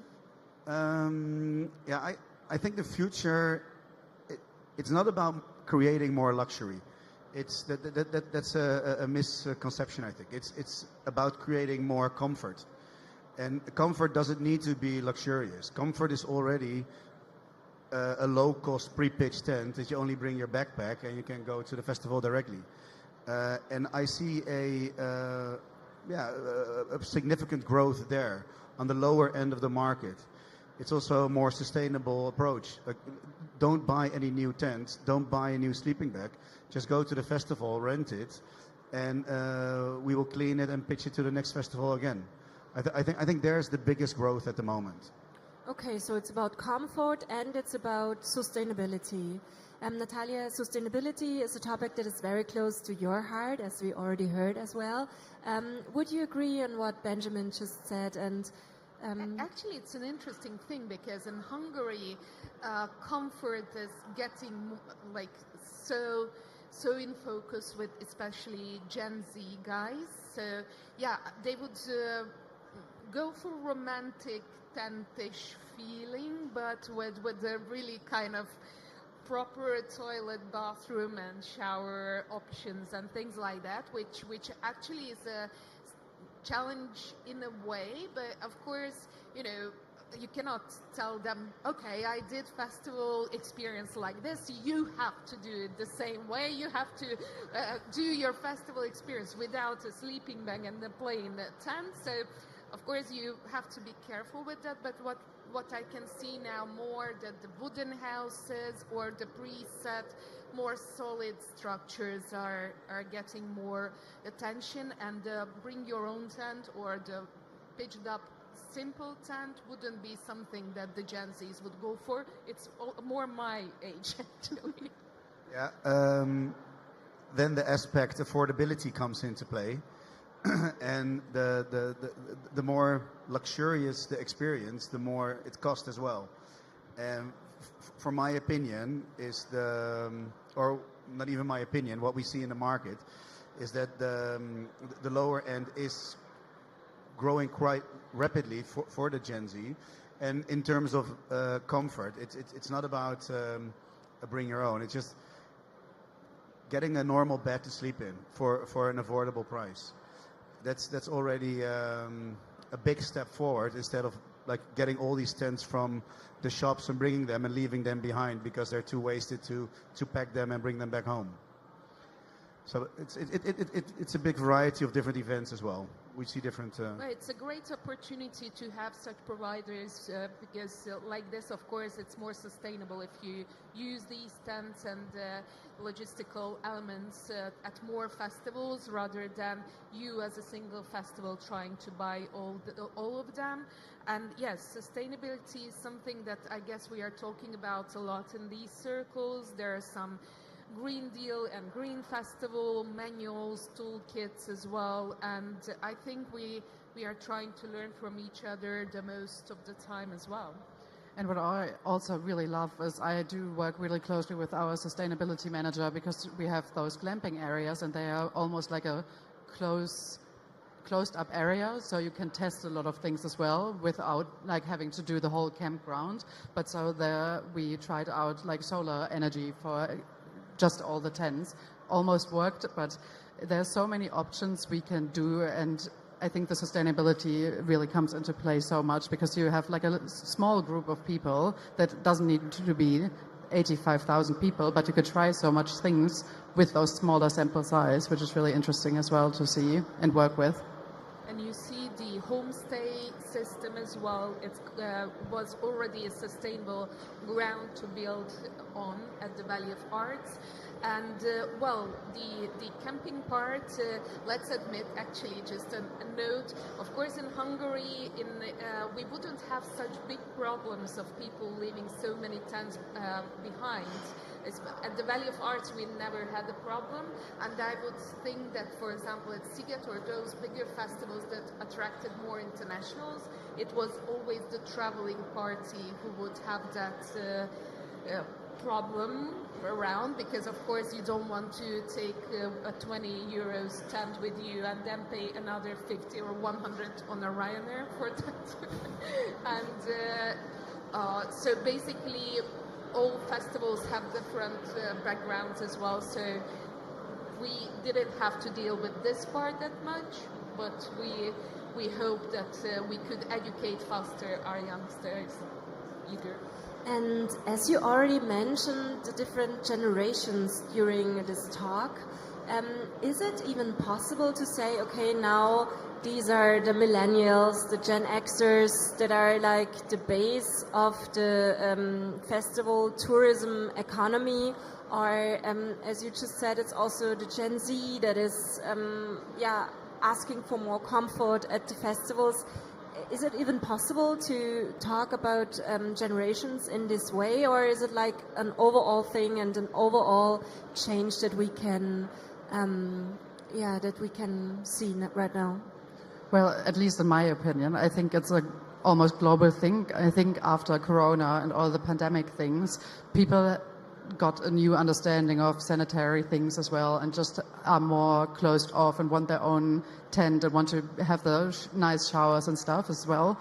And then, for example, my younger brother, he's like 25, and he never ever camped in a tent before because he's always like, no, I need a camper van at least. So I think the new generation really, they don't want to be in the mud, in the tent, and the older generation has the economic power to buy those nice comforts. And also I think people do choose more carefully what festivals they attend. Like they don't do 10 or 20 in a season anymore, but one, and have more power to buy.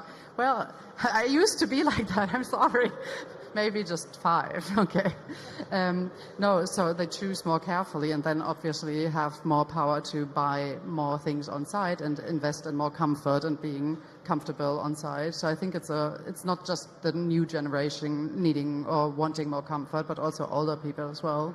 And is this something that you kind of can experience on, like, because can you still say, okay, most of our attendees, they really care about the comfort, or is it still like, I don't know, a percentage of this 10% that are like also willing to pay, I don't know, twice or 4 times of the amount of the price of the ticket? Because like if you have a look at like genuine at big numbers of festival visitors, I still see this crowded camping places that I was just wondering, they are also kind of hiring their level, and caring about a better experience of their stay?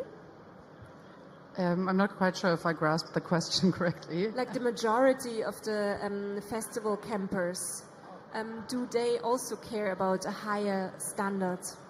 Well, I think it's an interesting mix of things. So especially with heavy metal, obviously, you have to be really careful to not be like really upscale and all bougie, because people don't like that because it's not rock and roll.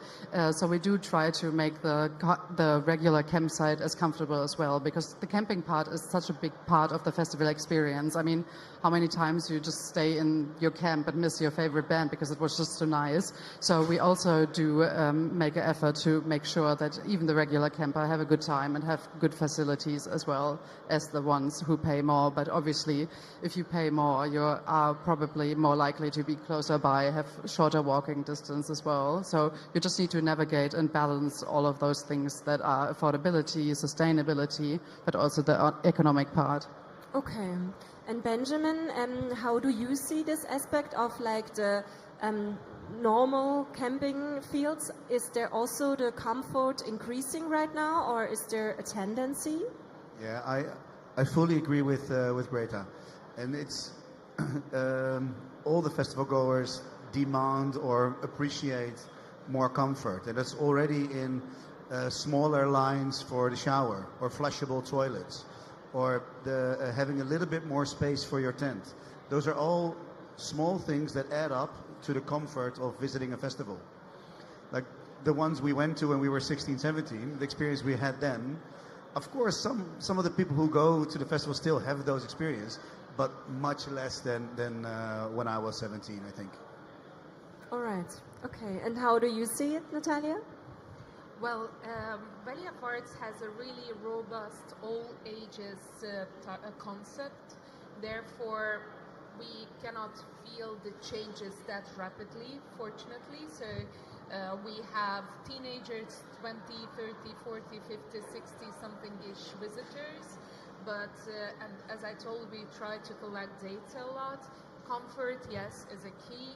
On one hand, for those who are getting older, and well, it's our interest that people would stay longer at our festivals. And actually, my festival, the Valley of Arts, is 10 days long. 10 days long, Yeah, and the people are also staying for 10 days. There are some people wow. that would stay for 10 days. Actually, it's a loyal part which would buy the 10 days ticket in August, September, as we just finished the festival.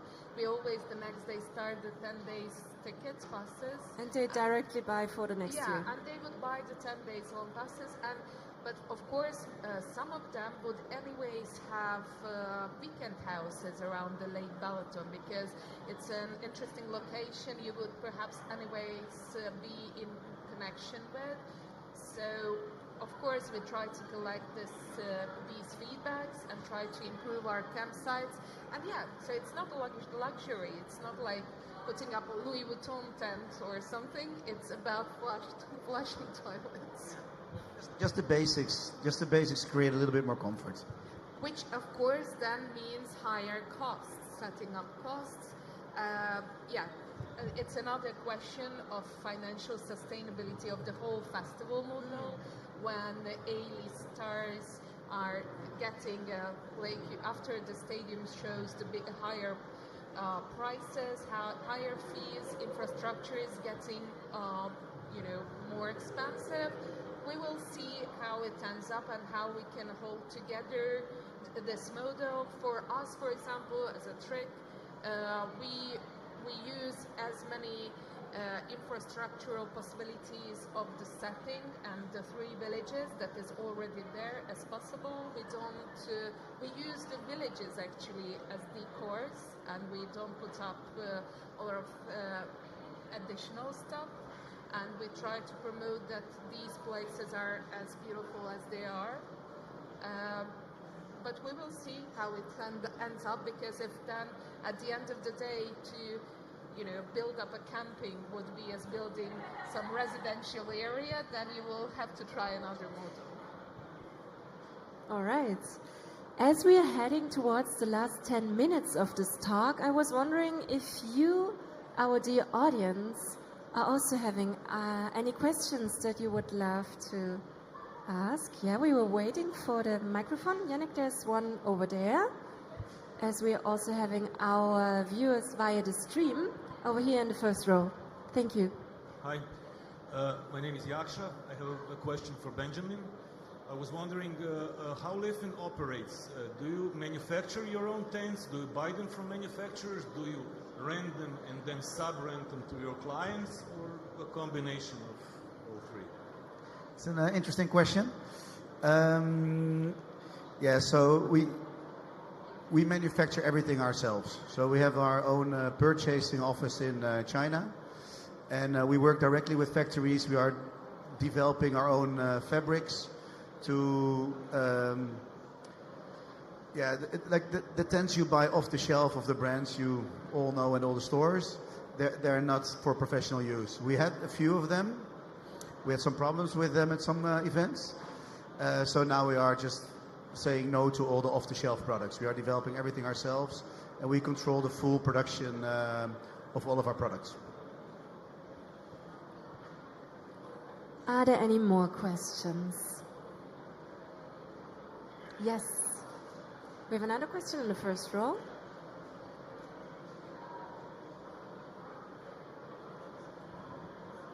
I think for all of you, Can you speak up a little bit, please? I have heard of a festival that last summer unfortunately had to cancel very last minute within a week before the festival, a small festival, because the local community was not on board with it. They found out about the festival late and apparently were not well informed, and it was devastating for this festival. So I am curious if any of you have experience with that or stories with that, like how to get a local community on board if they have a lot of doubt and resistance against the festival being there. Well, first you have to communicate a lot. Even though you would think just traveling to this space once a week or twice a month is too much for you, but probably for locals it's still not enough. So, well, unfortunately, it's an ongoing thing, even for a festival that's been running since 1989. And actually, even the community and cultural space now is one of those sources which is, keeps us in the loop of communication, because most of the times, as we could see, although we do forums for the villagers, still you have to take up the negative feedback through having a beer with someone or bumping into someone at the shop, because perhaps they wouldn't reach out. And in such smaller local communities, you are the outsider, and one person's negative feedback could generate more sympathy around them. So it's better to always, if you hear the first negative feedback, to go directly to that person, to reach out and try to start communication and start a conversation, because most of the times it's not a good tactic saying that, okay, but this person would know my number. Why shouldn't that person would reach out? They would never reach out, and then at the end of the day, it would be your festival that is cancelled because someone couldn't sleep well. Please, Greta. I was just going to add, I think communication is the most important part, and also just making people feel seen. And even if you can't change what is bothering them because the festival is going to take place, I think just talking to them, allowing them to even just rant and be angry at you, explaining things, looking at them, saying, yes, I hear you, yes, it is annoying, just helps, because they feel seen and valued with their opinion, and that makes them more likely to join forces or maybe help out or at least tolerate you.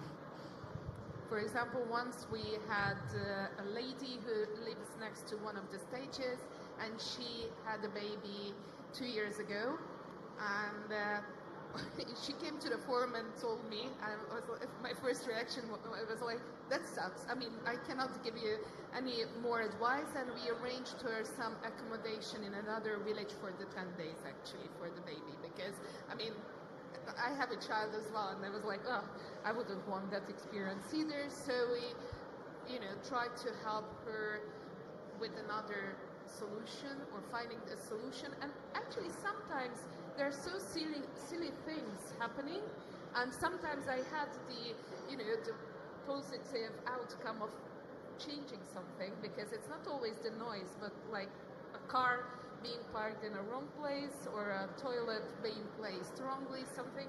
And it's really always, it's good, and it gives them a positive feedback that they are seen, they are heard, and something might happen as well, so don't give up. All right, so it's about the communication also of the small things. Okay, do we have any other questions in the audience? No? Everyone is happy? Okay, so let's use the last 5 minutes for, a positive look into the future. What gives you hope if you look at the future of festival tourism? Greta, you want to start? Yes, I think I do have a lot of hope, and I think it's so cool to see what has for Wacken has been happening for the last 3 years. I have been working on this project because the growth has been so crazy. It's honestly unbelievable. We're almost having like 30% of festival guests within one of our accommodations, and it's just really cool to see. It's really nice to see the feedback of guests on site, talking to them, just making the experience more enjoyable, and also maybe focusing on that the whole experience is being looked at, and it's not only the main stage and it's not only this band, but it's the whole experience you have, because camping is one of the biggest parts of being in a festival, and it's the first touch point, because you arrive, how is your arrival, how fast do you have your car parked, blah blah blah blah blah. And I think it's so cool to be part of that experience and see how you can create even more memorable experiences that are full encompassing and not just listening to music, but actually being part of a community, being part of this experience, and that from day one arrival and then leaving. Wow, that sounds super fulfilling. It is. I'm actually so happy to join you guys here for this panel, because I have been really passionate about also just raising a visibility, I guess. It sounds a bit cheesy, but it's true, for the camping part and growing this business together, also with Live In, for example, and making sure that it's also part of the production, and it's not only the technical side, but it's also the comfort, the service people experience. And yeah, it's really cool to do that. Thank you so much for sharing that.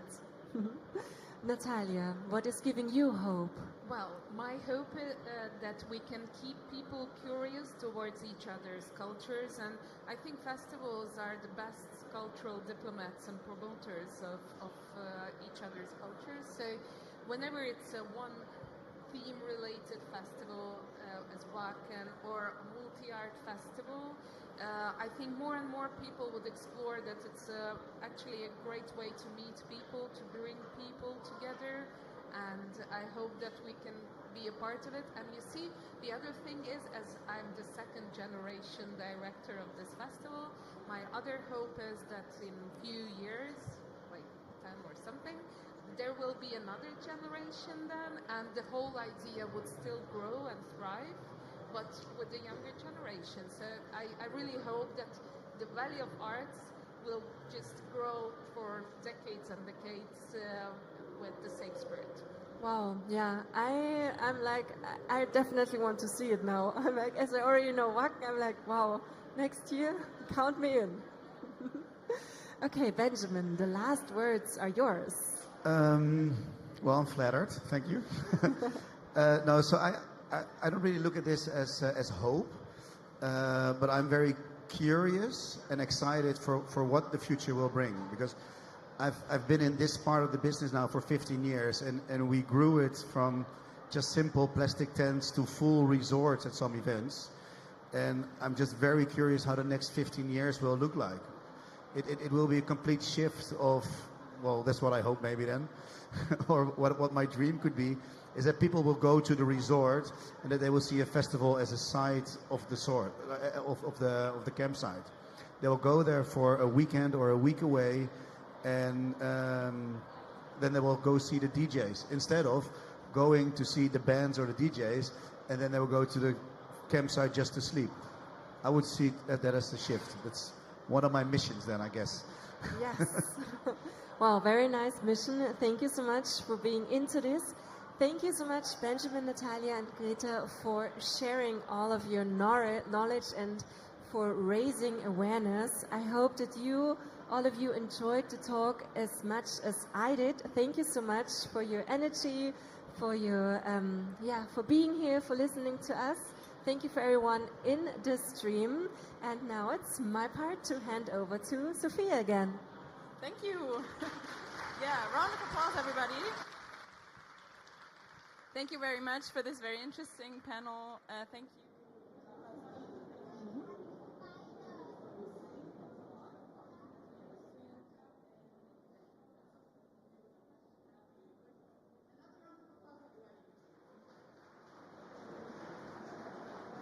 Willkommen zurück in unserer Interview-Ecke hier auf dem Future of Festivals.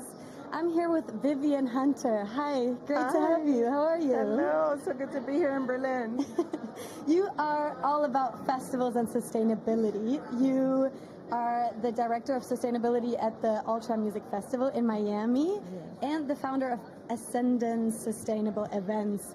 Maybe explain us very briefly what those two are and what your job is. Absolutely. So at Ultra, I created the sustainability program called Mission Home.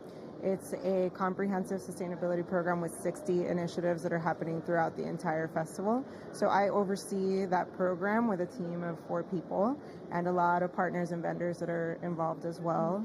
It's been really cool to watch it grow. The first year it only had 20 initiatives, and the next year we did 30, and the next year we did 40. We just keep on making it bigger. Yeah, so that's really fun. My dream job, I say all the time, because I love electronic music, I love sustainability, so perfect mesh of those two things.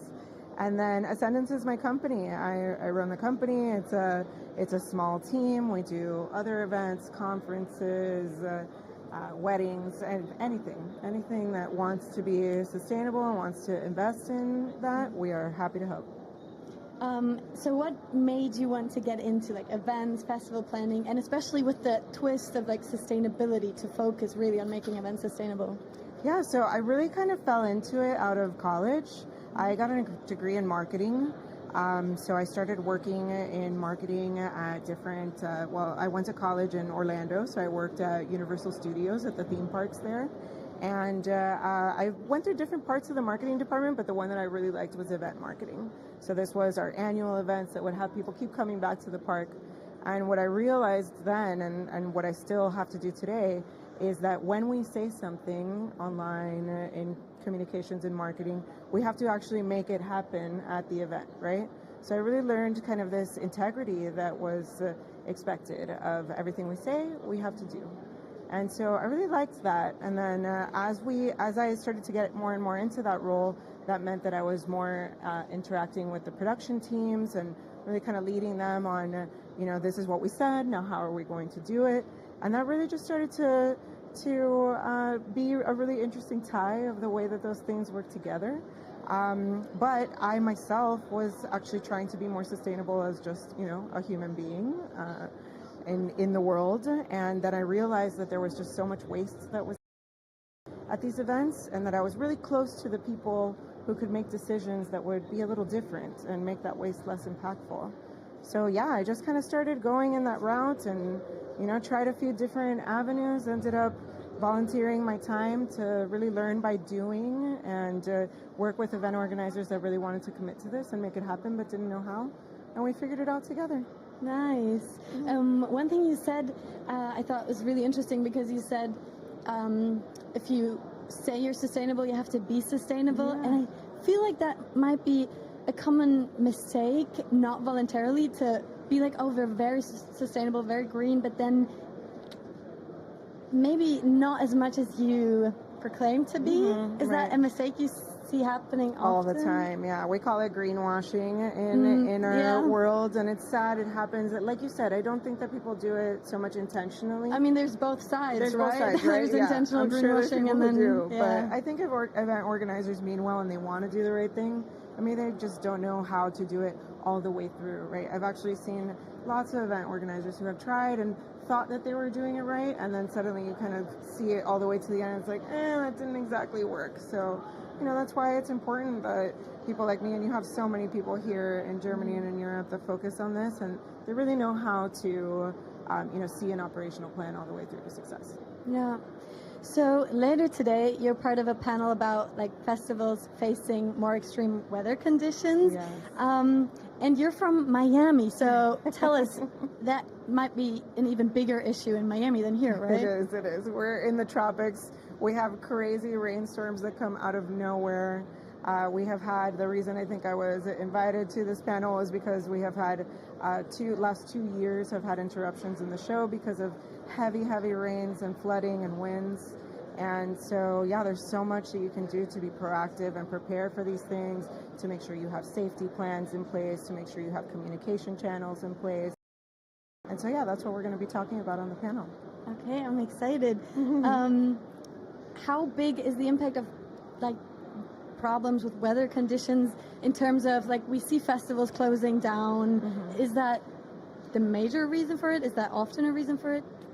It can be, yeah, especially with climate change, right? The weather patterns are changing by the season.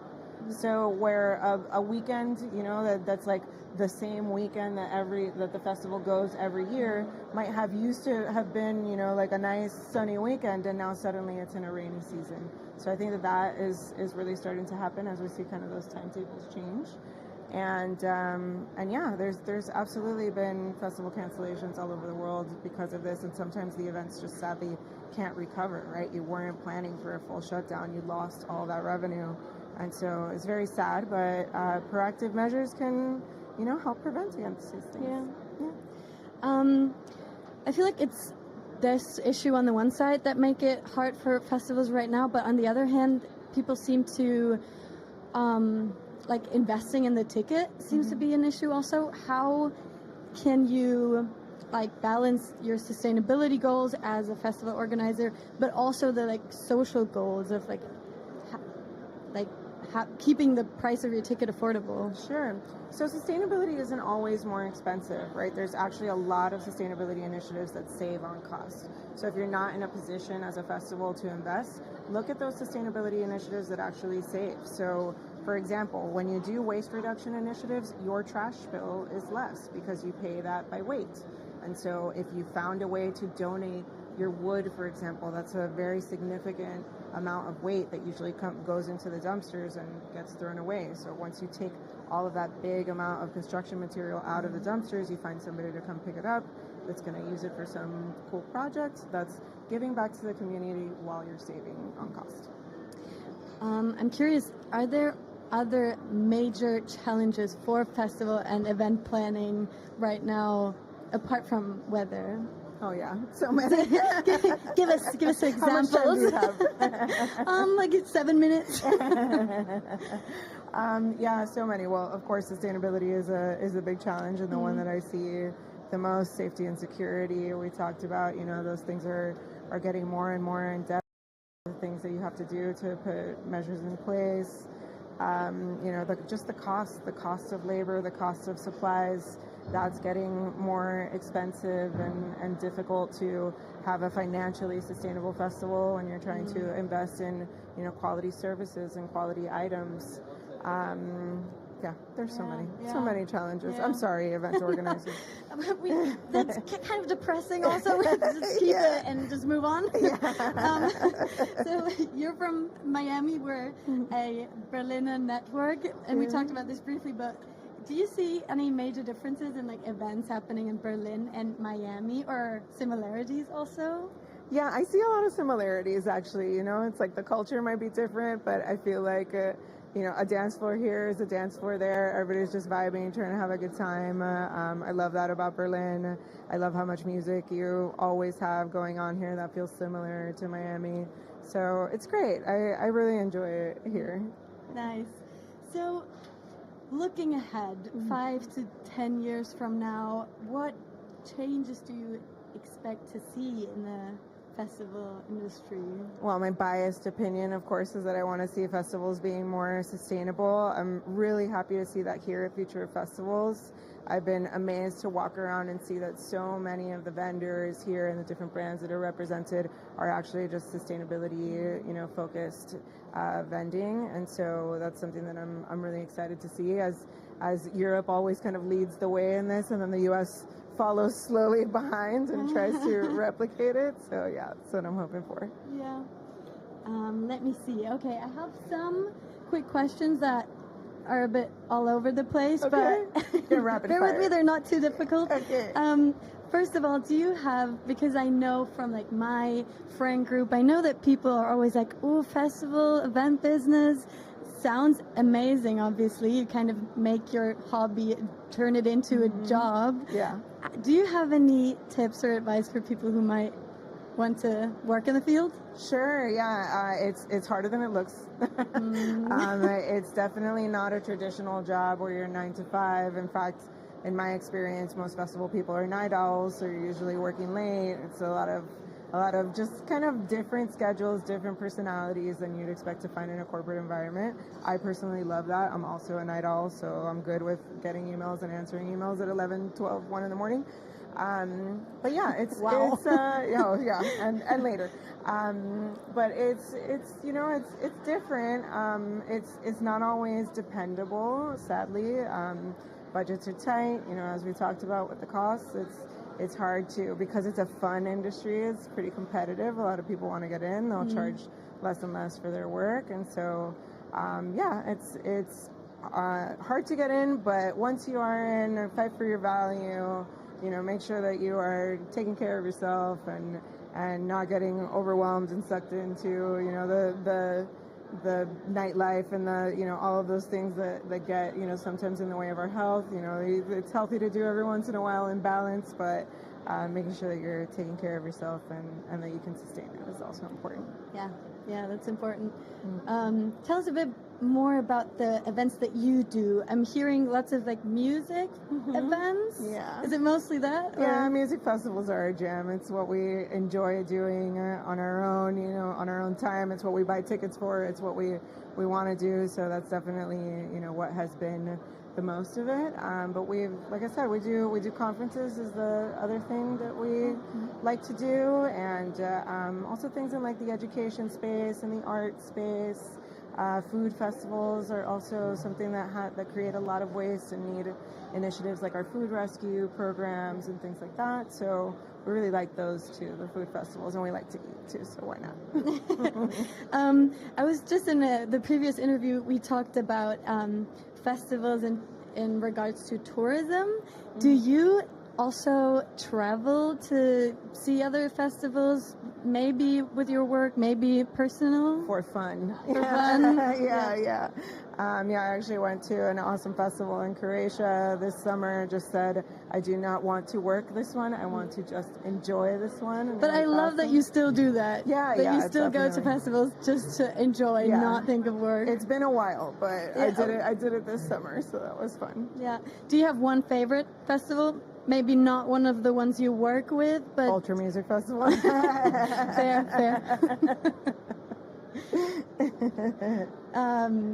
We have 2 more minutes. Let me just see what more I can ask you. Well, just tell us maybe a bit more about Ultra Music Festival. Sure. What kind of music can we expect? Oh yeah, so there's it's all electronic music, but there's kind of 2 different sides of the festival. There's your regular Ultra main stage, and there's another stage called UMF Radio. There's another stage called the Worldwide stage, and so those stages are more on the kind of commercial and or like just more maybe intense electronic music side of things. And then there's our Resistance brand. We have 2 stages under that brand. That's where us elder millennials tend to hang out. And yeah, we really love it there. It's a little bit slower paced, groovier, but still lots of dancing. And there's it almost always ends with some really good techno. So that's fun. Fair. We also talked about this previously. What do you think of like mixing kinds of festivals? Because in Germany, I feel like there's music festivals, film festivals, food festivals. What do you think of mixing that, like multi-art festivals? I've been to a festival like that before, Outside Lands in San Francisco. Very, very cool festival. All sorts of different genres, but also like a big food area, a big wine area, a big beer area. Like it was just like every different spot of the festival that you went to had its own, huge rabbit hole of things that you could enjoy. And I really, really loved that, just to have like a more well-rounded experience rather than be just partying the whole time. So yeah, I love that. I love a well-rounded festival. Yeah, and a place to maybe explore also areas that you didn't expect, or go to different. That's also what I like about music festivals, though, because different genres, different experiences, maybe people you hadn't known before. Yeah, that's my favorite thing to do at a festival, really, is like kind of walk around and not pay so much attention to the lineup and go actually, just check out new DJs, see who's out there doing something new and different that I haven't heard before. Okay, speaking of this, let's listen to the next panel. Awesome. Thank you so much for being here, Vivian. Have a great rest of your day. Thank you. So nice to meet you. Bye-bye. Bye. Wenn ich allerdings sowas mache, dann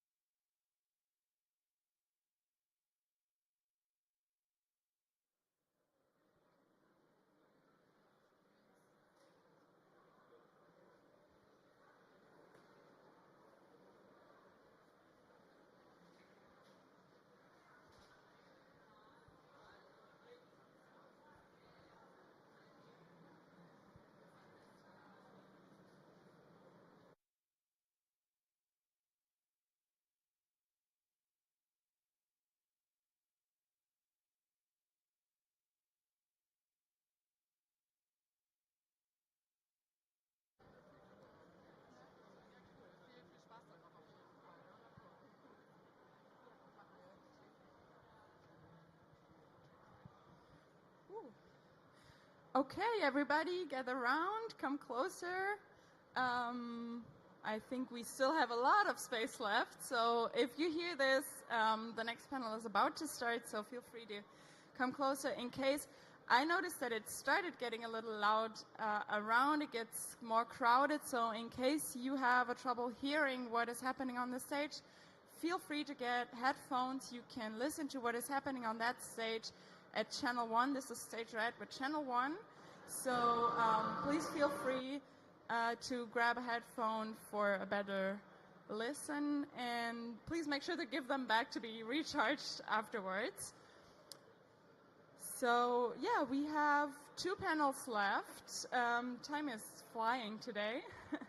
Right now we're gonna talk about visions for the future, very suiting for the future festivals. And we have a little international experience here, Dubai versus Berlin. How to transform urban spaces into cultural and economic centers. That's one of the things that will be talked about now. So I think we can all agree that Dubai and Berlin are both hotspots for event and cultural driven tourism and events. So what do they maybe do differently? What can they learn from each other? What can we learn from each of them? I'm very curious to hear all about that from Suhaila Gubash. She's a government leader. She's from the Dubai Economy and Tourism Department, and Manuel Wrobel, Deputy Director at the Berlin Convention Office of Visit Berlin. And this panel will be hosted by Stine Neermann. She's an event host, and she worked as a cultural manager. She's working at the EU funding program. Please put your hands together for this panel, Fire Chat Visions of the Future, Dubai and Berlin Festival Cities. Thank you, Sophia, for the nice introduction. And and welcome to our fireside chat today. Good afternoon, you too. Afternoon. Welcome here. I'm really glad you're both here. And before we start the conversation, I'd love each of you to introduce yourselves pretty quickly, your department, and the role you play in shaping your city's festival landscape, just to get an idea what role you play for our topic we discussed tonight. So please, Sohaila, you can start. Okay, so my name is Sohaila Ghabash. I'm the Festivals and Event VP in Dubai government in the economic department and tourism. What I do is lead on all the festivals of the city of Dubai, the city-wide festivals like Dubai Shopping Festivals, Summer Surprises, and other initiatives. And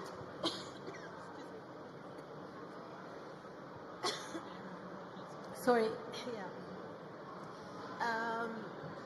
So yeah, I mean, shaping the landscape is very important through events and festivals because it contributes to the economy of the city. Maybe you need some water. That's okay.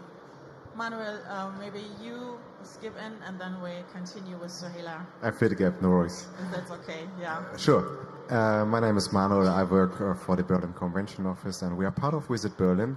And actually we are a DMO, a destination management organization.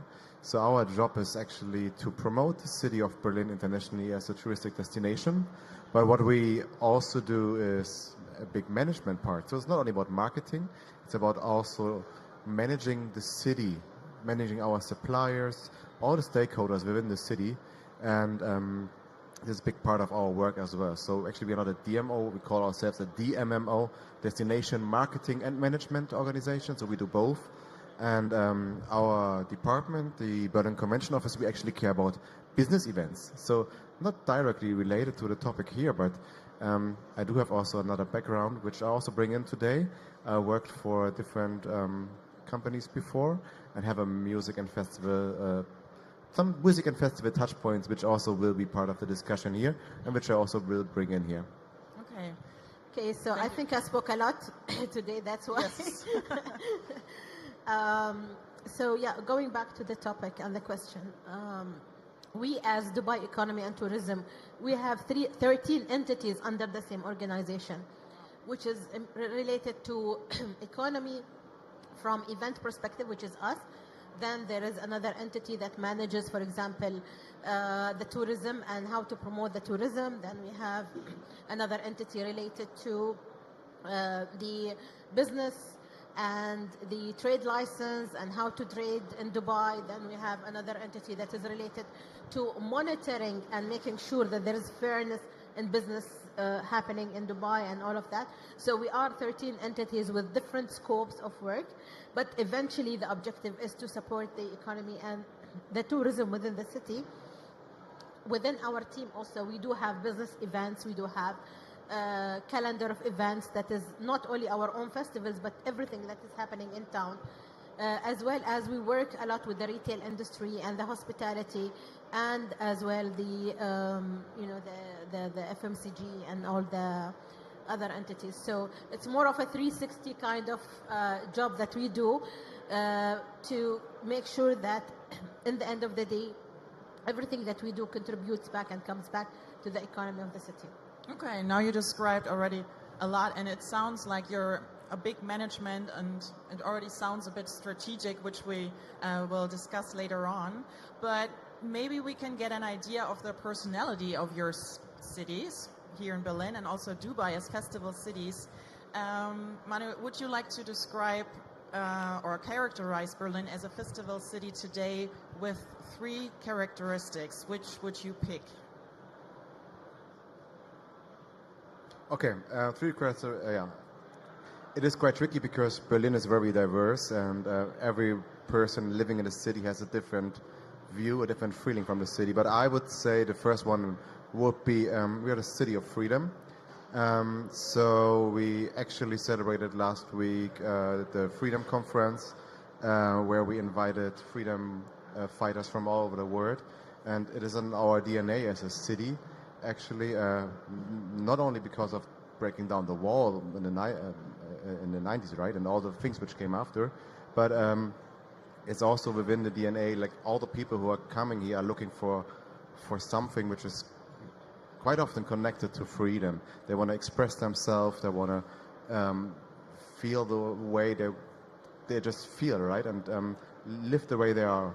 I would say the second thing is when it comes to this subculture.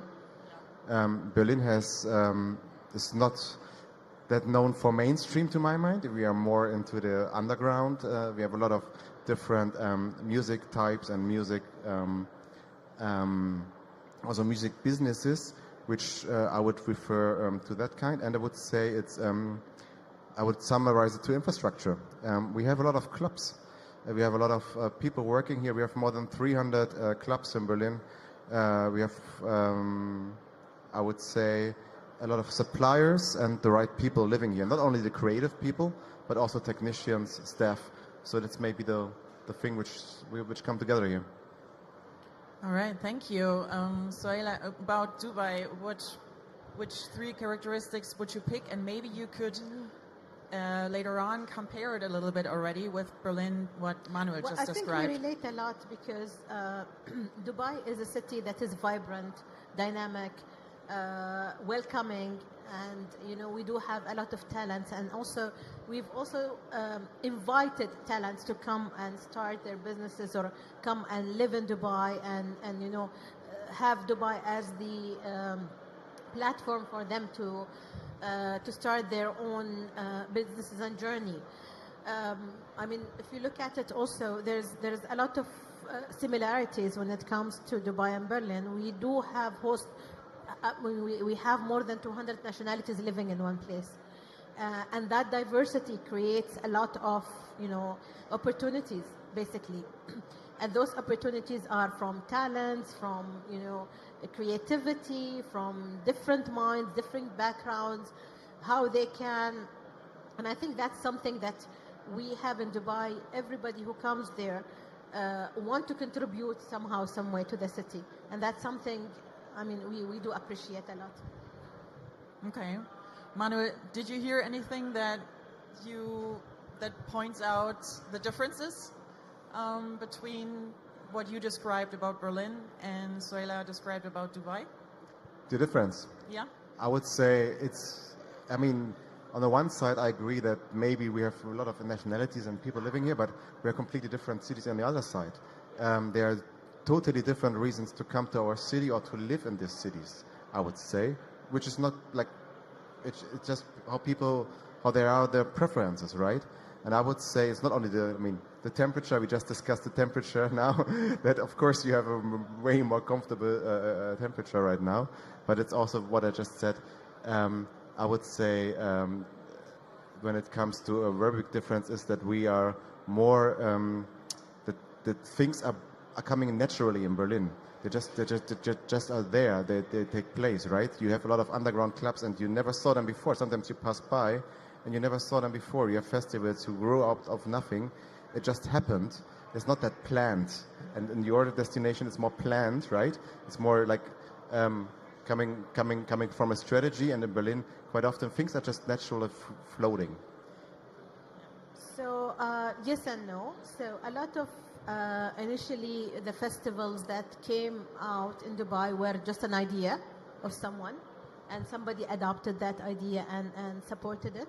And yes, we do have long-term strategies for everything we do in the city, and that's, I think, what makes us a little bit practical in what we do and how do we do it and how to. For example, we started with 2 festivals in the calendar, and 2 festivals, and now we have more than 18 festivals in our calendar.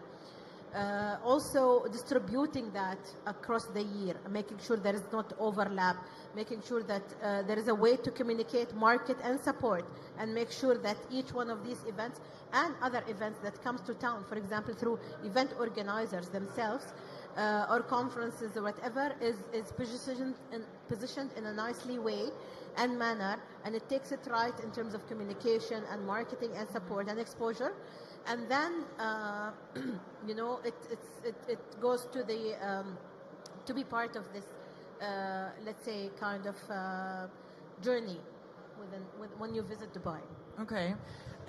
Let's move into tourism, because you both already said it, and I think we can talk about a specific example you probably just mentioned already. The Dubai's festival strategy is part of a year-round tourism model, and how do major platforms like, I think you wrote earlier before about the Dubai Summer Surprises maybe, or maybe the Dubai Shopping Festival or any other major platform. You can think about how does those platforms support visitor growth regarding tourism growth and help position Dubai as a year-round global destination. Is there one example maybe from the past year that illustrates this impact very specifically? So looking at, as I said, our calendar, it started with 2 festivals and now we have more than 18 in the calendar. As I said, there's 3 examples that we can discuss. One of them is the Dubai Shopping Festival, which started with a city with only 2 or 3 shopping malls. Today we have more than 40 shopping malls in the city. You know, it started with, again, 2-3 hotels. Now we have more than 500 hotels in town. So the city landscape has changed. And I think this is also one of the differences that, you know, we quickly moved to, you know, change where, for example, for cities like Berlin, who's been historically, you know, have a huge history, it takes them longer time to change and to adapt to difference, where we have maybe that flexibility because our cities are young and you know, they're still developing, so there's a lot of opportunity to change and adapt. So yes, Dubai Shopping Festival is more focused on luxury and more of, you know, experiences of lifestyle, where, for example, if you come in the summer, it's the same experience but like 50% discounted because it's a different environment. We're focusing more on families in the summer, more of, you know, the relaxed, chill time, where also people with budget can travel to Dubai during that time. And if you look at it, also one of the other initiatives that we've created is like, you know, 30 by 30, which was the objective is to make Dubai a very active city, where, you know, it's all about sporting activities, events that's taking place. Recently, for example, in Dubai Fitness Challenge, which is 30 by 30, we had more than 300,000 people running in the morning of Dubai in Sheikh Zayed Road. You know, we blocked the road and we had 300 people enjoying their morning within Sheikh Zayed Road. So I think these, I mean, we cater more into tailored activities and more, as you said, more studied kind of festivals. And what is the objective of the festivals? Because also the audience has changed over the years, and you cannot have one fits all. You need to have more dynamic content. Okay, can you give an example, like, or describe how the audience changed, so we can as have I said, a better we picture? changed dynamic. Like, for example, people used to come, for example, let's say summer surprises. They used to come as a family, right? But then our focus was more of kids entertainment for family. But then the family has a lot of other members. There's the father, the mother. There's the kids who teenager. You know, their requirements is completely different. Why would I drag a 13 or 14 years old to Barney to see Barney? You know what I mean? So the need has changed to become more tailored, and that's what we've tried in the last 2 years, is to shift the strategy of the festival to be more dynamic and based on the requirement of the audience that's coming to us. Okay. Manuel, Berlin's festival landscape is more decentralized compared to Dubai, and cultural, grassroots driven, like you said, the subculture we have here, or the historical growth of it. But it's still also a major tourism driver, we could say. Can you tell us how festivals contribute to Berlin's tourism growth from your point of view across leisure, culture, or even business events? And is there a recent example you can give us, maybe? Yeah, sure. And we just had the other panel, which was quite about this topic, and I really liked the topic. And I don't know, I was a little bit late because our office is next door, and I was in the office because I had a call. So I don't know if they mentioned the number, but I wanted to share that number with you.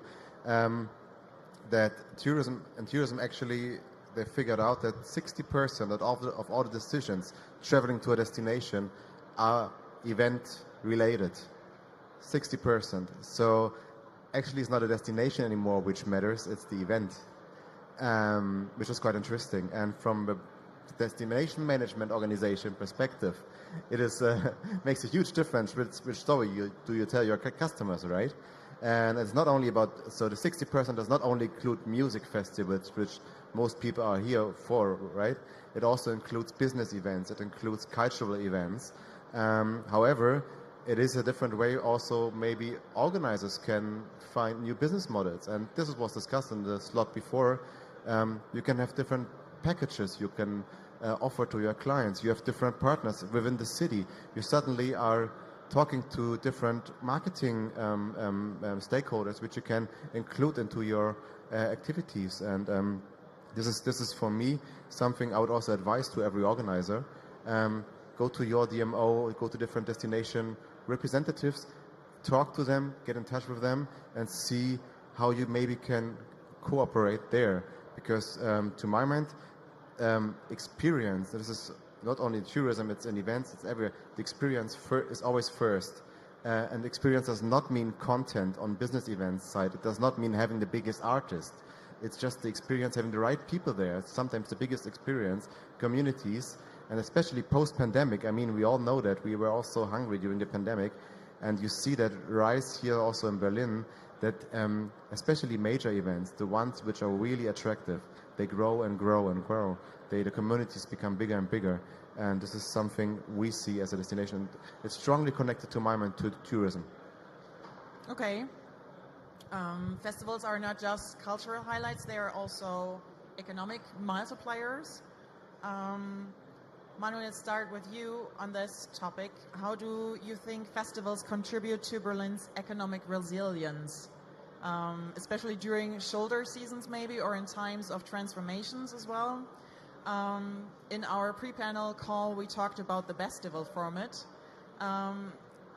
Maybe you can explain on this example how this kind of platform or other initiatives illustrate particularly well the economic resilience and the festivals culture. I would give two answers to that question. Good. The first is more the general economic side, and I think as an industry, as an event industry in general, not only for music festivals but also as business conferences and so on, we are not strong enough to say that we are business. We are the sixth biggest industry in Germany. We have more than 220,000 companies working in our industry. We have more than 1.1 million people working in the industry. We are generating more than 80 billion every year in our industry. But do you ever hear our politicians saying anything about our industry? There are smaller industries out there who actually do not generate that much, but are more into politicians' mind.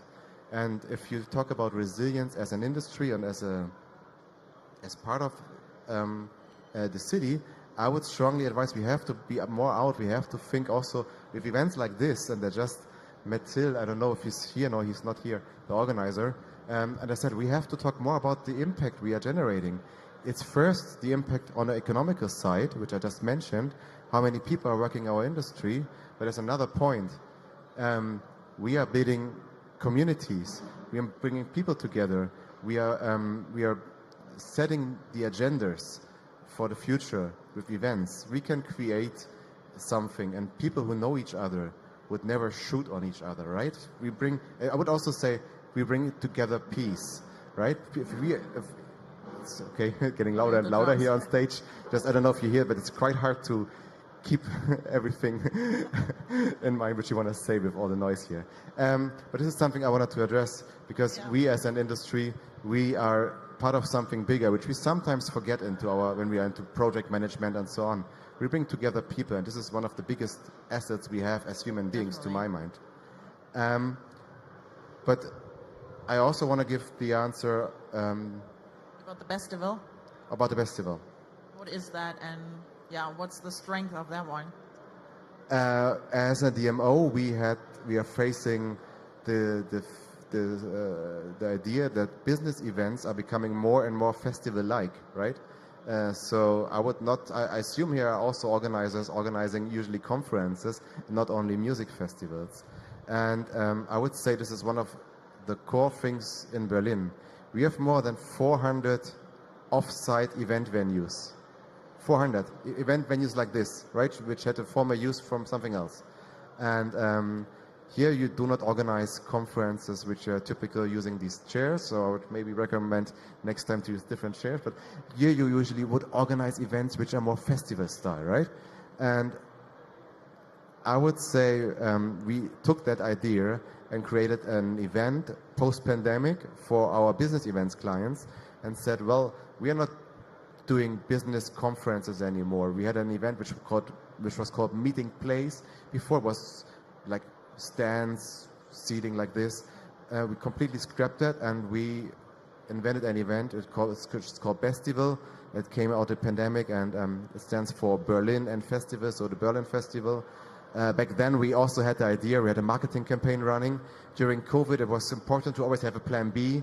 So our campaign was Plan B, Plan Berlin. So basically everything we put a B in front of it. So we had a best event at a festival. And we advised, and we still do, we had this year the 5th event running. We advise our clients how to do best practice. Or with this event, we have a best practice event and we advise how to do it differently, to create experiences, to create emotions. And you see it not only in our event, you see it also in more and more other events. They become more and more festival-like. They talk about speaker lineups. Yeah, which parts do they use of a festival? Can you give an example? Yeah, we use wristbands instead of lanyards for our event. We used like wordings, our speaker lineup. We had a front of house, so we using the language. We are using artists during the day. We had of course great content, but we had during the whole day DJs, music running, and so food trucks, a lot of ideas. So a lot of exhibitors actually which are here, they are also part of that festival. And I would say, I would also, second advice maybe, I have 3. So second advice would be to also, I don't know if any of you has a company running in the festival industry, but look into other markets, especially business events, conferences. They want you, they need you, and maybe this is also something you can generate more income. And you said off season, this is like festival season usually has special seasons in the year, but our business events industry is in that season of the year where the business festival season wouldn't run that strong. So this is something I also think it's connected to the question. Okay, thank you. How about in Dubai? How does your festival strategy or the festivals itself create impact across retail, hospitality, and the creative economy? How does Dubai Festivals and Retail Establishment work with brands probably, or creative industries? Can you say something about that? So if you look at the festival, or the festival itself, it's a collaboration between different organizations, different industries, from hospitality to retail to F&B to also government in terms of transportation to airlines, which is and the airport and so on. So it's kind of a 360 experience. What we do is we make sure that all of this is collaborative effort. So it's not us only who's creating that journey for the visitors who's coming to the festival. It's everybody in the city who's contributing to it. It's even the local who's smiling at the visitors' face and telling them or guiding them to somewhere if they are lost. It's that experience that we like to make sure that it happens when you come to Dubai. It's that memory that you take back home. It's that when you remember Dubai, it's that warmth that you feel. So it's this journey that we create for visitors, and that creates returning visitation. People keep coming because they've enjoyed that festival experience. They've enjoyed that journey. They've had those memories, with their kids and with their families. And I think that is a huge economy driver, because in the end of the day, those people are coming, they're investing, they're spending money, they're spending in food, in shopping, and transportation, and that contributes to the economy of the city. And I think that's one of the unique models that we have globally, is what we do with the private and the government sector collaboration.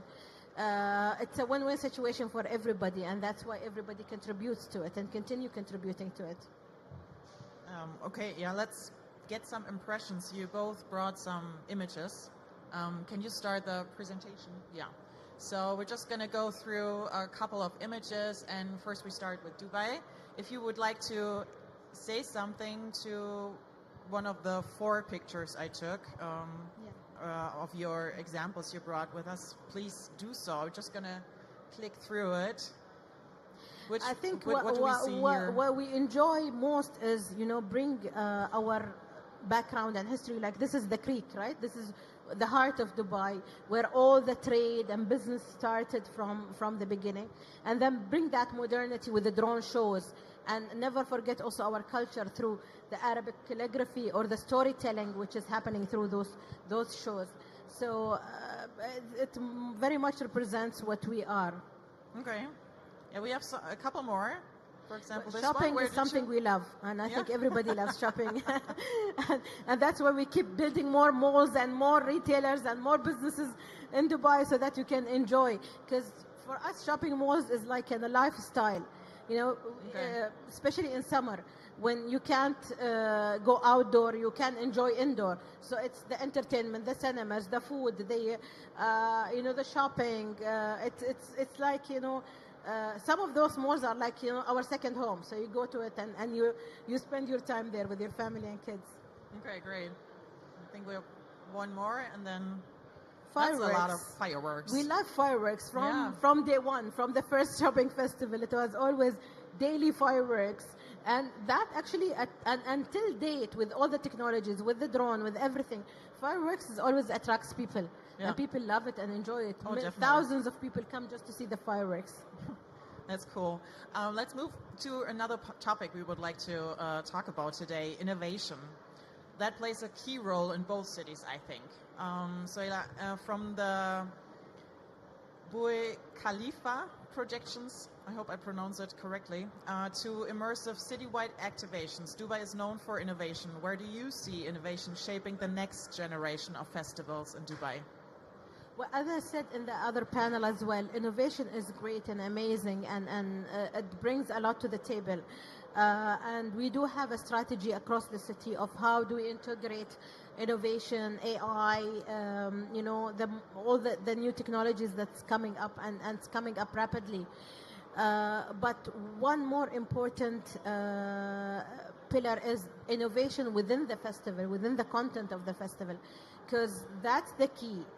Just because your audience are coming and visiting, that doesn't mean that they are happy always, right? You need to challenge yourself. You need always to bring innovative concepts into your content, into your festival. You need to make sure that there's always a hook. There's always something that will make people come again and again and again. Because if you lose that, then you lose your audience, you lose your visitors. And also with competition around us growing, that made us more challenge ourselves to make sure that we not only be number one, we sustain to be number one across the market. Okay, that sounds big. Manuel, Berlin has strong culture of experimentation. Many formats emerge from, you said it before, bottom up, from the creative scene we have here in Berlin. And probably even events like the festival also show how Berlin blends conferences, festivals, and destination experience, like you described before, into innovative ways. Where do you see currently where innovations emerge in Berlin's festival landscape? And after that, I would have another questions that we talked about regulations in these different districts, but maybe general innovations regarding the festival scene first. Yeah, maybe we also, because you showed some pictures from Dubai, maybe we also go through some to Berlin, because If I you think like, the we can pictures do it now. describe quite good the difference between the two cities. Let's skip and to and then they're expressing what I said before. They're way different than this is more the subculture, which I mean, I said we have more than 300 clubs, 311, I think if you count the official ones. There are more and more, I guess, which we are all not aware, at least I'm not aware, sorry, and I would say this is one of the core strengths of our city. If you go to the next picture, this is, I would say, city of freedom. You can express yourself and be who you want to be, whoever you think you are. And then if you go to the next one, this is one of our major events, Lollapalooza. Back in the days, I was involved in bringing them to Berlin when they were for the first time in Tempelhof Airport, and this is something we also have here. So I would say from the underground to the mainstream, you basically can feel the industry or the music industry here. And the last picture just shows again the infrastructure. This is something maybe some of you already experienced, have been there, right? So we also use museums, interactive museums, using technique there. This is something which is into Berlin as well. And then the last picture shows the idea of business festivals. This was the very first festival we have done.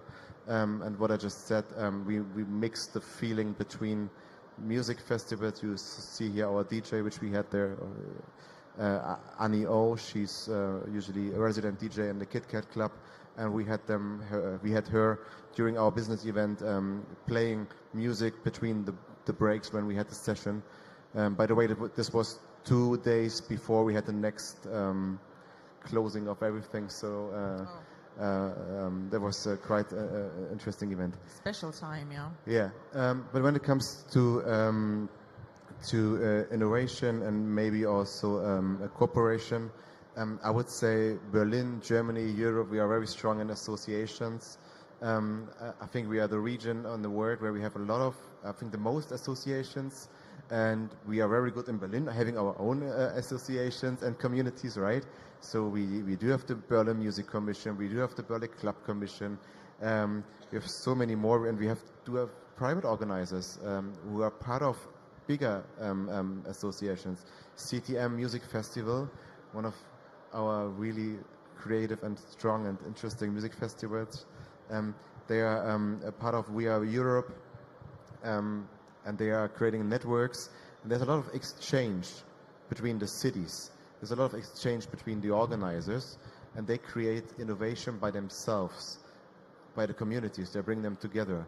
And these affect also other industries, I would say. When it comes to my industry, so the business events industry, I would say we are learning a lot of it, and the other way around. And not only about the event itself, you ask also for examples. This year we had a big conference in Berlin which is called ESMO. It's the European Society for Oncology, so it's about cancer. We had 37,000 participants in Berlin, and they drive a lot of innovation. If you hear that big amount of participants, you would usually expect at Lollapalooza, they have more, but you would usually think about a music festival, right? But not about a conference. And they are having a legacy in the city, impact in the city, bringing medical researchers from around the world to Berlin, and they are also part of it. So that's why I also wanted to address, it's not only about why I'm here, it's not only about the music, it's also about cluster knowledge and business events. And there we drive a lot of innovation in the city. We have, just to name, with the Charité, one of the biggest medical research institutions in the world, really famous, and they rely on events, bringing people together, and events in general are a hub for knowledge exchange, creativity and innovation. I wanted to get back to this one specific example, how you work together with the festival scene, I think, and what your role of your department and your company plays as well about structural development.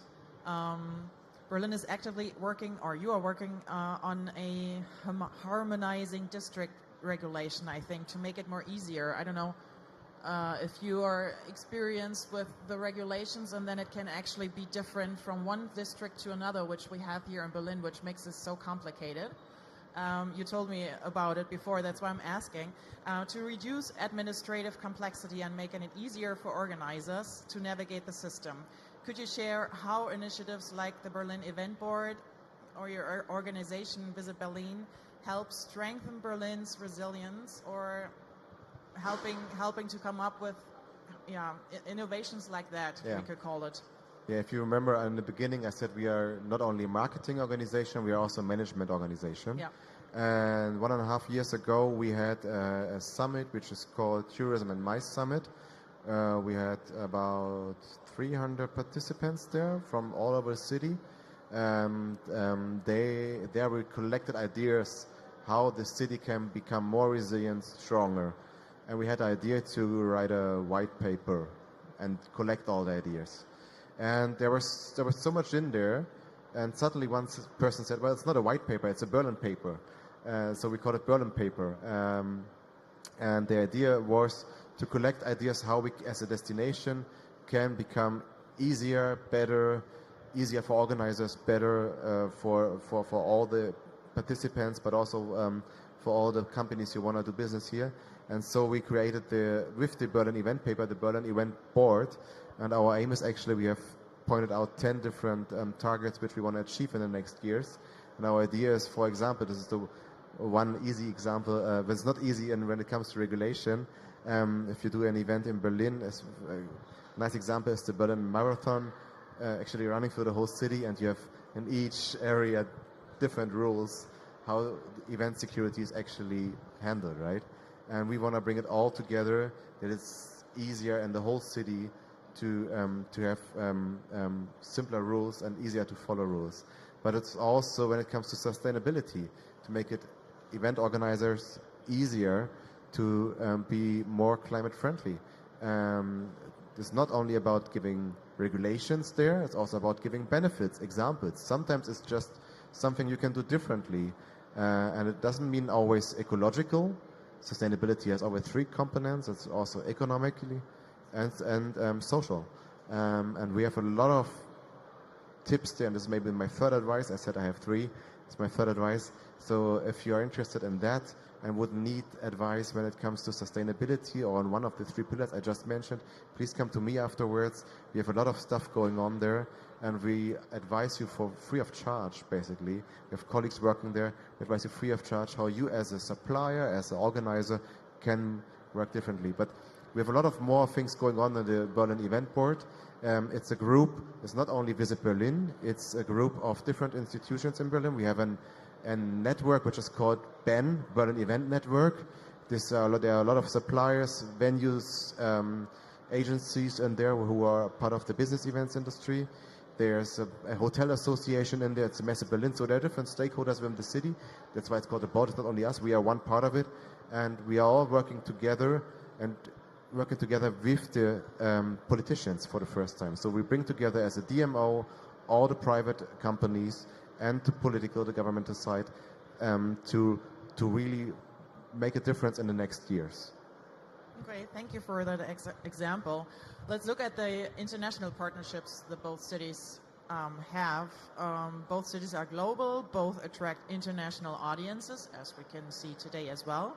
Both collaborate far beyond their borders.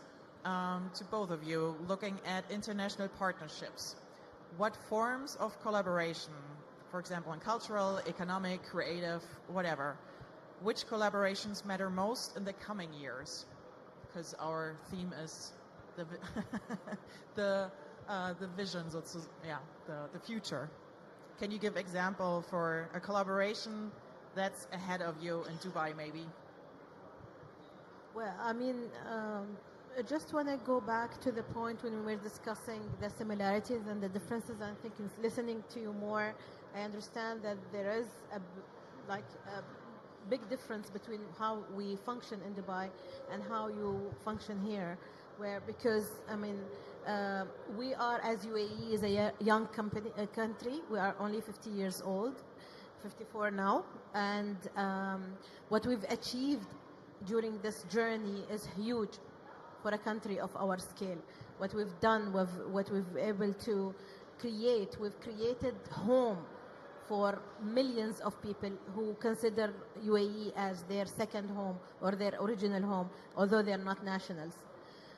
What we've done also when it comes to rules and regulations, we were very flexible when it comes to changing rules very quickly if it impacts the business, if it impacts the industry.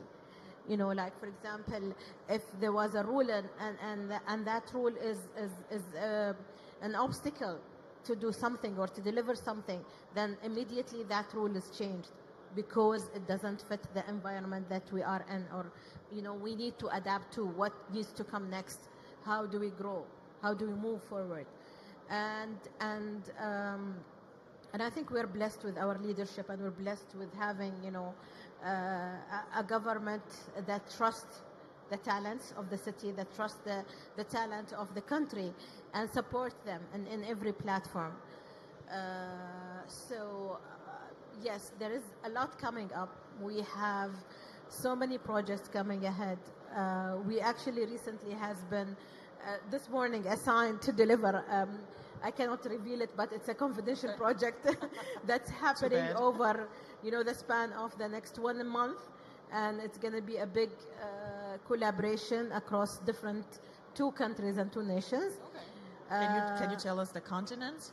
No. But then it's something that will be announced very soon. You know, so we do work with global brands, we do work with global industries, you know, and we do support talents in Dubai. That's also one of the role of the Dubai culture team, who are working with different talents to create platform for them who is living in Dubai. We've also, through economy, has invited a lot of talents to come and start their business in Dubai, start their, you know, whether they were in technology or they were in, you know, in creative businesses and so on. So we're trying to open opportunities not only for the upcoming talents, also for the existing minds that, you know, that have a lot of knowledge. That we're trying to be the hub where everybody can come, express themselves, enjoy a safe environment for their families, and they can create and grow and live. Okay, it sounds very welcoming and also flexible. I think you're really on the updates. Manuel, what would you say? What collaborations are you looking forward to or planning on, or is it secret? Can you tell us an example, maybe, for the end? It's not secret. I mentioned different institutions in Berlin. I was looking up how many actually alliances Berlin has and how many cities we are working together. And I did a research. I found more than 40 cities already where we are working together, right?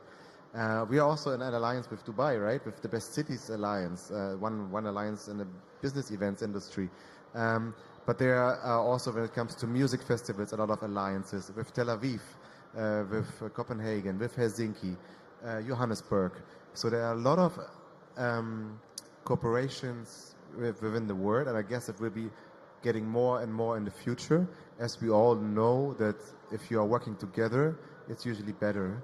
You're getting stronger, even though if you are competitors. At one point, we are also competitors, right? We are friends. Like your colleagues from the business events industry. They are like we love to work together, but we're also sometimes competitors, which is fair enough. But we are very different products as well, right? So it's not a. And competition is good.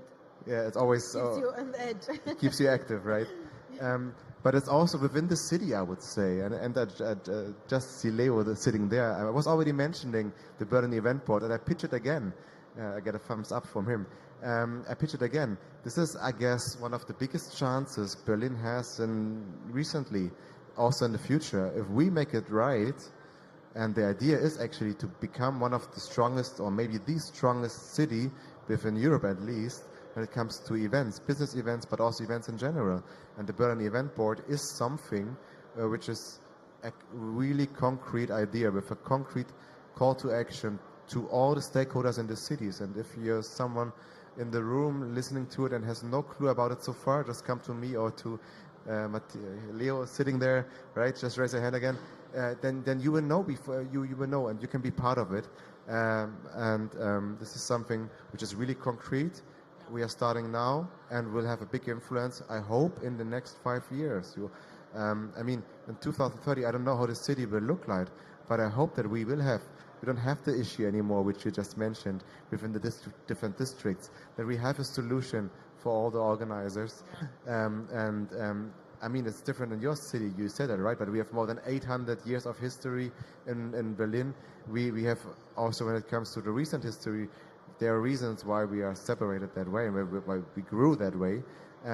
But it's now time to change it. And with that alliance, I would say within the city and with all the alliances internationally, we are on the right track. I'd like to take a few questions from the audience, and I just noticed that I didn't talk about that before, but you're already ready with the microphone. Are there any questions towards Suhaila and Manuel from you? Maybe here. Hi, thank you for the talk. You have to really close. Sorry. I have two questions. One of them is for Suhaila, and the other one is for both of you. So as someone who grew up in Dubai, I really like the fact that you mentioned that you have a government that cares about the youth and more about the culture. Back in the day when I used to be there, I didn't feel that way. But every time I go back, I see a huge improvement. So I wanted to ask, what are possible collaborations or ways to reach the younger audience so that they can be more involved in culture in the future?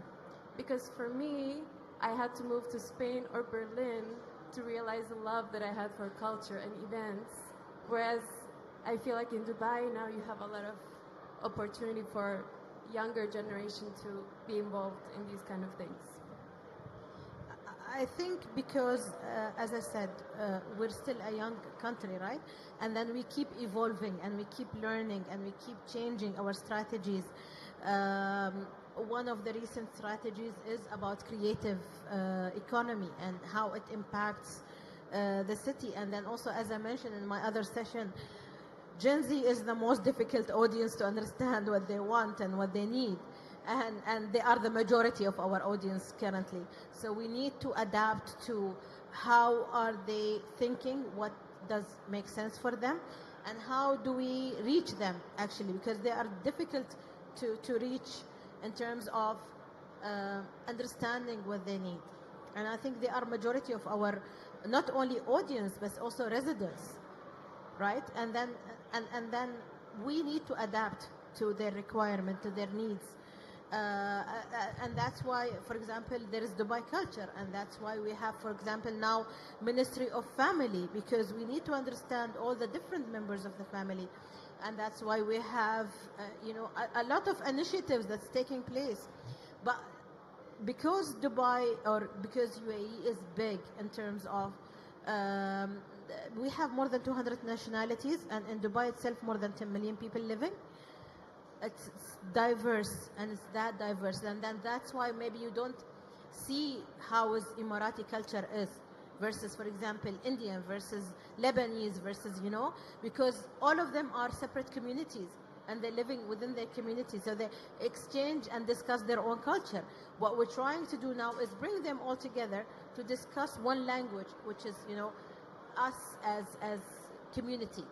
How do we engage? How do you communicate? How do we, innovate? How do we, represent the art as possible as we can? Thank you. Do you think maybe collaborating with schools, high schools, getting younger students to be involved in events early on could also help them to? Of course. And that's why there is programs for volunteering, for example, for students and universities and schools to be part of the events. And that's why there is now a strategy for education. There's like 3 ministers for education on different levels to make sure that we capture kids and people in different age groups. and we give them the right tools that will help them as they move in their journey in life. Shukran, thank you. That was so nice. My pleasure. And my last question, I'll keep it very quick. I guess it was personal to me because I was seeing these two different worlds. One in Dubai with fireworks and skyscrapers and you know, very visual and big stuff with big resources. Whereas in Berlin, I've seen things that felt more DIY, community-oriented, really community-oriented, where people actually come together to make something rather than depend on resources. I wanted to ask, what could Dubai learn from Berlin, and what could Berlin learn from Dubai in this aspect?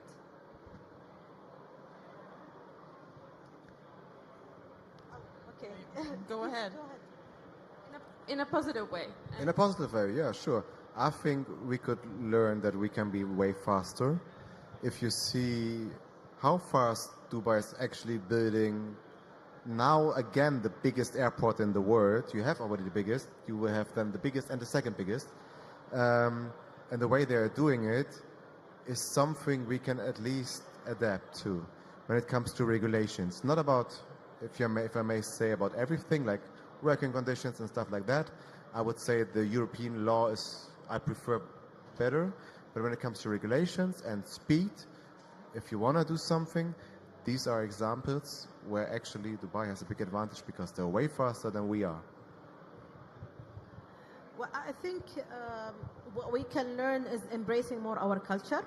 I think that's something that we've been shying away from for a while. We've been focusing on how to move forward, how to be more modern, how to be more, economy driven and all of that. And I think that's something that we can learn definitely from Berlin, and how to embrace our culture and how to make sure that we put it forward always. And I think one of the initiatives, also a beautiful initiative that is done through the community, is something called Farjand Bay, which is basically an initiative by a girl in the community where she wanted to, neighbors knowing each other, neighbors celebrating what's happening. Somebody has graduated from college, somebody has done something, and then creating community events. And then that was picked up by the government, and we've seen how she's performed, and then they created a community, and then the government has supported her to not only have her community doing that, but also go to different communities in Dubai, and called Farjan, which is, for us, it's more of the neighborhood. So different neighborhoods, and create the same vibes and create the same urge, to work together, to unify, to create events within the community, by the community, and for the people and from the people. So yes, embracing our culture, embracing our strength is very important, without forgetting how to move forward very fast is important. But then let's look back at our roots and where did we come from. Thank you. Sorry that was long for me, but Thank you very much. You actually already asked my last questions, which is great. That's fine. We have 3 minutes left on the clock, so since my last question was already taken, which I was really glad you asked that one. Maybe one other question from the audience? No, you're happy with what you've heard? That's great. Do you maybe have one or two things you want to share at the very end of our nice fire chat with the audience, just to close it up? Well, I would like to say thank you. Thank you for everybody. I mean, this experience has been amazing for me. Seeing the other side of the industry that I haven't been engaged with before, seeing how other cities function. For example, we do a lot of business events and more of trips to other markets. But this is the first time that I meet the industry within that market. So it's been a lovely journey and welcoming, and thank you so much, everybody, for inviting me here today and yesterday to be part of this experience. And I would say maybe something I already said in between, but I want to mention it again because it's important. I think as an industry, we should be more proud, more outgoing, telling more people what we do.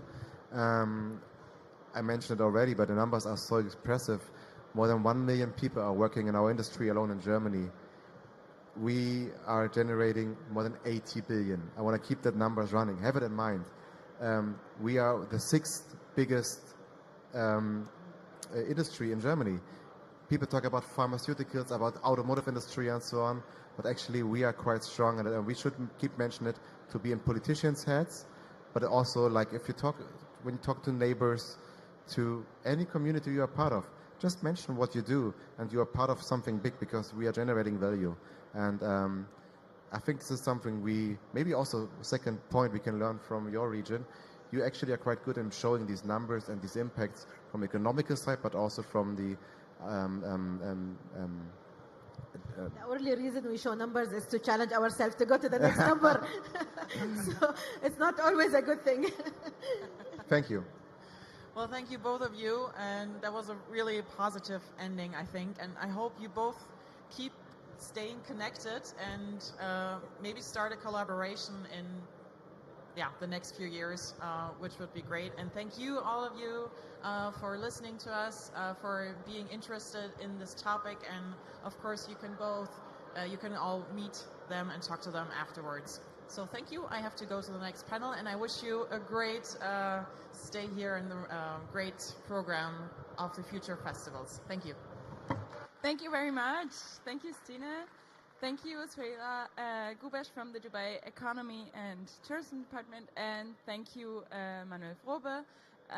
It was very nice to have you here. That was a very interesting exchange. So another round of applause is due, I think. Thank you. We will again take a short break of, I think, 10 to 15 minutes, and then we will welcome our last panel here.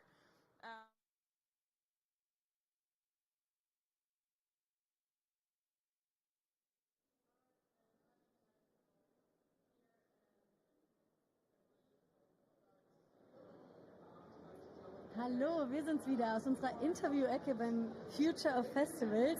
Ich bin Ella und ich bin jetzt hier mit Matthias Leonard. Hi Matthias. Hallo Ella. Du bist Geschäftsführer des Berlin Event Network. Erzähl uns doch mal, was das ist. Das Berlin Event Network oder auch der BEN ist das Branchennetzwerk der Berliner Veranstaltungswirtschaft.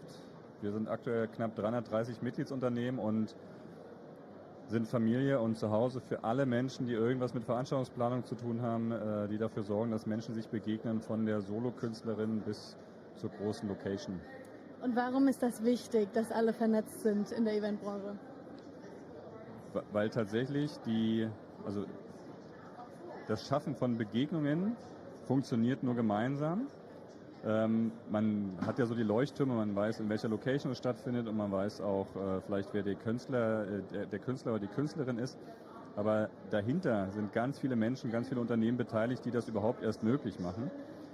Und die sind nicht immer sichtbar. Und da wollen wir natürlich gerne helfen, dass das sich ändert und dass auch die Menschen, die dafür sorgen, dass so grandiose Events stattfinden können, auch eine Stimme haben und ein Netzwerk haben. Das heißt, so Tage wie heute, gestern und heute sind für dich so ganz, ganz wichtig. Bist du beide Tage hier gewesen und die ganze Zeit in Work Mode oder wie war's? Ja, Work Mode auf jeden Fall auch, aber so ein bisschen auch Klassentreffen-Modus. Also man trifft natürlich an jeder Ecke irgendjemanden, den man kennt, der vielleicht auch sogar BEN-Mitglied ist. Und es ist tatsächlich sehr schön zu sehen, wie einerseits natürlich das auch eine Verkaufsveranstaltung ist, die Leute sichtbar machen wollen, was sie anbieten und was sie können. Andererseits aber auch dieses Miteinander und zu sagen, wie kann man gemeinschaftlich dafür sorgen, dass coole Projekte umgesetzt werden. Ist es dann manchmal schwer, du sagst jetzt, es ist ein bisschen Klassentreffen, ein bisschen Work-Event, wenn man in der Eventbranche arbeitet, es geht natürlich viel um sich vernetzen und mit Leuten ins Gespräch kommen, so die private und Arbeitsebene nichts vermischen, oder tust du dich damit gar nicht schwer? Damit tue ich mich tatsächlich gar nicht so schwer, weil die beste Arbeit ist ja die sich gar nicht wie Arbeit anfühlt. So, ne? Und das ist tatsächlich auch in der Branche so. Und ich bin großer Freund, großer überzeugter Netzwerker. Das heißt, seit mittlerweile ungefähr 15 Jahren bin ich in der Branche. Ursprünglich mal Geisteswissenschaftler. Und deswegen ist jedes Mal, wenn man eigentlich arbeitet, ist auch immer ein schönes Treffen von Freunden, Treffen von Bekannten, mit denen man gerne Dinge zusammen macht. Ja, ich glaube, wir nicht von Natur aus begeisterte Netzwerker sind, schauen da immer ganz neidisch zu, wenn Leute wie du mit im Raum sind. Aber schön, das klingt gut. Du hast es schon ein bisschen angeschnitten, aber wie hast du überhaupt deinen Weg reingefunden, dass du jetzt in der Eventvernetzung tätig bist? Ja, wie gesagt, ich habe angefangen zu studieren, germanistische Linguistik, Philosophie und Politikwissenschaft. Und da war der Weg natürlich in die Eventbranche vordefiniert, gar keine Frage. Nein. Ich wollte eigentlich mal Lektor werden und habe dann aber gemerkt, als ich im Sprachwissenschaftlichen Institut phonetische Onset-Times gemessen habe, dass mir so ein bisschen der menschliche Kontakt fehlt und der Austausch mit anderen Menschen und tatsächlich auch, wenn ich es schon gesagt habe, so dieses gemeinsam Dinge schaffen, Begegnungen schaffen. Und dann bin ich über meine zweite Leidenschaft, das Beachvolleyballspielen, in den Eventbereich reingerutscht und habe mit einem Freund zusammen damals eine Agentur gegründet und wir haben Veranstaltungen organisiert für eine Location in Berlin.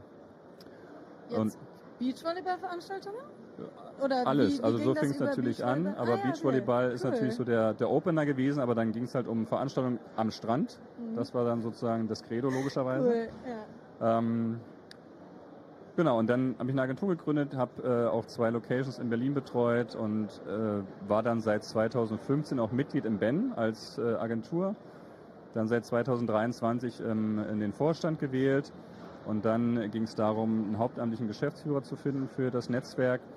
Und ich habe gemerkt, dass ich Lust habe, mehr zu machen als sozusagen nur Veranstaltungen zu organisieren, sondern für die Branche, für die Stadt irgendwie was zu schaffen, was vielleicht auch einen Mehrwert darstellt, was auch nachhalt nach einer Veranstaltung und nicht eben nur morgen 23 Uhr ist die Veranstaltung vorbei und alle gehen nach Hause, sondern etwas schafft, was in der Stadt bleibt, was für die Branche bleibt. Und dann habe ich gesagt, gut, all in.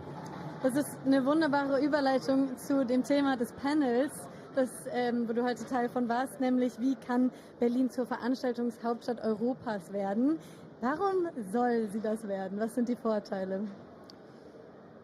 Tatsächlich ist, glaube ich, aktuell der größte Vorteil, dass Veranstaltungen es schaffen, so gesellschaftliche Grenzen und Ressentiments aufzubrechen. Und finde ich in der aktuellen Zeit wichtiger denn je. Und Berlin hat eigentlich schon alles, um Veranstaltungshauptstadt Europas zu werden. Locations, kreative Menschen in der Kultur, in der Verwaltung, in der Wirtschaft.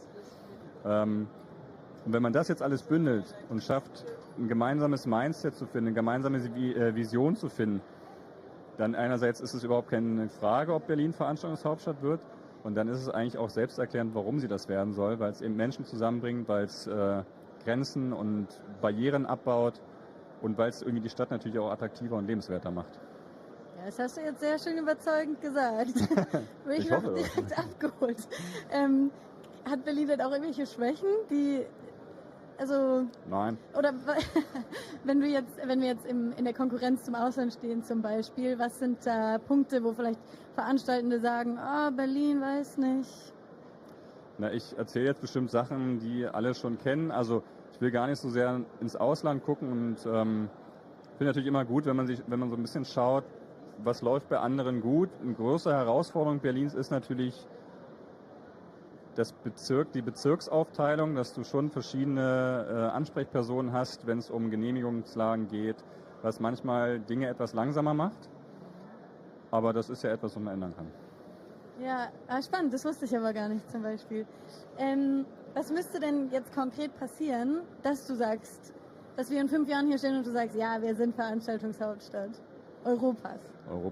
Was müsste passieren? Na, da bräuchte ich natürlich jetzt die Kolleginnen von Visit Berlin, die mir die Zahlen zurufen und sagen, also allein an den Kennzahlen heraus das zu messen, aber ich finde auch, wenn Berlin es schafft, ein Commitment und eine Vision zu kommunizieren, die über die Branche hinausgeht, also die wirklich auch in die Stadt geht, dass die Stadtgesellschaft erkennt, was für Mehrwert Veranstaltungen für die Stadt haben, nicht nur wirtschaftlich, sondern eben auch gesellschaftspolitisch und für die Attraktivität der Stadt, dann ist das, finde ich, schon eine sehr, sehr wichtige Kennzahl, die auf jeden Fall dazu beiträgt, dass Berlin sich stolz als Veranstaltungshauptstadt bezeichnen kann, als eine Stadt, die mit offenen Armen dasteht, die gerne Gäste in der Stadt hat, die gerne dafür sorgt, dass die Berlinerinnen und Berliner Lust haben, in der Stadt zu leben und das auch weitererzählen vor allem. Siehst du Veränderungen in der Eventszene? Also wir haben auch vorhin beim Mittagessen darüber gesprochen, was so Generationenwechsel angeht, ob auch vielleicht Corona einen Einfluss darauf hatte, dass junge Menschen, Gen Z, weniger out and about ist, weniger in Clubs ist. Hast du da Gedanken, Insights zu? Da kann ich jetzt nicht auf belastbare Zahlen zurückgreifen. Das ist jetzt ein bisschen vielleicht ein Gefühl, Interpretation der Lage, wie ich es so mitkriege. Wir haben natürlich auch einen engen Austausch mit der Club Commission und natürlich gab es nach Corona eine Veränderung. Während Corona hat vieles im digitalen und hybriden Raum stattgefunden. Das Positive ist, man merkt, die Menschen wollen sich weiter treffen und wollen Live-Events. Das Hybride ist geblieben, weil es natürlich auch eine Verlängerung der Wertschöpfung darstellt. Man kann mehr Tickets verkaufen, die eben für Gäste, die eben online zugeschaltet sind. Und gerade so mit Fokus auf Clubs, die ja teilweise auch Veranstaltungslocations sind, glaube ich, schon einen Generationswechsel abzuzeichnen, weil natürlich die nachfolgende Generation viel digitaler unterwegs ist und vielleicht dieses Persönliche gar nicht mehr, auch durch Corona, gar nicht mehr so stark im Fokus hat, wie vielleicht wir. Keine Ahnung, wer wir ist, aber oder sich damit vielleicht ein bisschen schwerer tut. Ein bisschen schwerer tut vielleicht auch, genau. Und natürlich auch gemerkt hat, das hat Corona ja auch so ein bisschen hervorgerufen, dass es auch andere Möglichkeiten gibt, sich zu treffen, ne, also in Parks, vor Spätis etc. Also ich glaube, dass da schon ein Shift stattfindet und dass natürlich auch ein digitales Angebot die jüngere Zielgruppe wahrscheinlich noch mal mehr abholt. Also gehe ich von aus und das muss die Branche auf jeden Fall mitbedenken. Also das wird ist es jetzt schon so, dass ihr verschiedene Kommunikationswege habt, verschiedene Generationen anzusprechen? Also wir sind noch nicht auf TikTok. Nein. Da sieht man schon. Genau. Das überrascht mich. Aber das ist natürlich, gerade wenn es um Nachwuchs geht, ist das natürlich ein großes Thema. Ja. Aber da gibt es auf jeden Fall noch viel Potenzial. Okay. Dann will ich dich mal noch was fragen. Da ist das kannst die du Fun-Frage? jetzt die Fun-Frage ist, was ist denn für dich das perfekte Event? Ist es draußen oder drin? Was für Essen und Trinken gibt es? Was ist das Unterhaltungsprogramm? Das Setting ist mir eigentlich fast egal, sondern für mich das perfekte Event ist, wenn ich hingehe und irgendwie überrascht werde, also irgendetwas erlebe, was ich vielleicht so nicht erwartet habe und mit etwas nach Hause gehe, was so ein bisschen nachhalt. Und das ist jetzt mehr als ein Foto, sondern tatsächlich irgendeinen inhaltlichen Impact, irgendeinen emotionalen Impact, den ich mitgenommen habe. Und da ist es mir wirklich egal, ob das auf einem Musikfestival ist, auf einer Tagung etc. Wurscht. Also wenn irgendwas bleibt, wenn irgendwas hängen bleibt, was mit Emotionen zu tun hat. Schön. Und hast du ein Event in deinem Kalender, was du jedes Jahr besuchst? So, ob das jetzt Festival oder Event ist? Die Weihnachtsfeier mit meiner Familie natürlich. Auch das, ein du Event, hast was recht, ich ja. jedes Jahr besuche. Natürlich, eines meiner wichtigsten Events und das Beste eigentlich auch der Stadt ist das Sommerfest des Berlin Event Networks. Ja, kann man auf jeden Fall immer wieder ganz gut besuchen. Okay, ich sehe schon. Aber Berlin ist so vielfältig, es gibt so viele Angebote, ich würde mich da jetzt gar nicht unbedingt auf eins festlegen wollen. Außerhalb von Deutschland oder bleibst du gerne in Berlin? Ich bin ja so gebürtiger Berliner und die tun sich ja manchmal ein bisschen schwer mit. Ich bleibe gerne in Berlin, ja, das ist schon. Ja. Und du hast ja selber so ein bisschen über Umwege deinen Weg gefunden in die Eventbranche. Hast du irgendwelche Tipps für Menschen, die da vielleicht auch rein wollen? Tipps? Na, tatsächlich einfach mal machen. Und gerade in Berlin, also Berlin funktioniert ja sehr, einfach mal Leute ansprechen. Ne? Also auch dieser Kiezgedanke, wer macht was in meinem Kiez? Und falls jetzt jemand zuschaut, der Lust hat, mal mehr von der Branche zu erfahren, der kann sich natürlich gerne jederzeit bei mir melden. Also einfach mal Leute ansprechen und vor allen Dingen mit der Leidenschaft, die einen ja irgendwie dazu bringt, in diese Branche zu gehen, die auch vor sich hertragen und alles gar nicht so sehr vielleicht auf Kompetenz zu schauen. Das kriegt man alles angelernt, sondern viel wichtiger ist so die Leidenschaft und die Motivation, Menschen zusammenzubringen, irgendwie was zu schaffen, was auch so einen emotionalen Mehrwert darstellt. Okay. Wenn wir jetzt in die Zukunft blicken, wir haben heute auch schon drüber gesprochen, wie ist das mit Festivals und Klimawandel. Wir haben auch irgendwo ein Clubsterben in Berlin, Festivalsterben in Deutschland. Wie siehst du die Zukunft oder was wünschst du dir vielleicht für die Zukunft von Events, Festivals? Was ich mir wünsche, ist das, was wir vorhin auch beim Roundtable die ganze Zeit propagiert haben. Also unser Hashtag ist ja gemeinsame Sache. Und dieses Mindset wünsche ich mir, dass das also auch wirklich gelebt wird.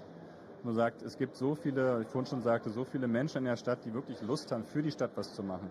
Gerade aus unserem Netzwerk sind ganz viele UnternehmerInnen, die sehr regional verwurzelt sind, die sehr, sehr großes Interesse daran haben, dass Berlin einfach bunt, vielfältig, divers, attraktiv bleibt. Und dass dieses gemeinschaftlich dafür zu sorgen, an einer gemeinsamen Vision zu arbeiten, das wünsche ich mir eigentlich. Und ihr seid nicht auf TikTok, aber seid ihr auf Instagram? Wir sind auf Instagram. Okay. Berlin Event Network findest du. Okay, wunderbar. Und wir sind auch auf LinkedIn. LinkedIn natürlich, ja. Damit wir auch eine Inspiration geben können für die Berlinerinnen, gerade wo jetzt der Winter kommt oder schon voll da ist, dass man trotzdem sich noch aus seinem gemütlichen Zuhause rausschält. Ja, das ist wichtig, okay. Wunderbar, dann müssen wir hier leider den Schluss setzen. Aber vielen Dank, dass du da warst, Matthias. Danke, dass ich da sein durfte. Und viel Glück mit deinen Events und dem Bestreben, Berlin zur Eventhauptstadt Europas zu machen. Danke, ciao. Ciao.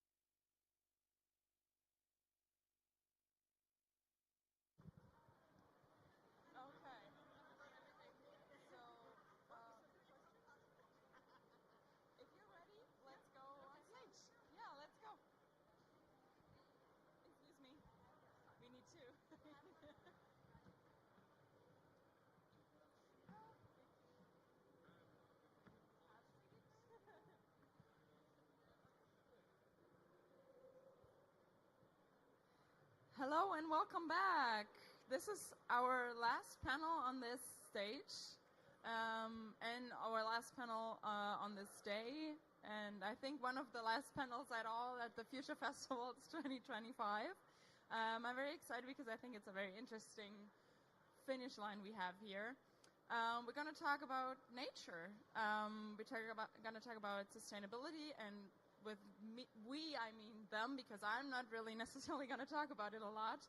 I remember that yesterday in another panel, I think it was the International Promoters panel, Salman Sayed from Wacken Open Air said that he was browsing the exhibition site, trying to find a giant balloon to put over Wacken to prevent it from being rained off and maybe drowning in the rains. He didn't find that giant balloon because it doesn't exist.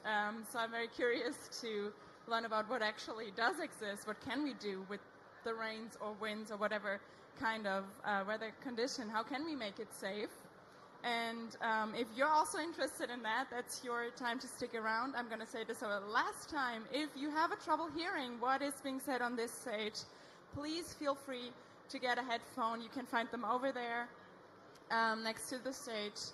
This is stage red, channel 1. Please make sure to listen to the correct channel in order to get the correct information you want to have. So now let me introduce you to our panel. With us here today is Vivian Hunter.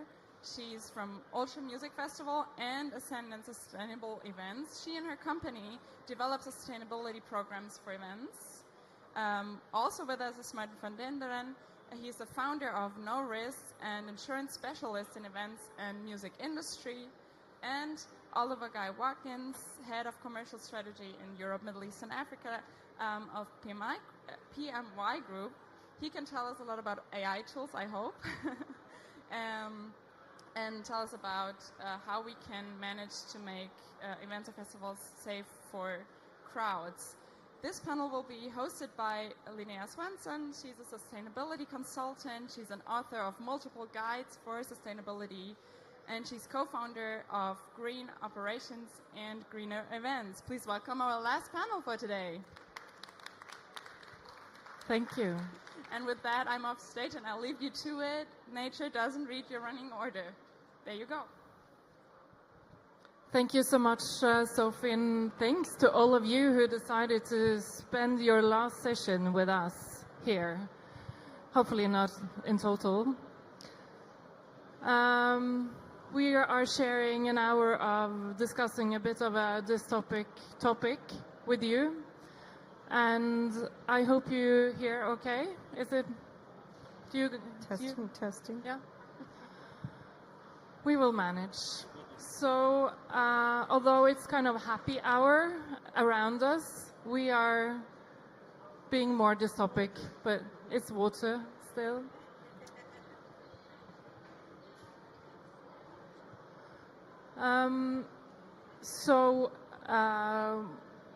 Sophie just mentioned Wacken, and the Wacken Open Air had to ask the visitors to leave their cars at home due to bad weather. They also had to leave their cars in total. They have to close down the whole festival some years ago. And this year it rained a lot again. Did anyone attend Wacken? Anyone from Wacken? No? This year it was the same, but they were more prepared. And today we will share some more thoughts and experience on how to prepare yourself for what is happening more and more often. Another side of the coin is drought and wildfires. This is from LA, which we saw the devastating wildfire really getting totally out of hand earlier this year. And I know you guys have some experience with this already. We had a fire on a car park at a Portuguese festival some years ago where multiple cars burnt completely, and it did not spread, but Coachella has been in the outskirts of a wildfire, and this is something that we are all in some areas more exposed to. And then we have wind. Pohuda had some, in Slovakia, had some devastating winds that even had some severe casualties, unfortunately. I don't know if anyone from Pahuda is here. I saw one earlier today. And I know that there are more information in the audience if we want to go into that, but it's really devastating, it's scary to be an organizer. We say that organizing festivals is like a risk sport, but now it's becoming really, really severe, and it's almost so scary that you don't even know if you want to go into it. But with me today, I have some very brave and solution-oriented people, and I'm really curious. Although we are in the midst of some really high noise here, to share some experience and insights on how to solve this hard topic. So first, I would like to give the word to Vivian. Do you want to show us something from Ultra Music Festival? You work as a consultant also on sustainability. You work with many events in the US mainly, and you've been the sustainability director for Ultra Music throughout some time. I don't know, who saw Vivian speak earlier today? Some people. Some did? Yeah? Okay. Awesome. Yes, hi everyone. I'm Vivian Hunter. I'm the founder of Ascendant Sustainable Events. So yes, we do other festivals, conferences, food events, all sorts of anybody who wants to be sustainable, we're happy to help with. But yes, at Ultra, I'm the sustainability director, which means that when it comes to weather, we're really focused on protecting the park. We have a whole team that is focused on safety and security for our attendees, and we really work hand in hand with them. But yeah, I think I was invited to this panel because for the last 2 years, Ultra has had weather-related interruptions, and somehow these have been covered globally by the media. It's so funny. I can't get them to cover my sustainability program, but we get a little rain and everybody freaks out. It's Florida. We get rain like that all the time, but indeed, it was more than a little bit of rain. It was severe flooding. We had a full evacuation 2 years ago. Last year, we had a show stop, a work stop, and a seek shelter notice for our attendees, but we luckily didn't have to evacuate. But yeah, everything worked out fine. Everybody was very well behaved, surprisingly. It was, our attendees were patient with us. They came back in ready to party after the event, or after the rain. And we were able to make this video, so let me share that.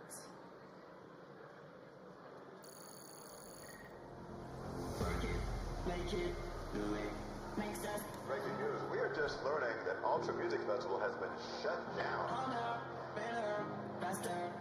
Rain not stopping crowds from gathering. They don't care about that. A little rain never stopped no party. Too much rain in the mixer. The mixer stopped. So happy, but still, Yeah, you know. even sexy. How does Ultra make rain sexy? It's funny. But yeah, like I said, everybody made it out safely, and I think that was really due to, you know, some really great planning, some amazing professionals that we have on our team, and yeah, we made what we could of it. Thank you for sharing. Oliver, Hello. you don't organize festivals, but you help festivals.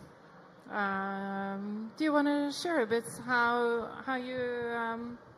you do that, and how you help festivals preparing for extreme weather and other conditions?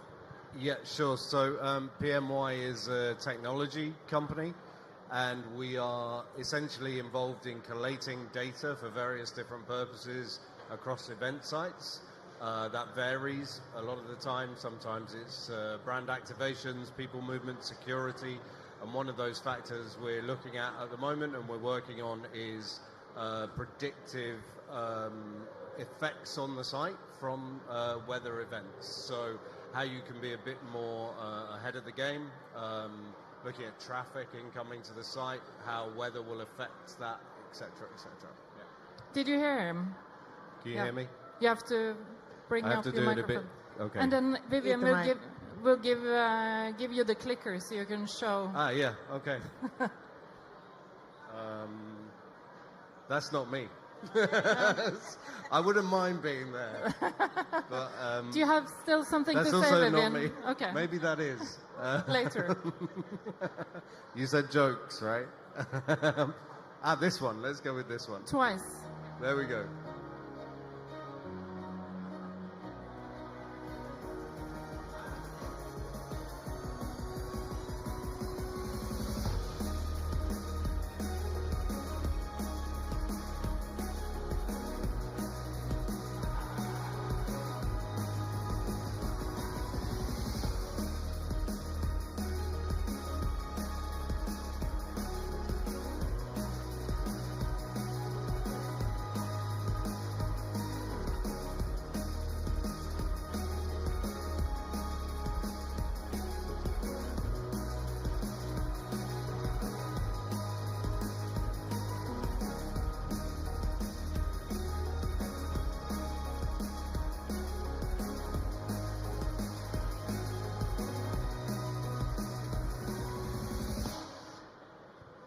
I think the purpose of showing this video and the reason it's good to talk to is that we're in quite a unique position as a technology-based company where the clients that we work with, we do the service level of deployment. We then do an intelligent level of deployment to collect data, and we use that in an operational capacity, but also in an experience capacity. So the forward-facing fan presentation also comes from us and with that data source at the same time. Sounds intensive, but how Yes, good point. do you work with all of Europe, the whole world? Where are you based? Yeah, we're a global company. Our head office is in Melbourne. We have offices in the US, in LA and New York, and then in the UK, in London, and Amsterdam and Berlin in Europe. Great. So we will hear a bit more about the technology solutions that you offer in a bit. But first, I'd like to hear from our last participant, Martin. You work with insurance, Yeah, and I'm it's sorry. called No Risk. Please explain. Yes, we help organizers to ensure their events. So as you can imagine, they're facing a lot of risks. And we were trying to make sure that they have the right policy that fits their needs. So we don't work for insurance companies. We're the good guys. We make sure that you're well taken care of. And if there is a claim, that we will make sure that you will actually get your money from the insurance companies. Okay, so you're on the festival side, helping Festival, navigate. concerts and movies. That's basically what we do. So you help navigate in this jungle of insurance companies and the regulations and...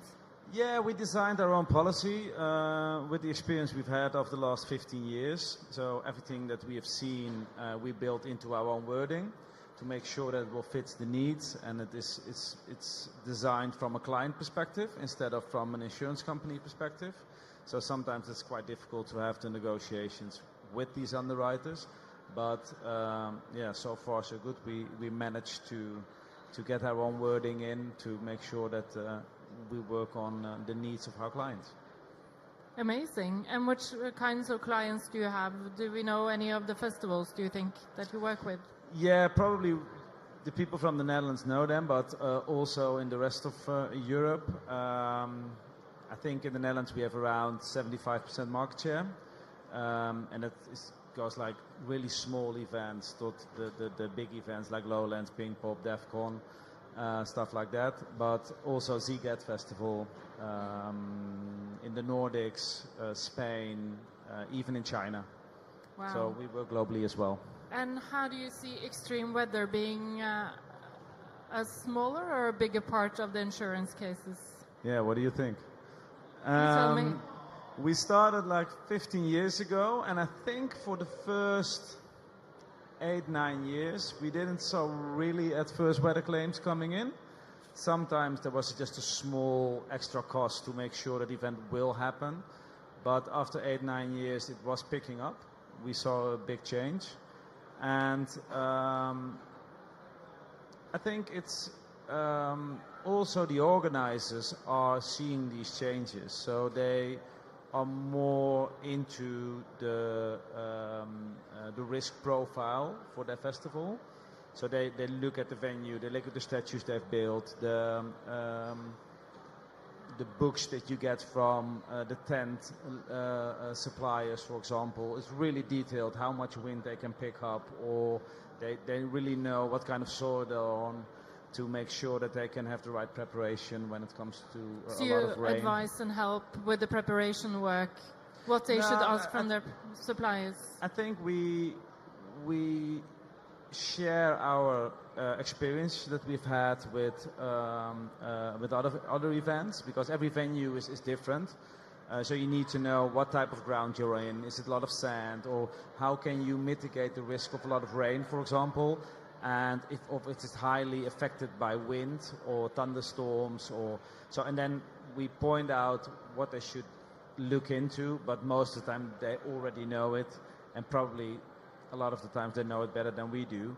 It's only more that we make sure that their plans are presented to the underwriters as well, because it will affect the insurability of your event. Yeah. So what are the most frequent extreme weather? Yeah, it's definitely wind. Wind is always the biggest problem because of the stages that have been built, and thunderstorms. Last year we had 2024 in the Netherlands, and not only in the Netherlands, also in other parts of Europe, a lot of water, a lot of rain. But that was actually one of the first years that rain was a major issue for all of these events. So you see that it is changing over the years. Yeah. Okay. Interesting. Thanks. How many of you are representing festivals? Up. Long arm. It's nice to have a stretch. Do you all have insurance for weather? Do you know? Yeah, so a couple. So there is a market here. It's good to do markets. Any other questions you want to ask now? Yeah, so what we are now discussing, Vivian, you had a talk earlier which was a lot about mitigating climate change, like all of the things you can do to mitigate the climate change. But we are now having this dystopian talk about how we can adapt to the climate change. And I just attended a climate conference in Oslo, where I live, yesterday, and the scientists from Bloomberg shared with us that we're heading towards 2.5, 2.7 degrees, maybe even 3.5 degrees. And we are still able to keep it below. That was the worst timing for that. I know.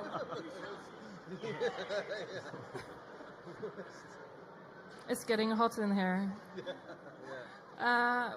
We're still able to keep it below 2 degrees, maybe, if we, do what we can.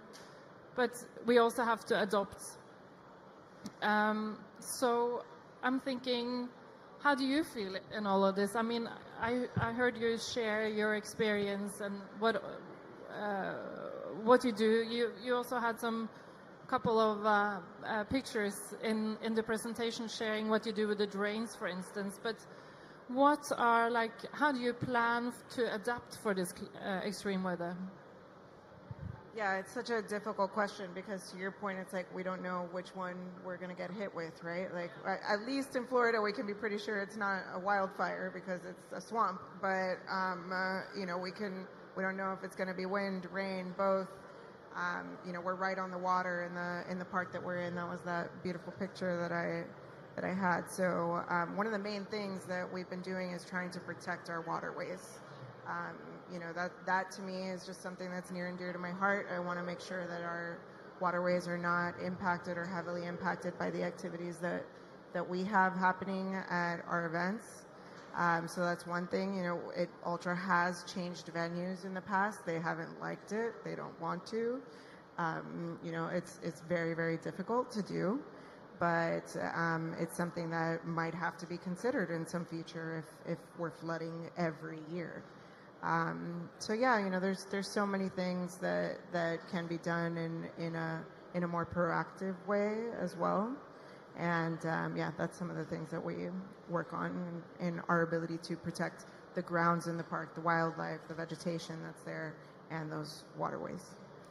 So when you're working as a sustainability director, how closely do you work with security planning and the different, you know, departments in the festival organization?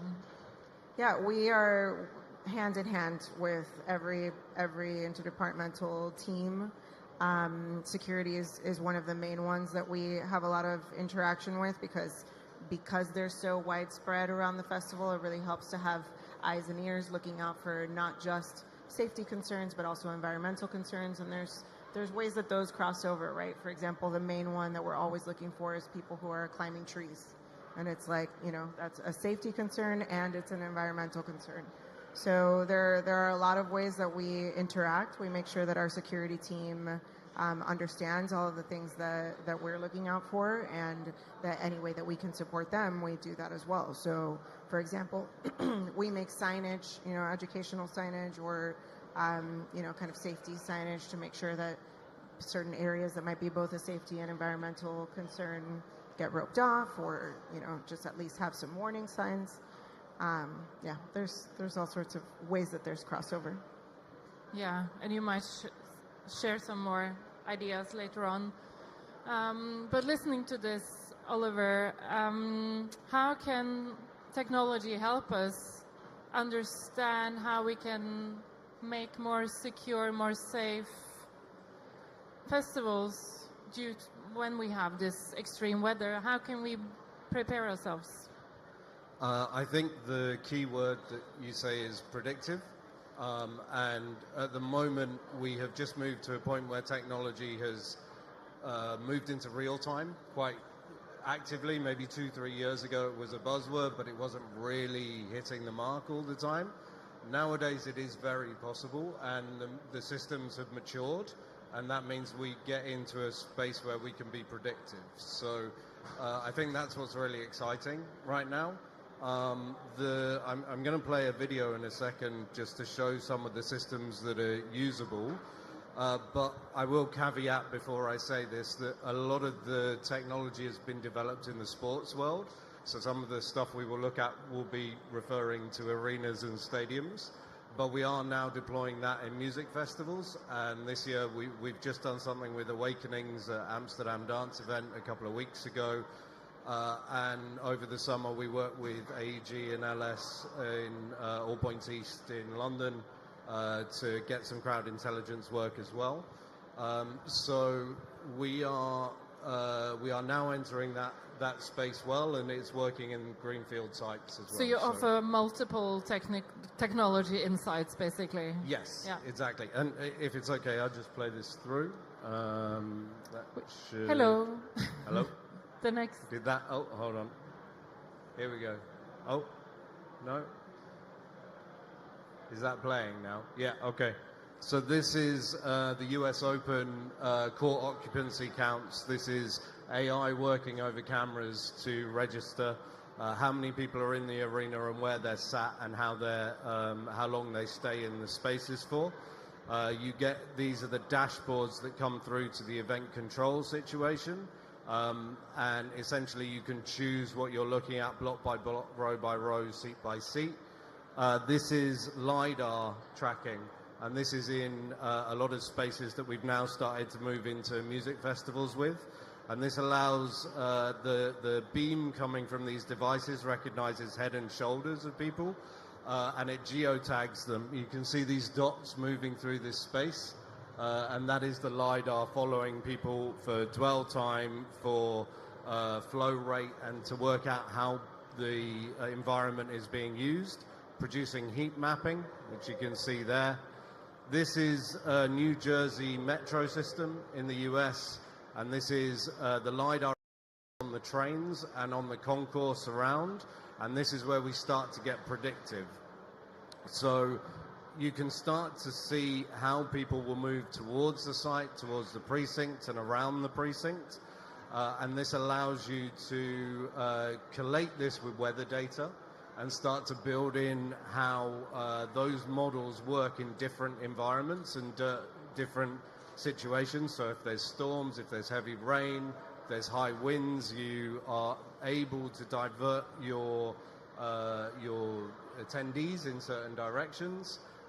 We have now built this with traffic as well, so this allows you to see how traffic is flowing up to 20, 30, 40, 50 kilometers away from the site. And once that, and this is one of the issues I know Wacken had in 2023, that essentially the vehicles got caught, and that's what made them have to shut the site. We're working with organisers to be predictive, where they can have holding areas at certain points into the site should heavy rain or should there be some kind of weather event that means that needs to happen. And then the technology now, what we're working on is that these AI over cameras and the LiDAR could be installed into drones, and you can start to survey the sites before they're active to see which areas of the sites are likely to flood or likely to be hit by different weather conditions, meaning when that condition comes in, you can take that area of the site out from play, or you can divert people into other patterns, essentially. Sorry, I know that video is quite fast. I didn't realize how fast it was until I talked to it then. But yeah. It's all right. I think, Vivian, listening to this, do you think it's a tool? You probably know which area which will flood, don't you? Yeah, well, we've learned All of it. We've learned the hard way, right? The last 2 years, and that actually helped us be proactive this year. You know, the 2 years ago really showed us, okay, these are the hot spots, these are where we can control it, these are where we can't. So yeah, we know because our venue repeats, and so, you know, as long as we don't move, we can be predictive about it and just be prepared. Yeah. Martin, do you think technical tools like this could help festivals developing better security plans and better documents for the underwriters? And what kind of opportunities do you see? Yeah, well, definitely, because especially when you have a lot of a really they agree with me. If you have a really big venue, then it's really nice to know, for example, which parts of the venue are highly, they have a highly risk profile for flooding, for example. And if it's different types of soil, then you need to know how to prepare. And I think these kind of programs will help. And I was wondering if your program also has these kind of features that will predict the amount of rainfall within a certain period. So, for example, if you take 6 to 8 weeks prior the event, until the event date, how big are the chances that you have a certain amount of millimeters of rain in that particular period of the year? Because that tells you something about the history and what you might predict. And probably it's going to be worse within the future, but it tells you something if you could compare it to other parts of the country, to understand what's happening. It's really interesting, and the honest answer is that the richer the data, the better the picture, right? Sorry? And the richer the data, the better the picture. Yeah. So all that data is available, like rainfall over periods of time in X location, that data can be found, and the question is just, who do you want to see it?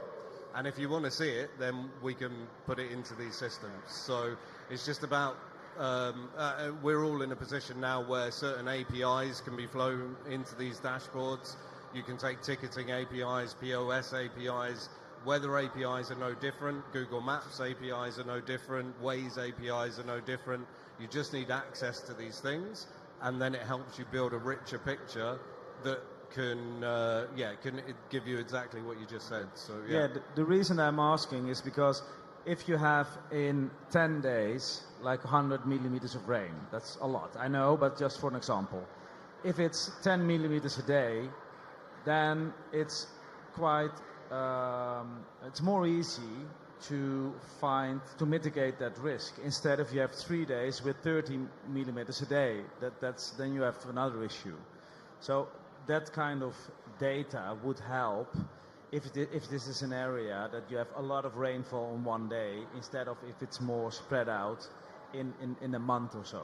Yeah, so it means you need to plan in different ways for different for happenings. example, here in Germany, you have certain venues that are commonly used for events, and they are highly at risk for thunderstorms, for example. But you need to know in which month it's more likely to have this thunderstorm, so that these kind of data will help you to prepare what to do. Yeah, this is really interesting. I'm thinking, as a festival organizer, I would feel a bit overwhelmed getting the opportunity to get all of these insights. Do you feel what I'm saying, festival organizers? So who should deal with this, you know? Do you have some ideas, Vivian, or all of you? Who are the responsible, you know, parties in the festival organization, and how should the festival organization be rigged to be able to take in and act on all of this information? Vivian, first. Yeah, I can't think of a team that isn't impacted by events like this, right? Like, you know, our technology team, obviously, our safety and security team, my team, our operations team, our, you know, everybody who's running around with equipment that can be damaged, AV, it's like, I really can't think of a single team that isn't impacted. But certainly the safety and security team is the one that is most impacted and is most paying attention to this information. At Ultra, we have what we call a unified command center. So that means that our safety and security team is kind of at the helm, but then we have a representative from police, a representative from fire. We even have a meteorologist from the National Weather Systems. We have you know, anybody who is a stakeholder and a partner in executing our safety and security plan kind of lives together in this unified command center in order to be able to, you know, consult with each other, react quickly, and implement the plans that they've put in place together. Oliver, do you find festival organizations readily available and, you know, open to the information that you have? Do you think they are prepared enough in their organization-wise? Some. Where we have the most success is where, as you just said, we have full buy-in from different teams. So, for example, at the US Open, we have a C-suite briefing and a department briefing every morning with the previous day's data. And during the day, we will then meet each department individually to activate that data and ensure that it's flowing. Because you can have all the data in the world and you can have every piece of information you want, but if you don't use it, then it's absolutely useless. And the reality is you need people to buy into that to actually make it work in any context. And this topic we're talking about is no different. So, yeah, I think you can collect the rain data over periods of time over a specific piece of land. You can give that to a festival organizer, but in reality, they might not want to move it 2 weeks from when it usually is, just because the weather data says every year on those 2 weekends it's rained, because you guarantee that next year it won't rain on that weekend, you know? No, So, and probably they can't move it, but it's like that you need to be prepared and to know what kind of mitigations you can do to make sure that your event will go on. So you need to be prepared for all these type of risks that are plausible for your event. That's basically what you're trying to do. yeah, of course. But Martin, do you think the festivals that you know, do you think they're prepared enough to, you know, adapt to this information that is out there? Yeah. most of them are so professional that they need to know what to do, and they have to, because otherwise, well, they won't survive. So, and when you look at the Netherlands, for example, there's so much competition. So if you don't have an event that is really comfortable for your audience, then they can choose another festival in the same weekend if they like. So that makes sure that you have to, but also if you don't have that much competition, you still need to work it out, because otherwise the event got cancelled and you don't make any money. Good point. Very good. So I'm still curious to dive a bit more into the challenges that we face with this. And one thing is the technology and adapting to all of the information that we get from the technology. But I'm thinking also about the site layout. Have you changed or made changes, or do you have suggestions, Vivian, on how to plan your site in a better way? We have, yeah, certainly. So that first year that we had really bad flooding, we had, for example, all of our art, kind of live art displays were in this area that got really heavily flooded. So this last year, they actually elevated them and put them on, raised platforms. And it was funny because then when it rained again, there were like islands in this lake, essentially. But it looked really nice, and actually the art, all this colorful art, was reflecting on the water. We had a lake. I mean, it was crazy. But certainly all of the emergency planning tries to route around those areas. Electrical routes around those areas, that was another huge concern we had. All these electrical wires running from generators and running to stages, sitting under 2 feet of water was certainly a scary thing to have. So that was something else that got elevated or protected better in the second year. Again, luckily no one got hurt. We had a great team in place, great speed on the reactions. But yeah, there's definitely been changes to the site. Do you see any needs to improve site plans, Oliver, or are you involved in that too? Yeah, I mean, we are one of the use cases, well, the biggest use case that we have in festivals this summer has been to advise on site layout using the LiDAR data. And that is largely about people movement, but we talked about it earlier, actually. One of the events that we worked at this summer had a heat warning on it, and there was a dust problem, and there was actually a fire warning around the area, although nothing happened, thankfully, but there was a dry weather warning.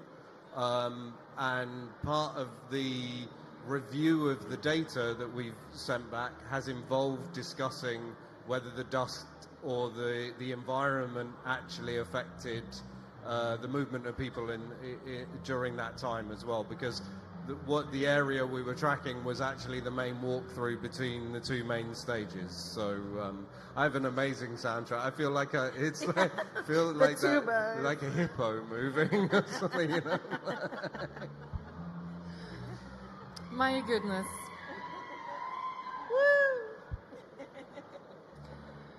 Martin, do you see opportunities at festivals to improve their site layouts to avoid getting the need of your services, so to speak?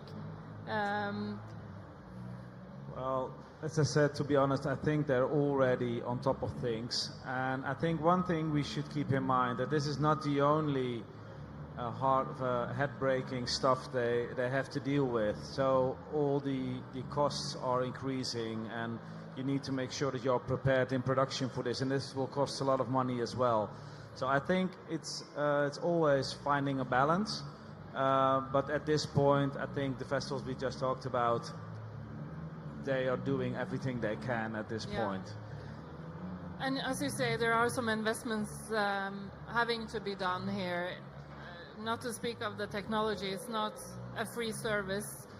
So, Vivian, have you had to invest a lot in new equipment or new planning or new tools to adapt? Absolutely, yeah. That was one of the. Can you give some examples? Yeah. Let's see. All right, so these are a lot less sexy than the video, but these are our storm drain protections. And so there's 3 types that you see here. The ones that we use most typically are the ones on the left. Is the storm drain filters. So this just captures litter and solids so that the storm drain itself doesn't get clogged, and so that it also prevents pollution. If there's small plastics and things that are just littered throughout the site and they start to move with water, then this catches it but still allows the water to move through. The other one is a full block, so that we call these socks, and they just at least block all of that stuff from staying on the outside but let the water still keep moving. And then the ones on the right are the ones that I'm hoping to start investing in. These are more permanent installed storm drain protections. So these are actually like a catch basin that allows the water to continue flowing through in the same way, but requires a little bit more maintenance, but at least it's something that we invest in once and can continue using year after year. So yeah, there's these, and of course there's all sorts of rain gear that we've had to get. There's plans had to put in place. For example, for spills, we have to have spill kits available throughout the site. So we definitely want to make sure, like, that's the reason a spill can get more severe, is if it gets spilled and then rain comes and starts to move it around, and especially if it's a hazardous fluid, can get into the waterways. But do you also get support investing in, these, again, there's a cost. Do you get support from the city or from other stakeholders? I wish. Yeah, we've talked to the city many times about putting the more permanent storm drain filters in, and they've been investing in this. They've been investing in this in other areas of the city where they're more needed. So it's a plan eventually, but we try to hurry them along and say that, hey, we really need them here. So hopefully it can be a partnership, but if not, we look at it as a legacy investment that we can make on behalf of Ultra to the park. I feel like I just want to invite all of the room up here to stage. Do you hear us at all? Yeah? Okay. Good. Martin, do you see stakeholders that should be more involved? Yeah, I think the collaboration with local authorities, that's something you could invest in, because sometimes we see that the promoter is really in charge and really on top of things, know what to do, know to handle these risks, and then the local authorities are a bit concerned because they have a lack of knowledge.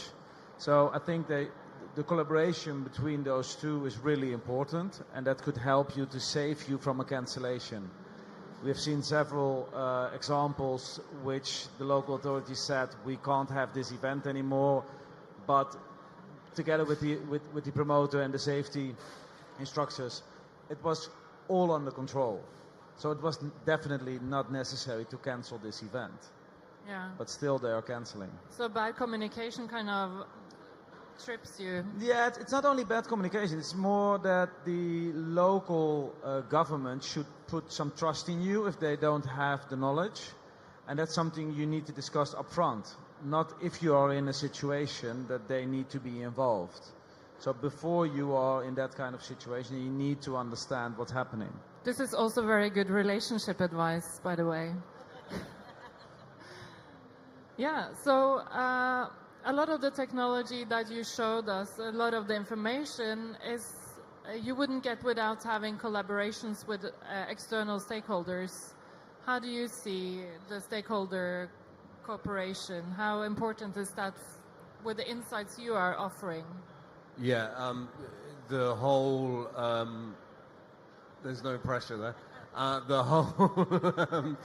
The whole situation relies on people buying into it, and that involves local councils as well. So we've been talking in the Netherlands with the site that DEF CON and Lowlands are on, but that involves the municipality being involved in that conversation, and potentially it's the municipality's responsibility to install the technology that can track the traffic around the site, or that can track the weather involvement in that period. And then, especially when you're leasing a land to maybe 3 or 4 events per year, then it becomes much more accessible to the organizers at that point. Yeah, and DEFCON, for example, is a really good example, but also kind of difficult for every event to do it like that, because they have one control room with all these services are in it, so they are operating as a team, as a whole, instead of working besides each other.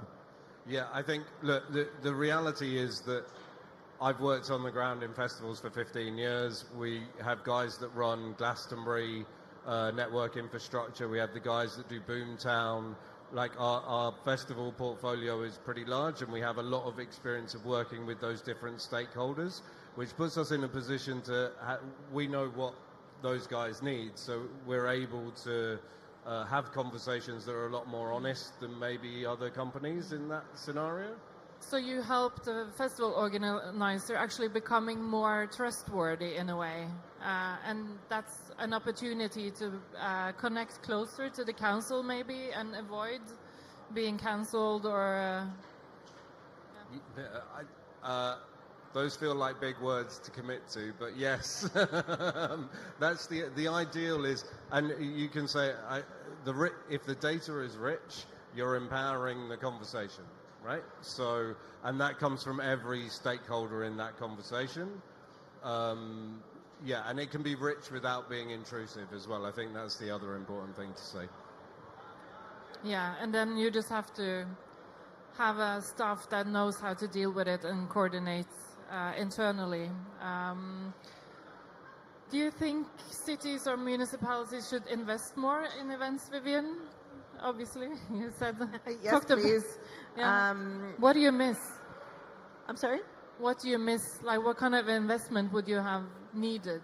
Oh my goodness. Well, the storm drain protections are the ones that I've been asking for as long as I can remember, and we haven't gotten. But yeah, there's so much, of course, in terms of data and just like understanding the space. Like, you know, Ultra happens in Bayfront Park, which is right there.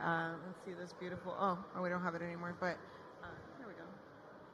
So yeah, this is where our venue is. It's a beautiful, huge city park right on the bay.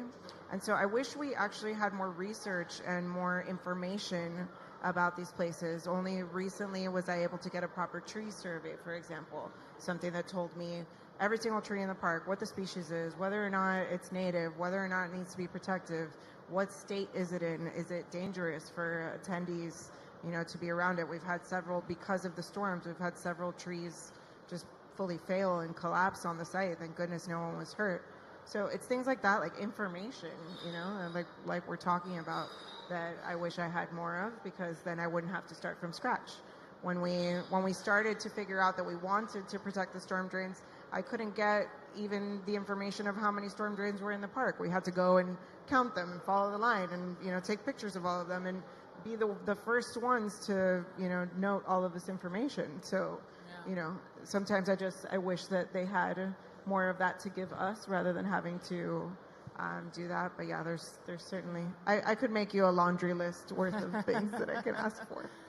So I guess it's about, I guess this is not very unique, unfortunately, but so it's also the opportunity with this data and insights and working with insurance companies to actually building a case towards the municipality to show them what you already invest, what your economic ripple effects are for the local community, and how you can work alongside each other to create even bigger revenue for the city.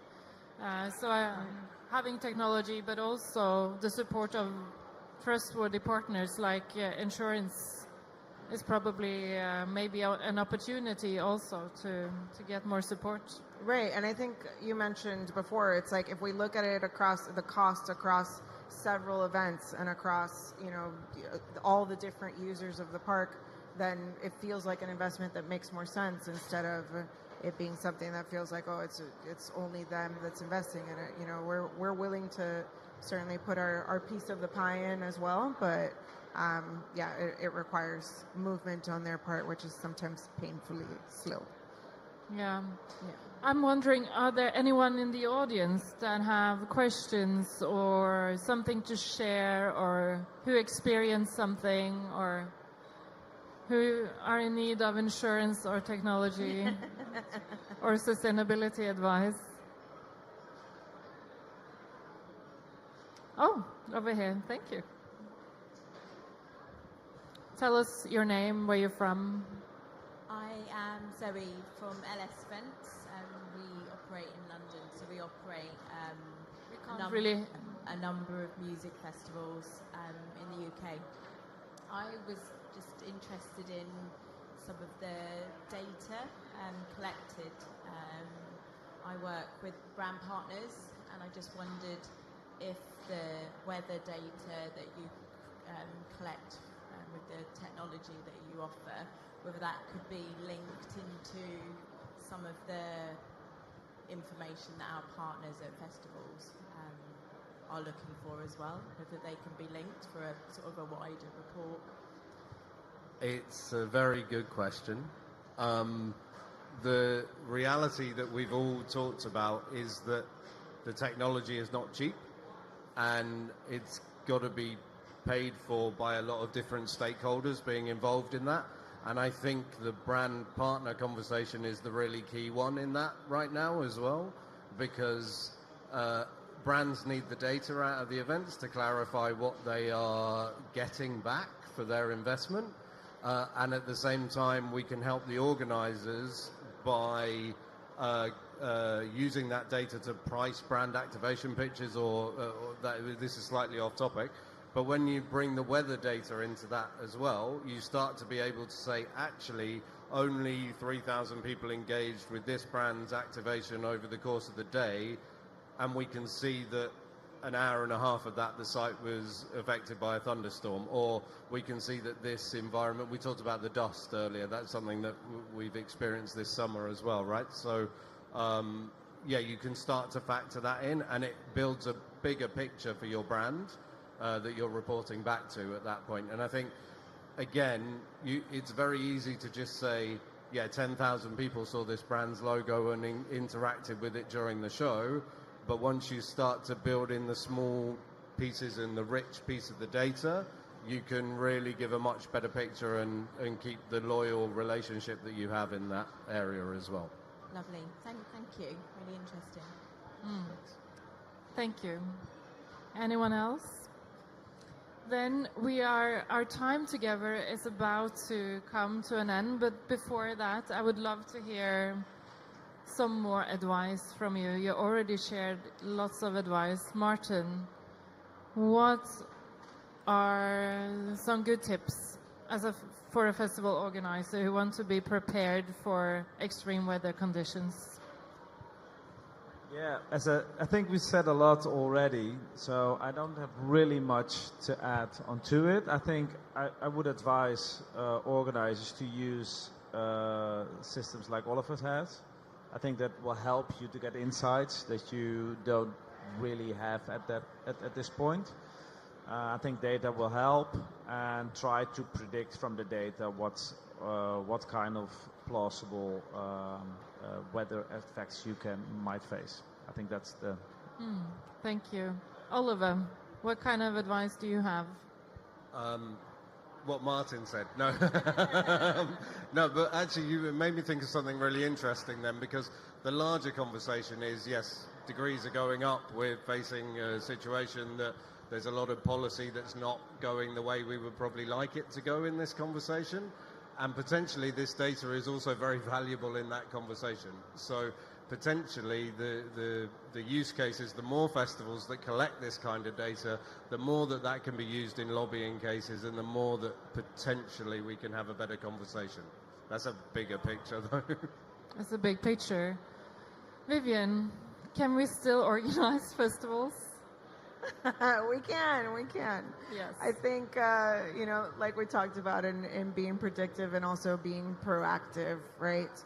I think being proactive with more than enough time in advance really just gives you the ability to not just be sustainable, but be resilient to thrive in these scenarios. We must expect challenges and we expect the unexpected, right? So I just think that if we're looking into how to still have these festivals, it's so much about the preparation and about knowing that these things are coming and having everything you need in case they do. If you don't use it, great, save it for next year. But yeah, that's what, for my team, allows us to not only survive, it allows us to thrive, right? Like, we kind of get high when we figured out something, we predicted something was going to happen, and we, had that thing already prepared. We already had that plan in place. We were like, ooh, it feels good. It feels good to know that we already have those things on hand. We don't have to enter into panic mode. We just enter into implementation mode. I think it's amazing how festival organizers make risk assessment really something fun, So thank you for sharing that joy of risk assessments. Also, I have a great positive note that Europe, the European Festival Organization, will launch extreme weather toolkit. Sounds like a box with lots of extreme weather in it, but it's actually a toolkit on how to cope with extreme weather, and it will be launched within the next few weeks. It's a part of the Future Fit Festival program, so make sure to check that out if you are interested and nervous about what's going on. I think, at least I am, although this is a very dystopian topic, I feel much more secure knowing that there are people who would help with insurance, people who would help with planning, and people who will help with technology and insights. So thank you so much, Oliver, Vivian, and Martin, for having this conversation with me. And thank you for listening, everybody. Thank you. Thank you. Very much. That was the last panel. Thanks a lot. Thank you, Oliver Guy Watkins. Thank you, Vivian Hunter. Thank you, Martin van Denderen. And thank you, Linnea Svensson. Another round of applause, everybody. This was the last panel. Thanks for sticking around, even though we had a little noise trouble. You did great. So yeah, we are at the end of today and also at the end of Future Festivals 2025 almost, because as I announced, 20 times today, there is an award show coming up, but it's not going to be happening here. So if you voted on our app for the awards, please check out Hall 6. This is where the award show is going to be held, and this is also where the after show party is going to be held. So please go to Hall 6.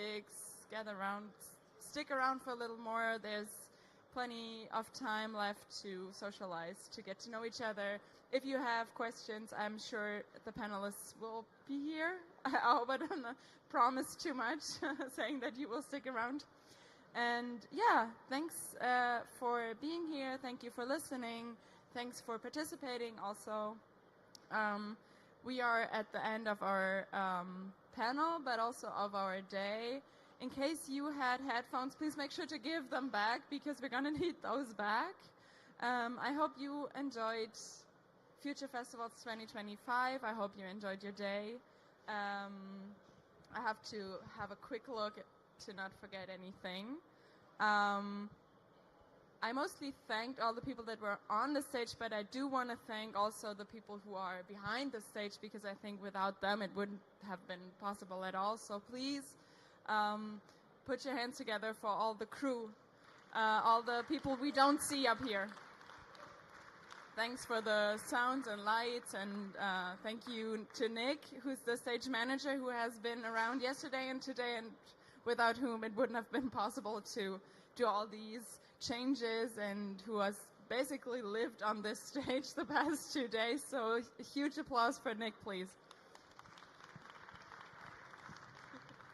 And then the last people I want to thank is the ALEX Berlin crew. I don't know if they can hear me right now, but they have been live broadcasting what was happening on the stage and also did interviews behind the scenes. So a big thanks to ALEX Berlin for the broadcast. A few informations. I already told you that the after show is going to be in Hall 6. Please get your jackets, because since panels are closing now, the cloakrooms will also close soon. So if you plan to stick around until 1 to the after show party in the night, please get your jacket at some point, because it won't be open anymore.